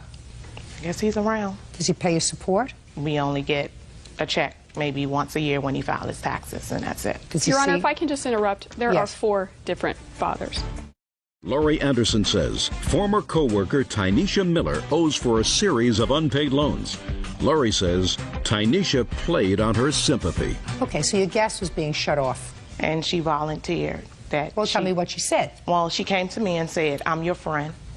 You know, I love you and your children. I want to help. At which point in time, I told her no. That was it was a lot of money, and the gas bill was high, $780. So she was like, let me do this. This is something that I want to do. I can't go home and go to sleep tonight knowing that your gas is cut off. It's cold and... Okay. Very nice lady. Nice lady. Right. When was the next time you took money from Miss Anderson? I believe it was 04. September of 04. Had she paid you any of the $780 back? No, ma'am. And in the midst of this time, there was also 2 other occasions I had given Miss Miller money in the amount of $80 both times. Did she say she would pay you back? Yes, she did. That It was always in 2 weeks, and then 2 weeks would come in the next 2 weeks. What was the money for in September? It was for her rent, Your Honor. She didn't pay her rent. She was going to be evicted from her apartment, and I love her children. We were friends. I trusted her. Even though she hadn't paid me the $780, I still couldn't go home in good conscience knowing that she was going to be evicted from her apartment. So I did write her a check in the amount of $893, which she did cash. So far, is that correct? Yes. What arrangements did you have with her for repayment of all this money? Just, I will pay you back in 2 weeks, in 2 weeks. After the check in September, we were discussing it. She said, Lori, I know I haven't paid you back the money. I'm going to get, a pretty good income tax check this year, and I'll pay you back with the income tax check. And I said, that's fine, Tanisha. So in February, she decided that she was going to have some plastic surgery done. Had a cabaret party, spent over $2,000 to have this party, and I still didn't get my money. Just a second. What kind of cabaret party? It's just a cabaret that you throw and you raise money. For what? People throw cabarets and they raise money just for whatever reason. What were you raising? I was going to have cosmetic surgery. Why didn't you give her back the money? She didn't want the money. I offered. That's what she's leaving out. I have offered, and she denied. I'm not going to take your money. I told When did you offer her the money? Around income tax time. You mean after this cabaret party? No, the cabaret came after income tax time. So I offered the money before the cabaret. Your Honor, she offered to write me a $500 check. And what did you say? And I'm like, okay. And the day progressed, no check. And the week progressed, no check. And then we stopped speaking. I was hanging around with some people she didn't like. We stopped speaking. I asked her for the money. She said, you'll have your money by Tuesday. Well, Tuesday's come and gone, about 45 Tuesdays from then, and I still haven't got my money. And then, Your Honor, to top it off, my birthday, we made plans to go out on my birthday, which was fine. She was going to pay for it, pay for my birthday cake. I'm like, when was this? May 13th is my birthday. Of this year? Yes, ma'am. So you were still speaking? We were still speaking. We were still co-workers. Yes, we did. We worked very closely together. I was still trying to be a friend, be the kind of person that I needed to be. And on my birthday, she's like, I'm going to order you a cake. We're going to go out. I'm going to pay for it. I'm like, you don't have to pay for my cake. I can pay for my cake.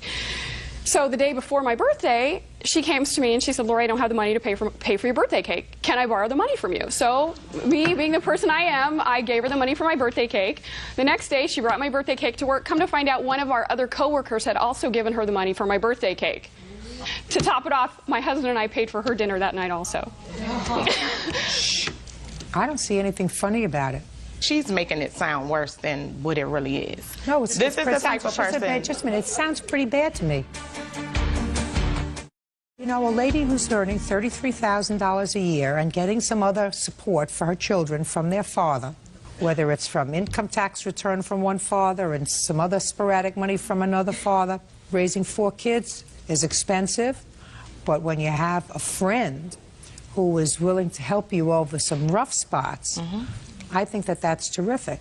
And I would be much more sympathetic with you in your position as a single mother of 4 children if you didn't spend $2,000 to have a cabaret party, if you had a little more priority about what you were going to do with your money. Do you understand what I'm saying, Miss Miller? Yes, I do. Because you're supposed to act mature if you have 4 children. You're supposed to be mature if you have 4 children. You're not supposed to be foolish. You're not supposed to say, well, maybe I'll get, I don't know what kind of cosmetic surgery you wanted. You want bigger chest, little chest, bigger behind, smaller behind. Who knows? Who cares?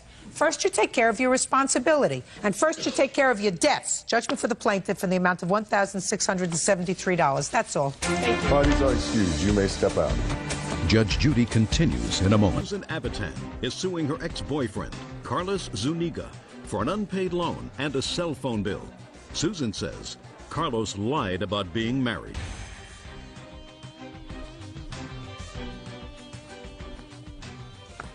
It's case number 153 on the calendar in the matter of Avitan versus Zuniga.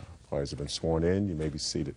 Ms. Avitan, according to your complaint, you dated the defendant for about 6 months. Yes. You knew at the time that he was married. Did not know. Well, I read your complaint. So your complaint says that with regard to the cell phone that you claim that you got for him. Yeah. The reason that you got it, put your hand down. The reason you say you got him the cell phone was because he told you that his wife was checking on the number. Right. There's a preface to it. I started working at the animal hospital that we were at probably in July. I'm going to finish my statement, then Okay, I'll get back sorry. to you. In any event, he was married, you were dating him, and you claimed that you made him a series of loans. In addition, you claim that he asked you to get him a cell phone, you got him a cell phone, he ran up a bill, and he owes you the bill. Mr. Zuniga says that you got him the cell phone because you were calling him 20 times a day, and you were running up his telephone bill, that anything that you did for him was voluntary. Yes. There was no agreement to pay you back any of the money that you gave him. And in addition, he's counterclaiming because he says that since he and you are no longer an item, that you've been acting like a nutty lady and seriously harassing him, and he can prove it. Right. Okay.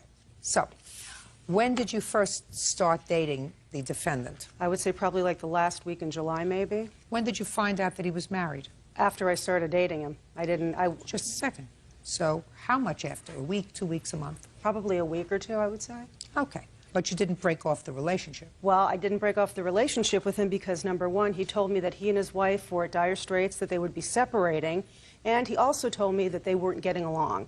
Well, that doesn't help much. You understood he was still married, Correct. still living with his wife. Right. Okay. Now, let's start out with the cell phone. The cell phone bills I have here, first of all, I didn't get him the cell phone bill because I was calling him constantly. I got him the cell phone bill because when he... You got him the cell phone? Yeah, cell phone. The time he claims I was calling him constantly, he didn't want my number showing up on his cell phone bill. So he said, you know, should we get another cell phone? I said, I'll put another one on my account for you. And I told him, I said, but you're going to have to pay. I said, you know, there's no reason for me to go ahead and you know. Is that what happened, Mr. Zuniga? No, that's not what happened at all. I have phone bills here from my phone company that'll For your show cell you. phone? Right. That'll show you all the times that she did call, and they were all calls within a minute to 2 minutes apart. But you took a cell phone from her. Yes. Tell me why. Because I told her, once I got my first phone bill, I told her that there were too many phone calls, that this all had to stop. You know, this whole relationship had to stop because of all these phone calls. She didn't agree with it. So then she offered to get me a cell phone bill. She said she was going to buy me one, and then she proceeded to take her boyfriend's cell phone and give it to me. Why in the world, within the very short time of starting to have a relationship with her, if you saw that she was behaving in an inappropriate way by calling you that number of times in a 1 or 2 day period, why did you continue the relationship? Because I thought that maybe she would change if, you know, I would tell her that this was becoming a nuisance. Maybe she would change it a little bit. Maybe she would stop the phone calls. Now, where did you tell your wife you were when you were with her? Actually, me and my wife were separated for a while. But not all the time, Mr. Zuniga. So when you weren't separated, where did you tell your wife you were? I would just leave. I wouldn't tell her anything. Sometimes I would tell her I was with friends, but the majority of the time I would just walk out the house. Oh, okay. Now, you took money from her. The only money that I took from her was the money that she used to pay my cell phone bill, which was this one. How much money did you take? She made a payment of $100. All right, so what other monies, Ms. Aviton, do you claim you gave him? Well, I have here from August 2004, on the 17th of August and the 23rd of August, we had been together that particular evening, and we had decided to go to Hollywood to get tattoos. So I had said to him, you know, I'm going to go ahead and get one. He says, well, you know, can I get this and that, and I'll repay you for it. I said, fine, no problem. Well, because of the fact that we were in a relationship, I took him at his word. Okay, so tattoos, joint tattoos. What else? They weren't joint. Then there's a diving mask and the leather phone case and charger for the cell phone that I got him. The phone case and the diving mask were September 15th and September 24th. Then in December was the remote control battery for the car and the satellite radio. And then in November, he asked me to buy him a CD burner. Then there is, in November again, there's window tinting on his truck that I spent $100 for as well. That was supposed to be reimbursed. And then we have the... okay, so you gave him the first money in August. Is that right? Yeah. Did he pay you back that money? None of it. You gave him money in September? None of it. Shh, listen to me. You gave him money in September? Yes. Did he pay you back? No. And you gave him money in November? Yes. And when you gave him money in November, he hadn't paid back the August, September, October money? Right. So let me explain to you what happened. You gave him a lot of money. Yeah, I did. Right. So you have to cross it off. You made a mistake. Put your hand down. I didn't ask you a question. I'm not pleased with you either. We understand each other, sir? Yes, sir. I mean, yes, ma'am. Good. Because as far as I'm concerned, if what you did was, if you were living with your wife, and for at least part of this time you were living with your wife, and you were accepting gifts from her. Right, but if I could... I'm speaking. Try looking at my eyes. And if you were accepting gifts from her, that doesn't make you a nice person. Doesn't make her a nice person, doesn't make you a nice person.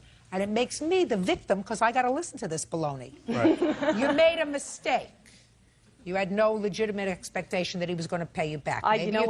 Maybe you thought he was going to leave his wife and you were going to be together, but you had no legitimate expectation of being paid back for a tattoo in August, in December, when you loaned him yet more money. And they weren't separated at the time. They were still living together. They lived with his sister and whoever else. And according to you, the reason that you gave him the cell phone was that you agreed that his wife shouldn't see when you called him.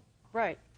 But if you'll notice on these bills, he's called his old, used it for everything else. I don't care. I'm talking about your character, not his. Okay. I'm talking about your character. It was a mistake. I'm talking about your character, not a mistake. Judge Judy continues in a moment. Get over it. He's got a kid from another woman, and he's 3. I mean, he cheats all the time. Are you trying to justify to me the fact that you're an idiot? And later today. I'm sitting there for about 10 minutes or so, and he just came up out of the garage and started hitting me in the back of the head, in the face. I don't remember. You don't remember? Well, that's the problem when you drink too much, sir. Real cases, real people. Judge Judy. Susan Avitan says ex-boyfriend Carlos Zuniga owes for a loan and a cell phone bill. Carlos is countersuing for defamation of character. All right, sir. Now that you understand that you have 0% of my sympathy, I'm going to hear your counterclaim. Some time ago, this last time I changed my phone number, my cell phone number, when she tried to contact me after I changed it, she couldn't, so then she proceeded to call my wife and left a message on her voicemail stating that she was to tell me that if I think I'm a smart, what she was going to do was file a sexual harassment complaint with the city of Beverly Hills, and then she was going to call my boss and write her letter explaining everything that has happened. She left that in a message? Yes. You have it? I don't have the message. Unfortunately, we weren't able to record it. Right. But, which I did not. But I have the letter that she did write to my boss. As well and as everything is explained there, the defamation of character. I also have a record of several phone bills that she called every time she called me. No. Okay. And if you take a look at these phone records, they're quite a bit of phone calls. They're all highlighted for you.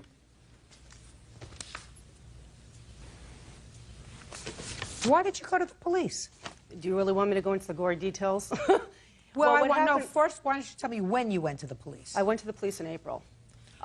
Shh. You went to the police in April, not while you were dating and intimate with him afterwards. Yeah. But there's extenuating circumstances as well with that letter. I had a previous... You were on medication? No, I should have been.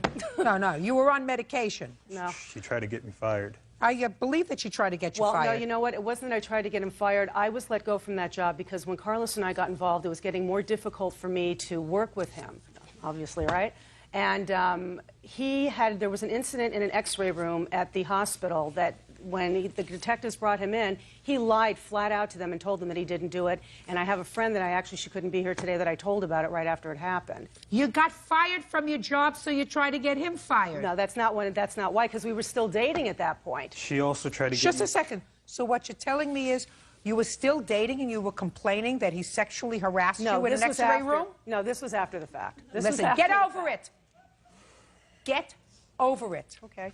Stop acting like a baby. How old are you? Old enough. Then stop acting like a baby. You fool around with a married guy, you get burned. You lose money, you can lose your job, you lose your self-respect. Lots of bad things happen to you. Get over it. If I could say one other thing, I work at Hollywood Park at the racetrack, and she also almost got me fired from there. She would call there constantly speaking to my manager. Oh, you're such a liar, and then after listen, I don't want to hear from you. And she even had a big cookie delivered there. When she had that delivered there, right after she had it delivered, she called constantly trying to ask what my reactions were, if I had any comments. Did you seek a restraining order Yes, against her? And what happened? The first time we appeared in court, the judge said that it was just a whole bunch of nonsense and it was foolish. That same day, she contacted me. She called my cell phone. Throughout that month, she called me a total of probably anywhere from 10 to 18 times. When we went back to court, there was a different judge that heard the case the second time. The judge said what she was doing wasn't considered harassment, and he dropped the case. And I have a copy of the restraining order here. I'd like to see a copy of the restraining order. The reason he had the restraining order issued to begin with is I had also purchased some tires and rims for him that I wanted back when we had split up that he hadn't paid for. And that's Listen to me.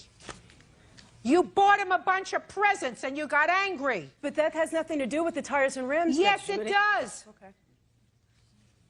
Yes, it does. He had the restraining order issued to cover it up for his wife. This was a bunch of nonsense. He's been living with her the whole time that we were together. He's lying. Listen to me.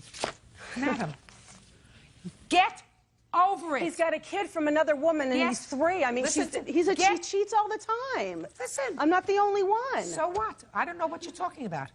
I don't know what you're talking about. Are you trying to justify to me the fact that you're an idiot? Well, yeah, that goes without saying, but... Are you trying to... I'm telling you, get over it. Get over it. You have no case against him. You made him a whole bunch of gifts because you liked the attention, you liked the affection, you liked the intimacy, whatever it was. He dumped you. It's over. That's fine. It's over. So then stop this nonsense. You're the plaintiff here. Put your hand down. Mr. Zuniga, you play with fire, you're going to get burned, sir.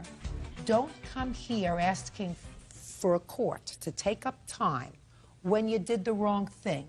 If you broke her heart, Mr. Zuniga, because you took advantage of her, you allowed her to buy you gifts, you allowed her to buy you rims for your car, you allowed her to buy you a CD burner, you allowed her to pay for a tattoo, you allowed her to indulge you.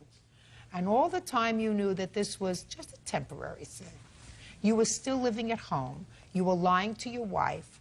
Remember what I told you 5 minutes ago? Right. Zero sympathy for you, sir. Courts don't help people like you. I agree. I mean... Goodbye. Parties are excused. You may step out. He came after me. He's a liar. He's got a child from another woman that's 3 years old. He's been married for 5 years. He's been cheating on his wife since they've been married. He worked with me. She knows my wife worked there. All the gifts that she gave me, I asked her to take them all back, and she never did. He would cry to me that his wife was mean to him, and I mean, he's a liar. He's just one of those types of person that wants to buy people's feelings. Believe me, I wouldn't do this again for $1 million. And now the next case. All parties in the matter of Clapp Miller versus Walker. Step forward, please. 17-year-old Lisa Clapp and her mother, Laura Miller, are suing 22-year-old Tim Walker for medical bills. Lisa says during a St. Patrick's Day party, Tim attacked her, breaking her nose. Lisa, how long have you known Mr. Walker? I really don't. He was a friend of my boyfriend's friend, and so, like, I only saw him a few times. Did you ever have any bad words with him? No, never. Do you know, Mr. Walker, how long you know Miss Clapp? Yeah, probably about over like a 2-month period. We've met each other a couple times. You have mutual friends. Is that right? Yeah. Our mutual friend, like, what do you mean? What word didn't you understand? Mutual or friend? Mutual. You have friends in common. Yeah, we do. How old are you? 22. What do you do? Brick mason. You drink? No, not anymore. I slowed down. But you did? Yeah, I did. Miss Clapp says that you were at a party. It was on St. Patrick's Day? Yes, ma'am. She was at a party, and she says that you were really drunk. Are you Irish? Mm-mm. What are you? Polish and Indian. But you celebrate St. Patrick's Day by drinking. Well, I've always celebrated St. Patrick's Day. Good. But... And she says that while you were drinking and pretty drunk, you broke her nose. You assaulted her and broke her nose. And Mr. Walker says that drunk or sober, because he acknowledges that he was pretty drunk that day, right, Mr. Walker? He said drunk or sober, he would never hit a woman. He doesn't know why you would, in the world, you would accuse him of that. So why don't you tell me what happened? Well, we got to the party, my ex-boyfriend and I, and we went in and everyone was drunk. Tim was the drunkest person there. There was like 2 guys there I didn't know, a girl I'd met maybe twice. I'm not interested in who was at the roster of the party. Just tell me about Mr. Walker, please. Well, one of the guys that I didn't know, Mr. Walker decided that he wanted to fight him. He threw a couple swings at the guy ducked and said, you know, you're messed up, man, just go to sleep, I'm going to leave. And the guy left. He was in the driveway. He had kind of just walked off after that, and everyone else had gone into the garage. And he was still in the driveway, and it was pretty dark, and so nobody really knew where he was. And we were all sitting in the garage, and like I'm sitting there for about 10 minutes or so, and he just came up out of the garage and started hitting me in the back of the head and the face. You have a police report? Yes, I do. I'd like to see it. They would not give me the photographs. Were you arrested? Never. You questioned? Yes, I was. Did you say you wanted to pursue these charges? Yes, I did. I'm amazed that he wasn't arrested. Why wasn't he arrested? I don't know. I don't understand why I would do something like this, because I've watched my mom when I was younger get beat by boyfriends. I was raised to respect women. I don't understand. I mean, Drunk. She is not psychotic. When somebody is assaulted, unless they're psychotic, they want the person who assaulted them either to be punished and or to pay for their injuries. They don't pick somebody that didn't assault them. no, I just no, I didn't do it. Yeah, you did. You know how you did it? You did it because you'd had too much to drink and you were acting like an idiot. I don't remember. You don't remember? I don't remember Well, doing that's the it, so. problem when you drink too much, sir. You don't remember. How did you get to the party that night? I actually lived with the guy that was throwing the party. Do you remember waking up the next morning? Yes, I do. Do you remember going to sleep that night? No, I don't. Do you remember where you slept that night? Yes, I do. Where? At a buddy's house. How far away? Like across the street, another neighborhood. Some distance away from your regular home. Yes, ma'am. How did you get there? Another buddy drove me. Why? Because I don't know, apparently I walked off or something, I don't know. You have hospital bills, please. Yes. That's what I was told. So. That's what? I said that's what I was told. What do by you mean other that's friends. what you were told? When I woke up next morning, my friends told me that this is what I did, and I didn't remember it, so... You didn't remember getting to your friend's house? No, I did not. That's what happens when you drink too much. 18-year-old Tiffany Borlov and her mother, Cindy, are suing 17-year-old Alex Kinsel and his mother, Allison Janikowski, for damage to their car. Tiffany says Alex jumped through the sunroof and assaulted her boyfriend.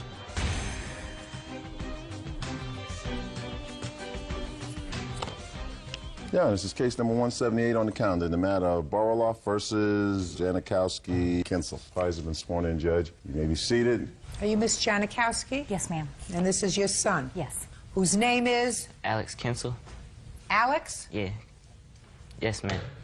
Good. Did you give him a good poke? Yes, I did. Perfect. I saw that. It was subtle, but he got it. I'm impressed.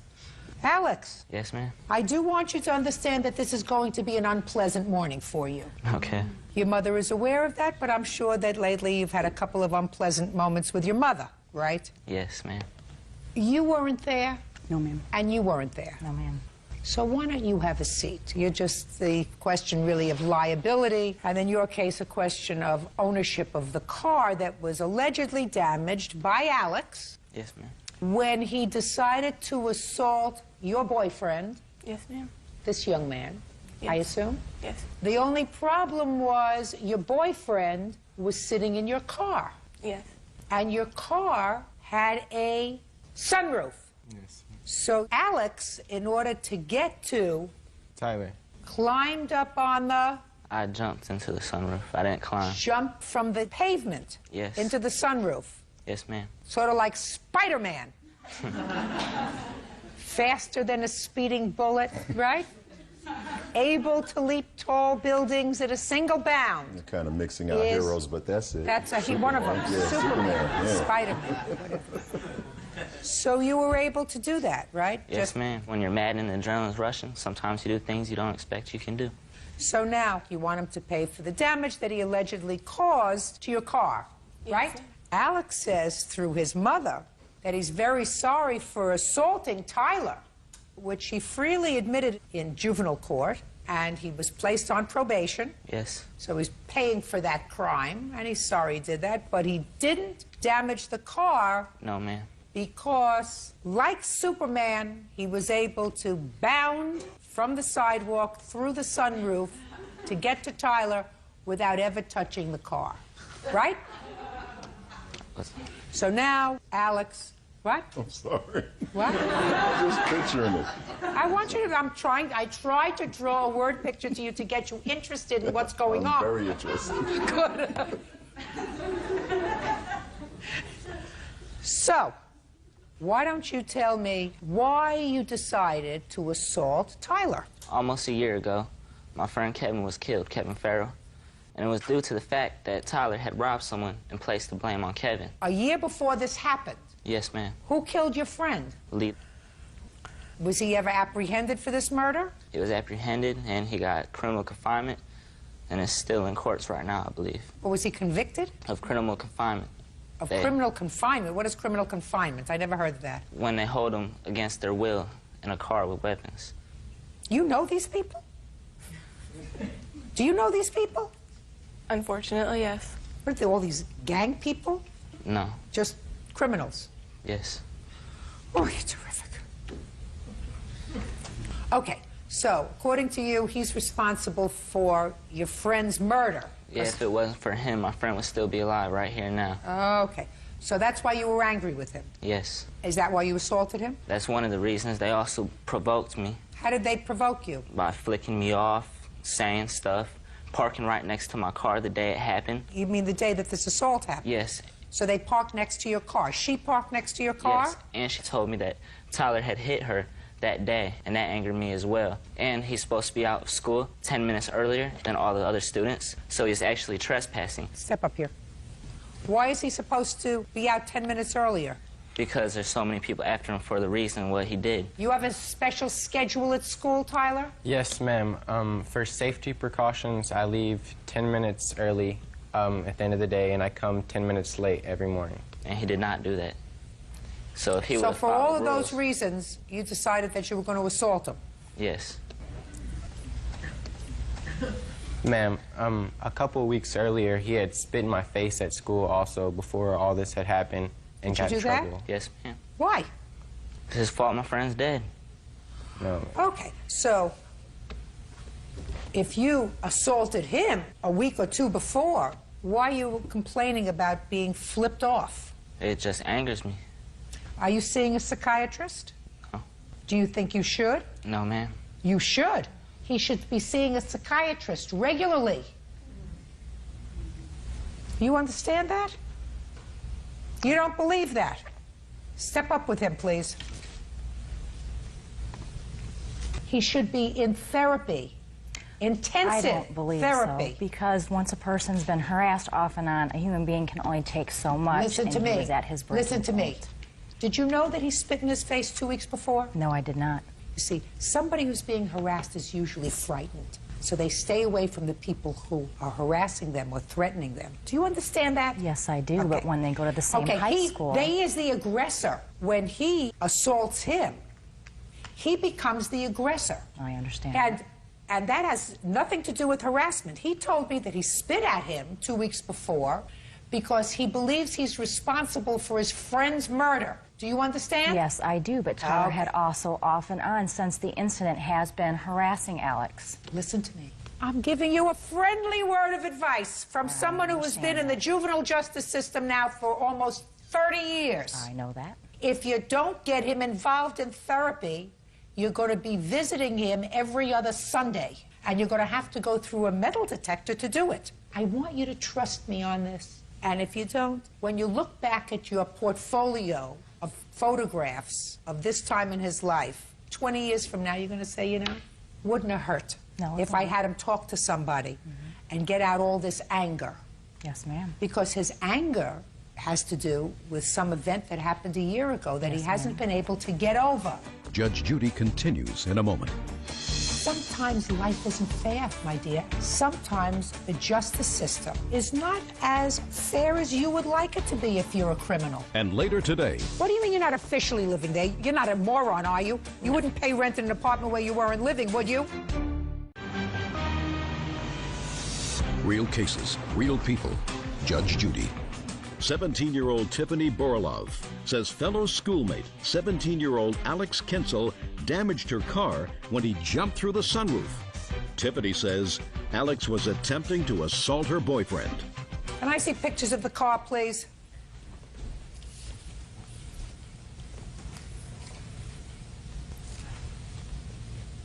I see a lot of damage to this car, Alex. Yes. Damage to this car that would suggest to me that you were not able to leap over and get onto the sunroof as you indicated you did. Your Honor, I did not damage the car. I have a witness that was right there and saw the whole thing. I'm prepared to hear the witness. You may have a seat. Step up. And she had also... Shh. Tell me your name. Vicki Nofel. Miss Nofel, this happened at the school. What were you doing at the school? I was picking up my daughter after school. My car was parked in front of the car that it involved in the Tell me incident. exactly what you saw. He didn't actually climb on the car. He held onto where the door is and was in the sunroof. There was no hitting, kicking of the vehicle, and there had been damage to the car before. How do you know that, my dear?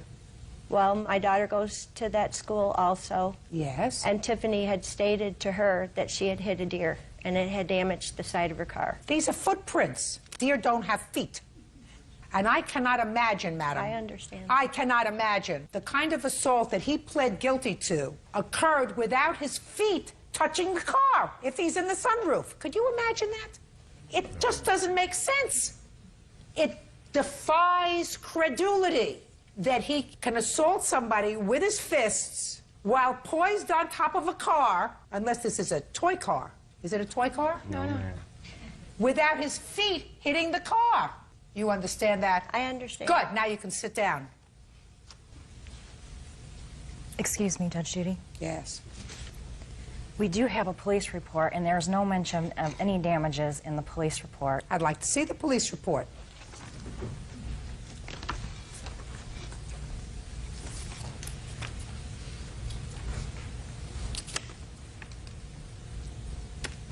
This only has to do with the damage to this young man. Well, I assume that it should have been in there. No, it does refer to another number that you didn't get. Can I see an estimate, please, on the car?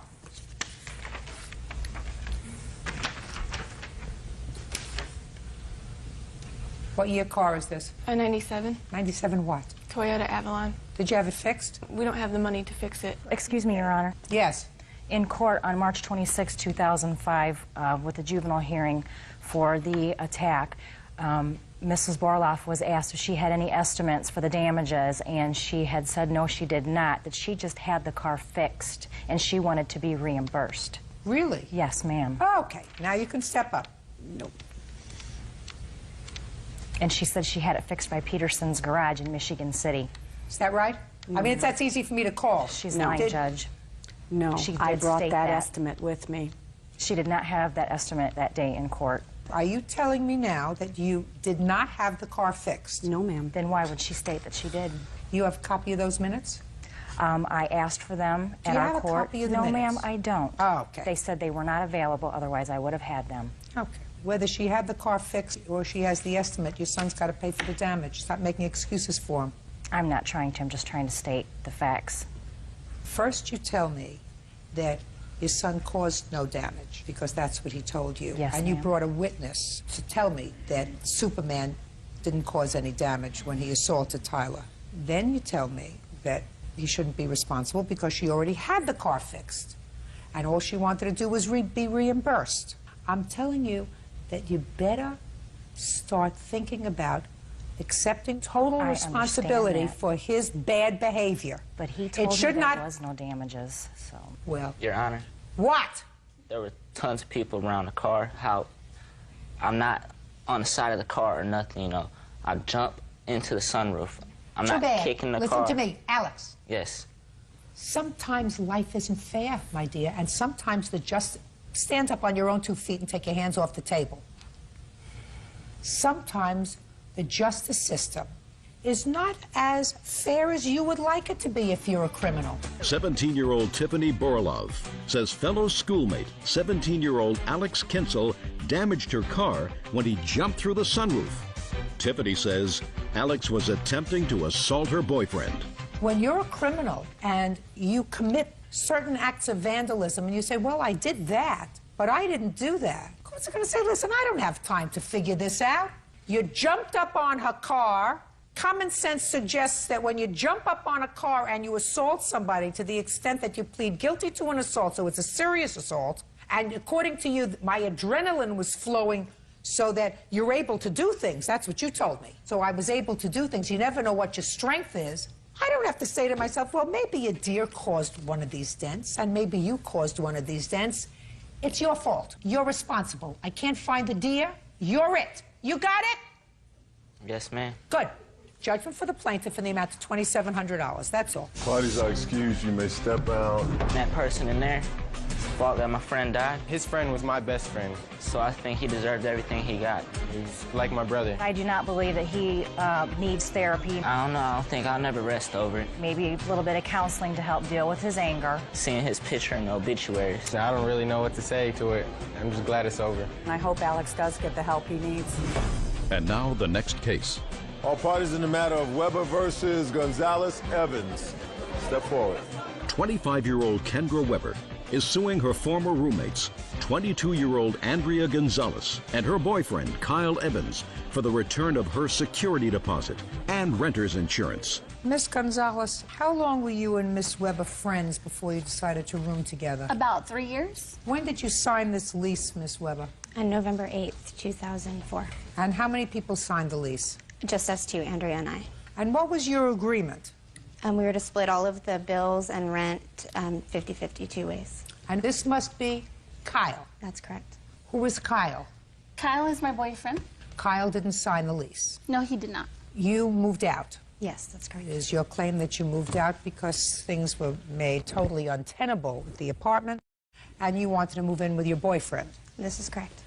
And you want some of your security deposit back and some renter's insurance. That's correct. Several $100s. And Miss Gonzalez and Mr. Evans say that you're not entitled to it. You moved out and you knew that you were going to forfeit any monies that you put into the apartment. Did you move in November of 2004? Yes. When did you move out? April 30th. And you had paid your rent up until that time? Yes, I had. And for my own information, when did Kyle move in? It was just about a week or two after we moved in, so still in November of 2004. And what was the rent on the apartment? $12.75 for the first 6 months, and after that, $13.75. And how much were you paying? The first month I paid half, and then after he moved in, we split it three ways, $4.25 apiece. And how much security deposit did you put in, Kyle? I didn't put any in. Why? I wasn't on the lease. Well, you were living there. For the majority of the time, I was living there. So why didn't you pay security deposit? Because the security deposit was worked out between the defendant and plaintiff. Are you still living there? Yes. You are? Yes. How much security deposit did you put in now? Nothing. Nothing. Well, now you're going to put in her security deposit, Kyle. Do you understand? Yes. Good. So you're going to give her $285, and then when you move out, if you keep the place nice and clean, you're going to get your $285 back. Doesn't that sound fair to you? Yes. Perfect. See how easy this is? Now let's deal with the renter's insurance. Did you pay the renter's insurance? I paid half of it, yes. You paid half. How much did you pay, Kyle? None. Why not, Kyle? Because I wasn't officially living there. I was in What do you mean between. you're not officially living there? You were living there, Kyle, because you were paying a third of the rent after 1 month of them signing the lease. You were officially living there. You're not a moron, are you? You wouldn't pay rent in an apartment where you weren't living, would you? No, I was helping my girlfriend out. Well, where else were you paying rent, Kyle? Nowhere else, but I was also with my mom. You weren't paying any rent to your mom? No. He was not living with his mom. Just a second. Of course he wasn't living with his mom. He thinks because I'm older than he is, I'm stupid. You think all old people are stupid? No. Very good. So, you wouldn't pay rent for a place where you weren't living. What do you do for a living? Loan setup. I work in the mortgage industry. And how do you get to work every day? I drive. A what? A car. In whose name is the car? That would be in my mom's and my name. Is it in your mom's name because you're too young to have a car in your name? No, it's just I needed a cosigner on the car. Oh, but your mom doesn't drive in the car. Not usually, no. It's your car. For the most part, yes. And how far does your mom live away from you? I'd say about 15 miles.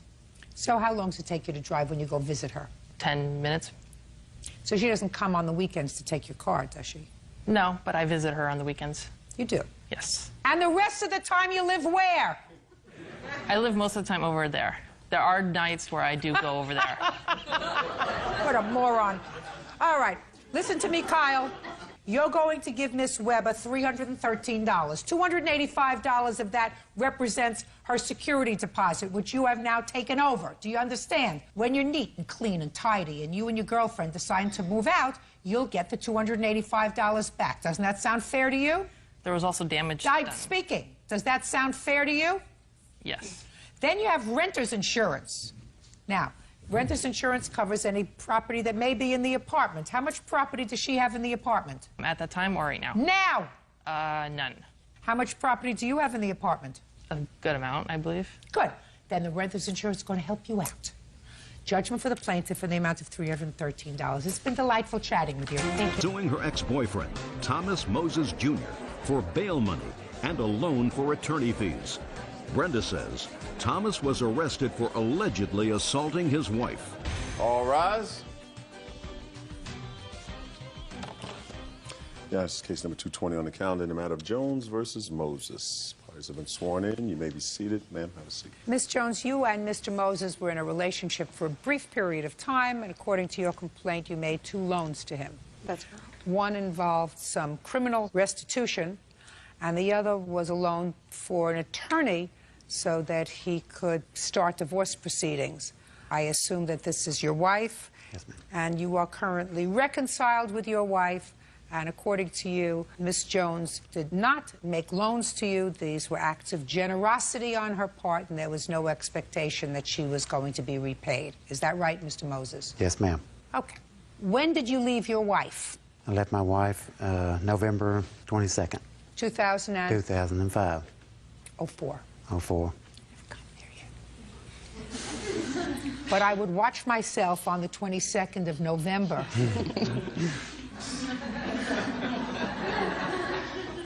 And when did you meet Miss Jones?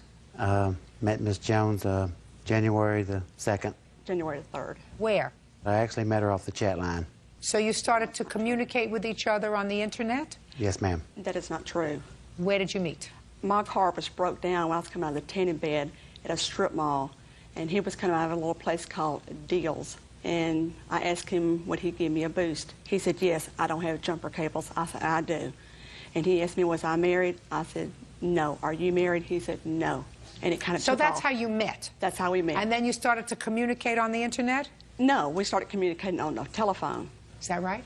Telephone come from the chat line, yes. And we actually met. That was our meeting place at Deals parking lot. Did you first meet her at Deals parking lot, Mr. Moses, when she asked you for a jumper?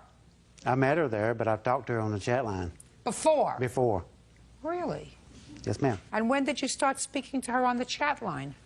Probably December 30th. That is not true. So you're telling me 3 days later you met her at Deals? Yes, that's when she wanted to meet. Right, so it's interesting. Okay. Now, when was the first time, Miss Jones, you gave him money? It was February the 23rd. I got a phone call in the middle of the night from he and his daughter on a two-way call stating he'd been arrested falsely for beating his wife up and wanted to know, could I come and bond him out? Now, you had been dating between the 3rd of January and February 23rd? Yes. How much did he need to bail him out? Initially, it was $10,000, so I'd need $1,000. So I went to the bank and drew the money out. And when I got to the bondsman, they cut him some type of deal, and it was $837. Well, you have to tell me about the conversation that you had. What did he say to you, and what did you say to him? On that particular night at midnight, he asked if I indeed would come and bail him out. He would be able to pay me that Friday. I believe that was on a Sunday. And he makes pretty good money, and, you know, so I knew he could afford to give the whole $837 or a whole $1,000. I thought it was going to be $1,000 at that point. Did he say, I'll give you the money on Friday? Friday, yes. Did he give you the money on Friday? He said he was having some financial problems. He could give me half of it. He gave me $400. Did you give her $400, Mr. Moses? Yes, ma'am. What was the $400 for? It's for getting me out of jail. So you acknowledge that this was a loan? It wasn't a loan. I just told her I would give her $400 back. I mean, I appreciate it. It was my appreciation to her for getting me out. I mean, I just met her, you know, and it was nice of her to get me out of jail. Just a second. When did you give her the $400? That Friday, the following Friday. Just a second. So you called her from jail and you said, could you bond me out? You didn't say anything to her about giving you back money on Friday. No, ma'am. It just happens to be that on that Friday you gave her $400. Yeah, out of generosity, because she was generous enough to get me out of jail, so I told her I'd give her what I could Friday, and I could give her $400. Oh, now your story's changed, Mr. Moses. No. Now you said that you told her you'd give her what you could on Friday. Yeah. Well, that's different from not saying anything to saying, I told her I'd give her what I could, and what you could give her on Friday was $400. Is that what you're telling me? Yes, ma'am. When was the next time Mr. Moses needed money? It was about 4 weeks later. He told me he had a... Just a minute. Between that Friday and 4 weeks later, you mean he didn't give you any more money? He gave me $150, $50 increments. When? Actually, the first payment was $517. No. Just answer my questions. Now you say that he gave you money in $50 increments, another $150. Was that over the next 4 weeks? No. There was no money exchanged between the initial loan and the second loan. That's what I want to know. Yes. So tell me what happened 4 weeks later. Well, when I met him, he told me he was not married, okay? Or make that clear. Then I find out that he's got a lawyer that he's dealing with that's no count, okay? So he says he's not helping him. He's not helping him to get his kids. His wife is not taking care of the children. He needed his kids desperately. And he knew I had some money saved up, okay? That's my first probably major mistake. And he asked me if I would help him get this new lawyer, put the $1,000 retainer fee. Once his divorce was final, his kids was in his home and they were stable. His financial situation was stabilized. Everything would be on target and he would be able to... The check's in the mail. Right. So you gave him $1,000? I wrote the $1,000 to the lawyer. Is that right, sir? Yes, ma'am. She had pushed me into divorce in my... Well, explain that to me. How did she do that? Well, first of all, I never lied to you about being married. I told her I was married and I had 4 children and I was going to get a divorce. That was my goal, to get a divorce. You were going to get a divorce because your wife was a very nice person? I was going to get a divorce because we had some marital problems. Well, some marital problems doesn't always talk about divorce, Mr. Moses. Did you actually come here thinking that you were going to run circles in this courtroom? No, ma'am. So you told Miss Jones that your wife wasn't caring for the children? I did. That you needed to get custody of your children? I did. I needed them. Because your children were at risk with your wife because she wasn't taking care of them? My mother was watching them, actually, at my mother's house. No, they were running back. My mother was watching them. Were they watching them because your wife has problems? She was watching them because my wife was, yeah, she had problems. Put your hand down. What kind of problems did your wife have? She just had, like... No, look at my face. Oh. What kind of problems did your wife have, Mr. Moses? She had boyfriend problems. I mean... Drug. Did you tell the plaintiff that your wife had a drug problem? Yes, ma'am. Karnak. Judge Judy continues in a moment. How did your daughter find out you were in jail? I called. And did you say to your daughter, call Miss Jones? No, I did not. Baloney! And later today... I guarantee you, at their stage in life, they didn't anticipate taking care of 2 infants. Because not only did you make 1 mistake, but you couldn't keep your thing in your pants long enough not to make 2 mistakes. Real cases, real people. Judge Judy. Brenda Jones says ex-boyfriend Thomas Moses Jr. owes for bail money and a loan to retain an attorney. Brenda claims Thomas lied about being married. Now, you told Miss Jones that your wife couldn't take care of your children because she was abusing drugs and she had boyfriends, and you needed to get custody of your children. Yes, ma'am. Well, how does that translate, Mr. Moses, into she was pushing me to get a divorce from my wife? Because she kept on me and telling me that she loved me and she wanted me to get divorced from my wife, and she would help me get my children and we could live together, and she kept forcing me to get a divorce. Forcing you? I didn't want a divorce. What did you want? What did you want? I wasn't clear about what I wanted at the time. I have a feeling, how old are you? I'm 44. That is persistent state of your mind. Absolutely. Unclear. Okay. Now, you went back to your wife when, sir? Went back to my wife on, I don't know. Give me a month. July the 22nd, just when I got a phone call from the wife. 7/22. Now, when you went back to your wife, sir, did your wife enter a drug rehabilitation program? No, ma'am. Then she's still using drugs. No, ma'am. Well, if one of the reasons you were having marital difficulties, sir, is because your wife was a drug abuser, and if she didn't enter a program, then she's still using drugs, unless you were lying to the plaintiff when you told her that your wife was a drug abuser. So which one is it? Were you lying to the plaintiff, or was your wife still abusing drugs? She is not abusing drugs now. She's changed, or for whatever reason, I guess. Miraculously. What kind of drugs was she abusing, sir? Just marijuana and stuff. No, Marijuana. what kind of stuff? Marijuana and what kind of stuff? And, hydrocodone. And what? Hydrocodone. What is that? Lortabs. Lortab. What is that? He told me some type of nerve pill. It's a pain pill because she has lupus and she has a bunch of stuff wrong with her. So she's not taking those pills anymore? She's not using marijuana anymore? Is that what you're telling me? Not to my knowledge. Not to my knowledge. So how come you decided to go home, sir? For my kids, because things wasn't happening fast enough for me. So you're home taking care of your children? Yes, ma'am. Now, you gave her $50 increments 3 times after the loan to the lawyer. What was that for? It was for the jail. It was for the jail? For get me out of jail. So you were just being a nice guy then? That wasn't a loan? There was never a loan. I never asked Miss Jones to get me out of jail. Yes, you did. Yes, you did. You asked her to get you out of jail because otherwise she wouldn't have known that you were in jail, sir. No, my daughter called her. How old is your daughter? 18. How did your daughter find out you were in jail? I called. I called my house because my house. You called your house and you spoke to your daughter. And did you say to your daughter, call Miss Jones? No, I did not. Baloney! I did not.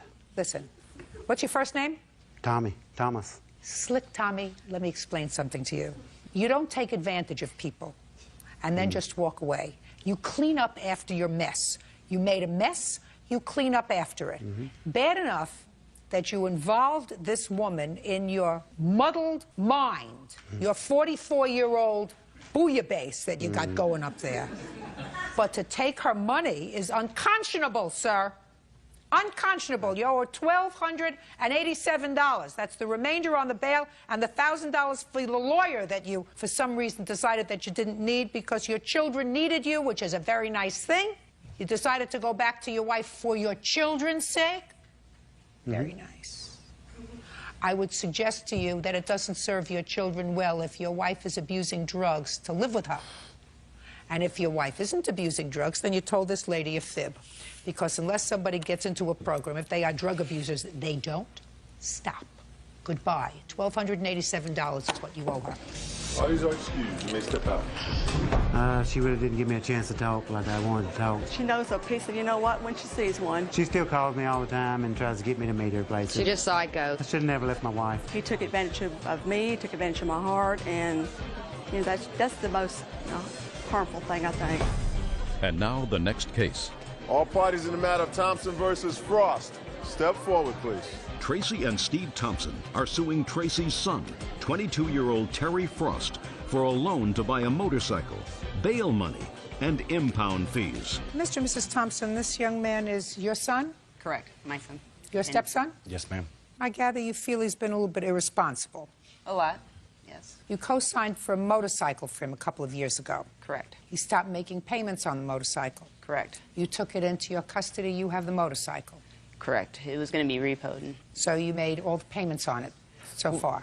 Correct. When the bank called in regards to being repoed, our credit would be, you know, in bad jeopardy? order. Exactly. And so I asked TJ, you know, why aren't you making payments? So then he said at tax time he'd be able to make up what I've already paid and take over payments at that time. But he didn't? Correct. Oh, so now you took a motorcycle back over a year ago? 04, correct. It's been sitting in my backyard. Okay. Who has the title to it? I actually got the title. I got it last month, and it's actually in his Great. name. Great.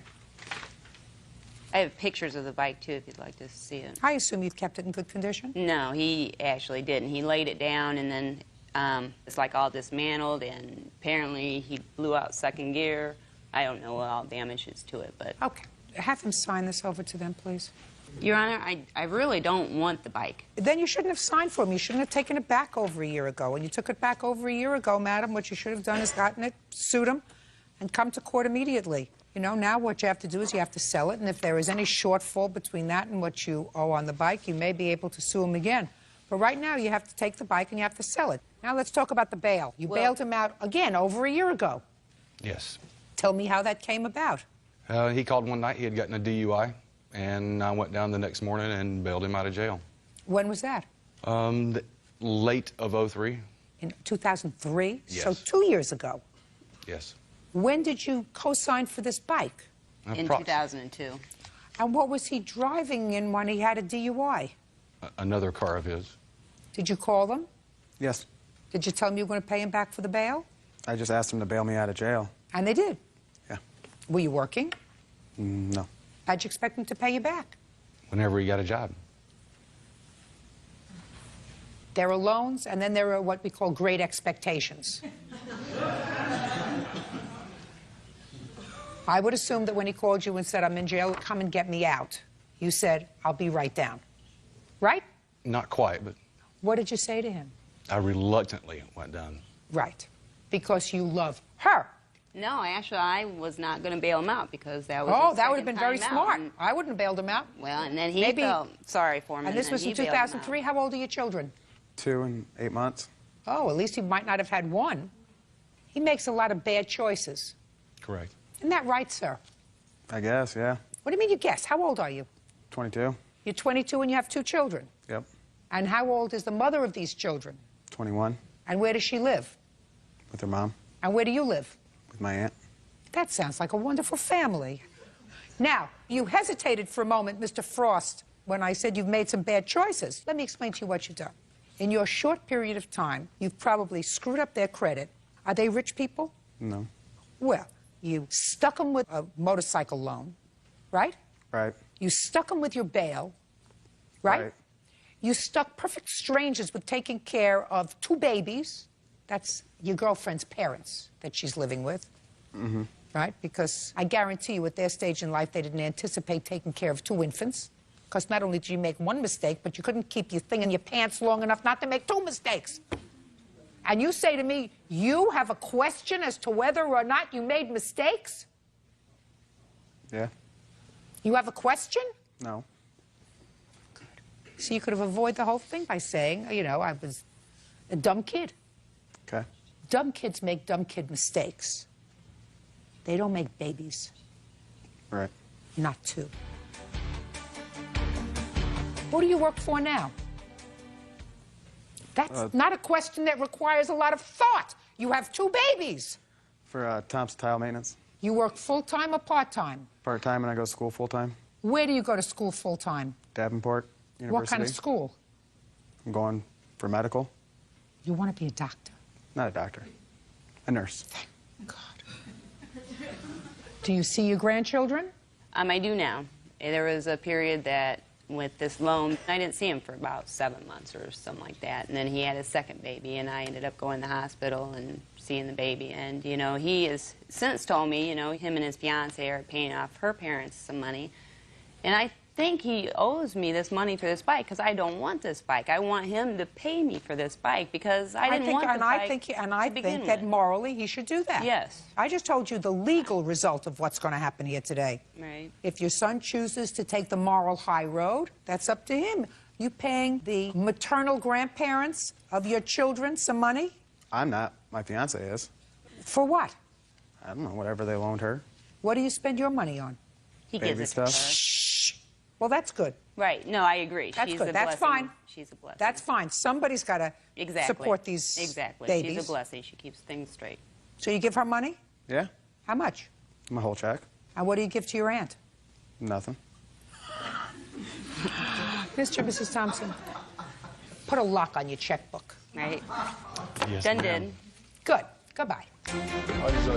अस्सलाम वालेकुम, welcome back. उम्मीद है आप सभी लोग खैरियत से होंगे। तो आज हम बनाने वाले हैं बहुत ही मज़ेदार, बाजार से भी ज़्यादा बेहतर, सस्ती और खस्ता मूंग दाल। इतनी मज़ेदार और इंस्टेंट सी रेसिपी है। बाजार से जो है आपको पता है इतनी महंगाई हो चुकी है, हर चीज़ इतनी महंगी मिल रही है। तो आज हम सिर्फ 1 कप मूंग दाल से बनाने वाले हैं ढेर सारी मूंग दाल, बिल्कुल बाजार जैसी खस्ता, क्रिस्पी और मज़ेदार। तो चलिए बगैर कोई टाइम वेस्ट के अपनी रेसिपी स्टार्ट करते हैं। यहाँ पर सबसे पहले हमने खूबसूरत सा बाउल ले लिया है जिसमें 1 कप मूंग दाल का ऐड करेंगे। इसे पहले अच्छे से साफ कर लेना है है और उसके बाद जो है इसे एक बाउल में ऐड करेंगे और पानी के साथ अच्छे से वॉश करेंगे। धोना आपने बहुत अच्छे से, क्योंकि दाल को बहुत सारे केमिकल्स वगैरह लगे होते हैं। मैंने तकरीबन 5 से 6 दफा इसका पानी निकाला है ताकि ये अच्छे से धुल जाए।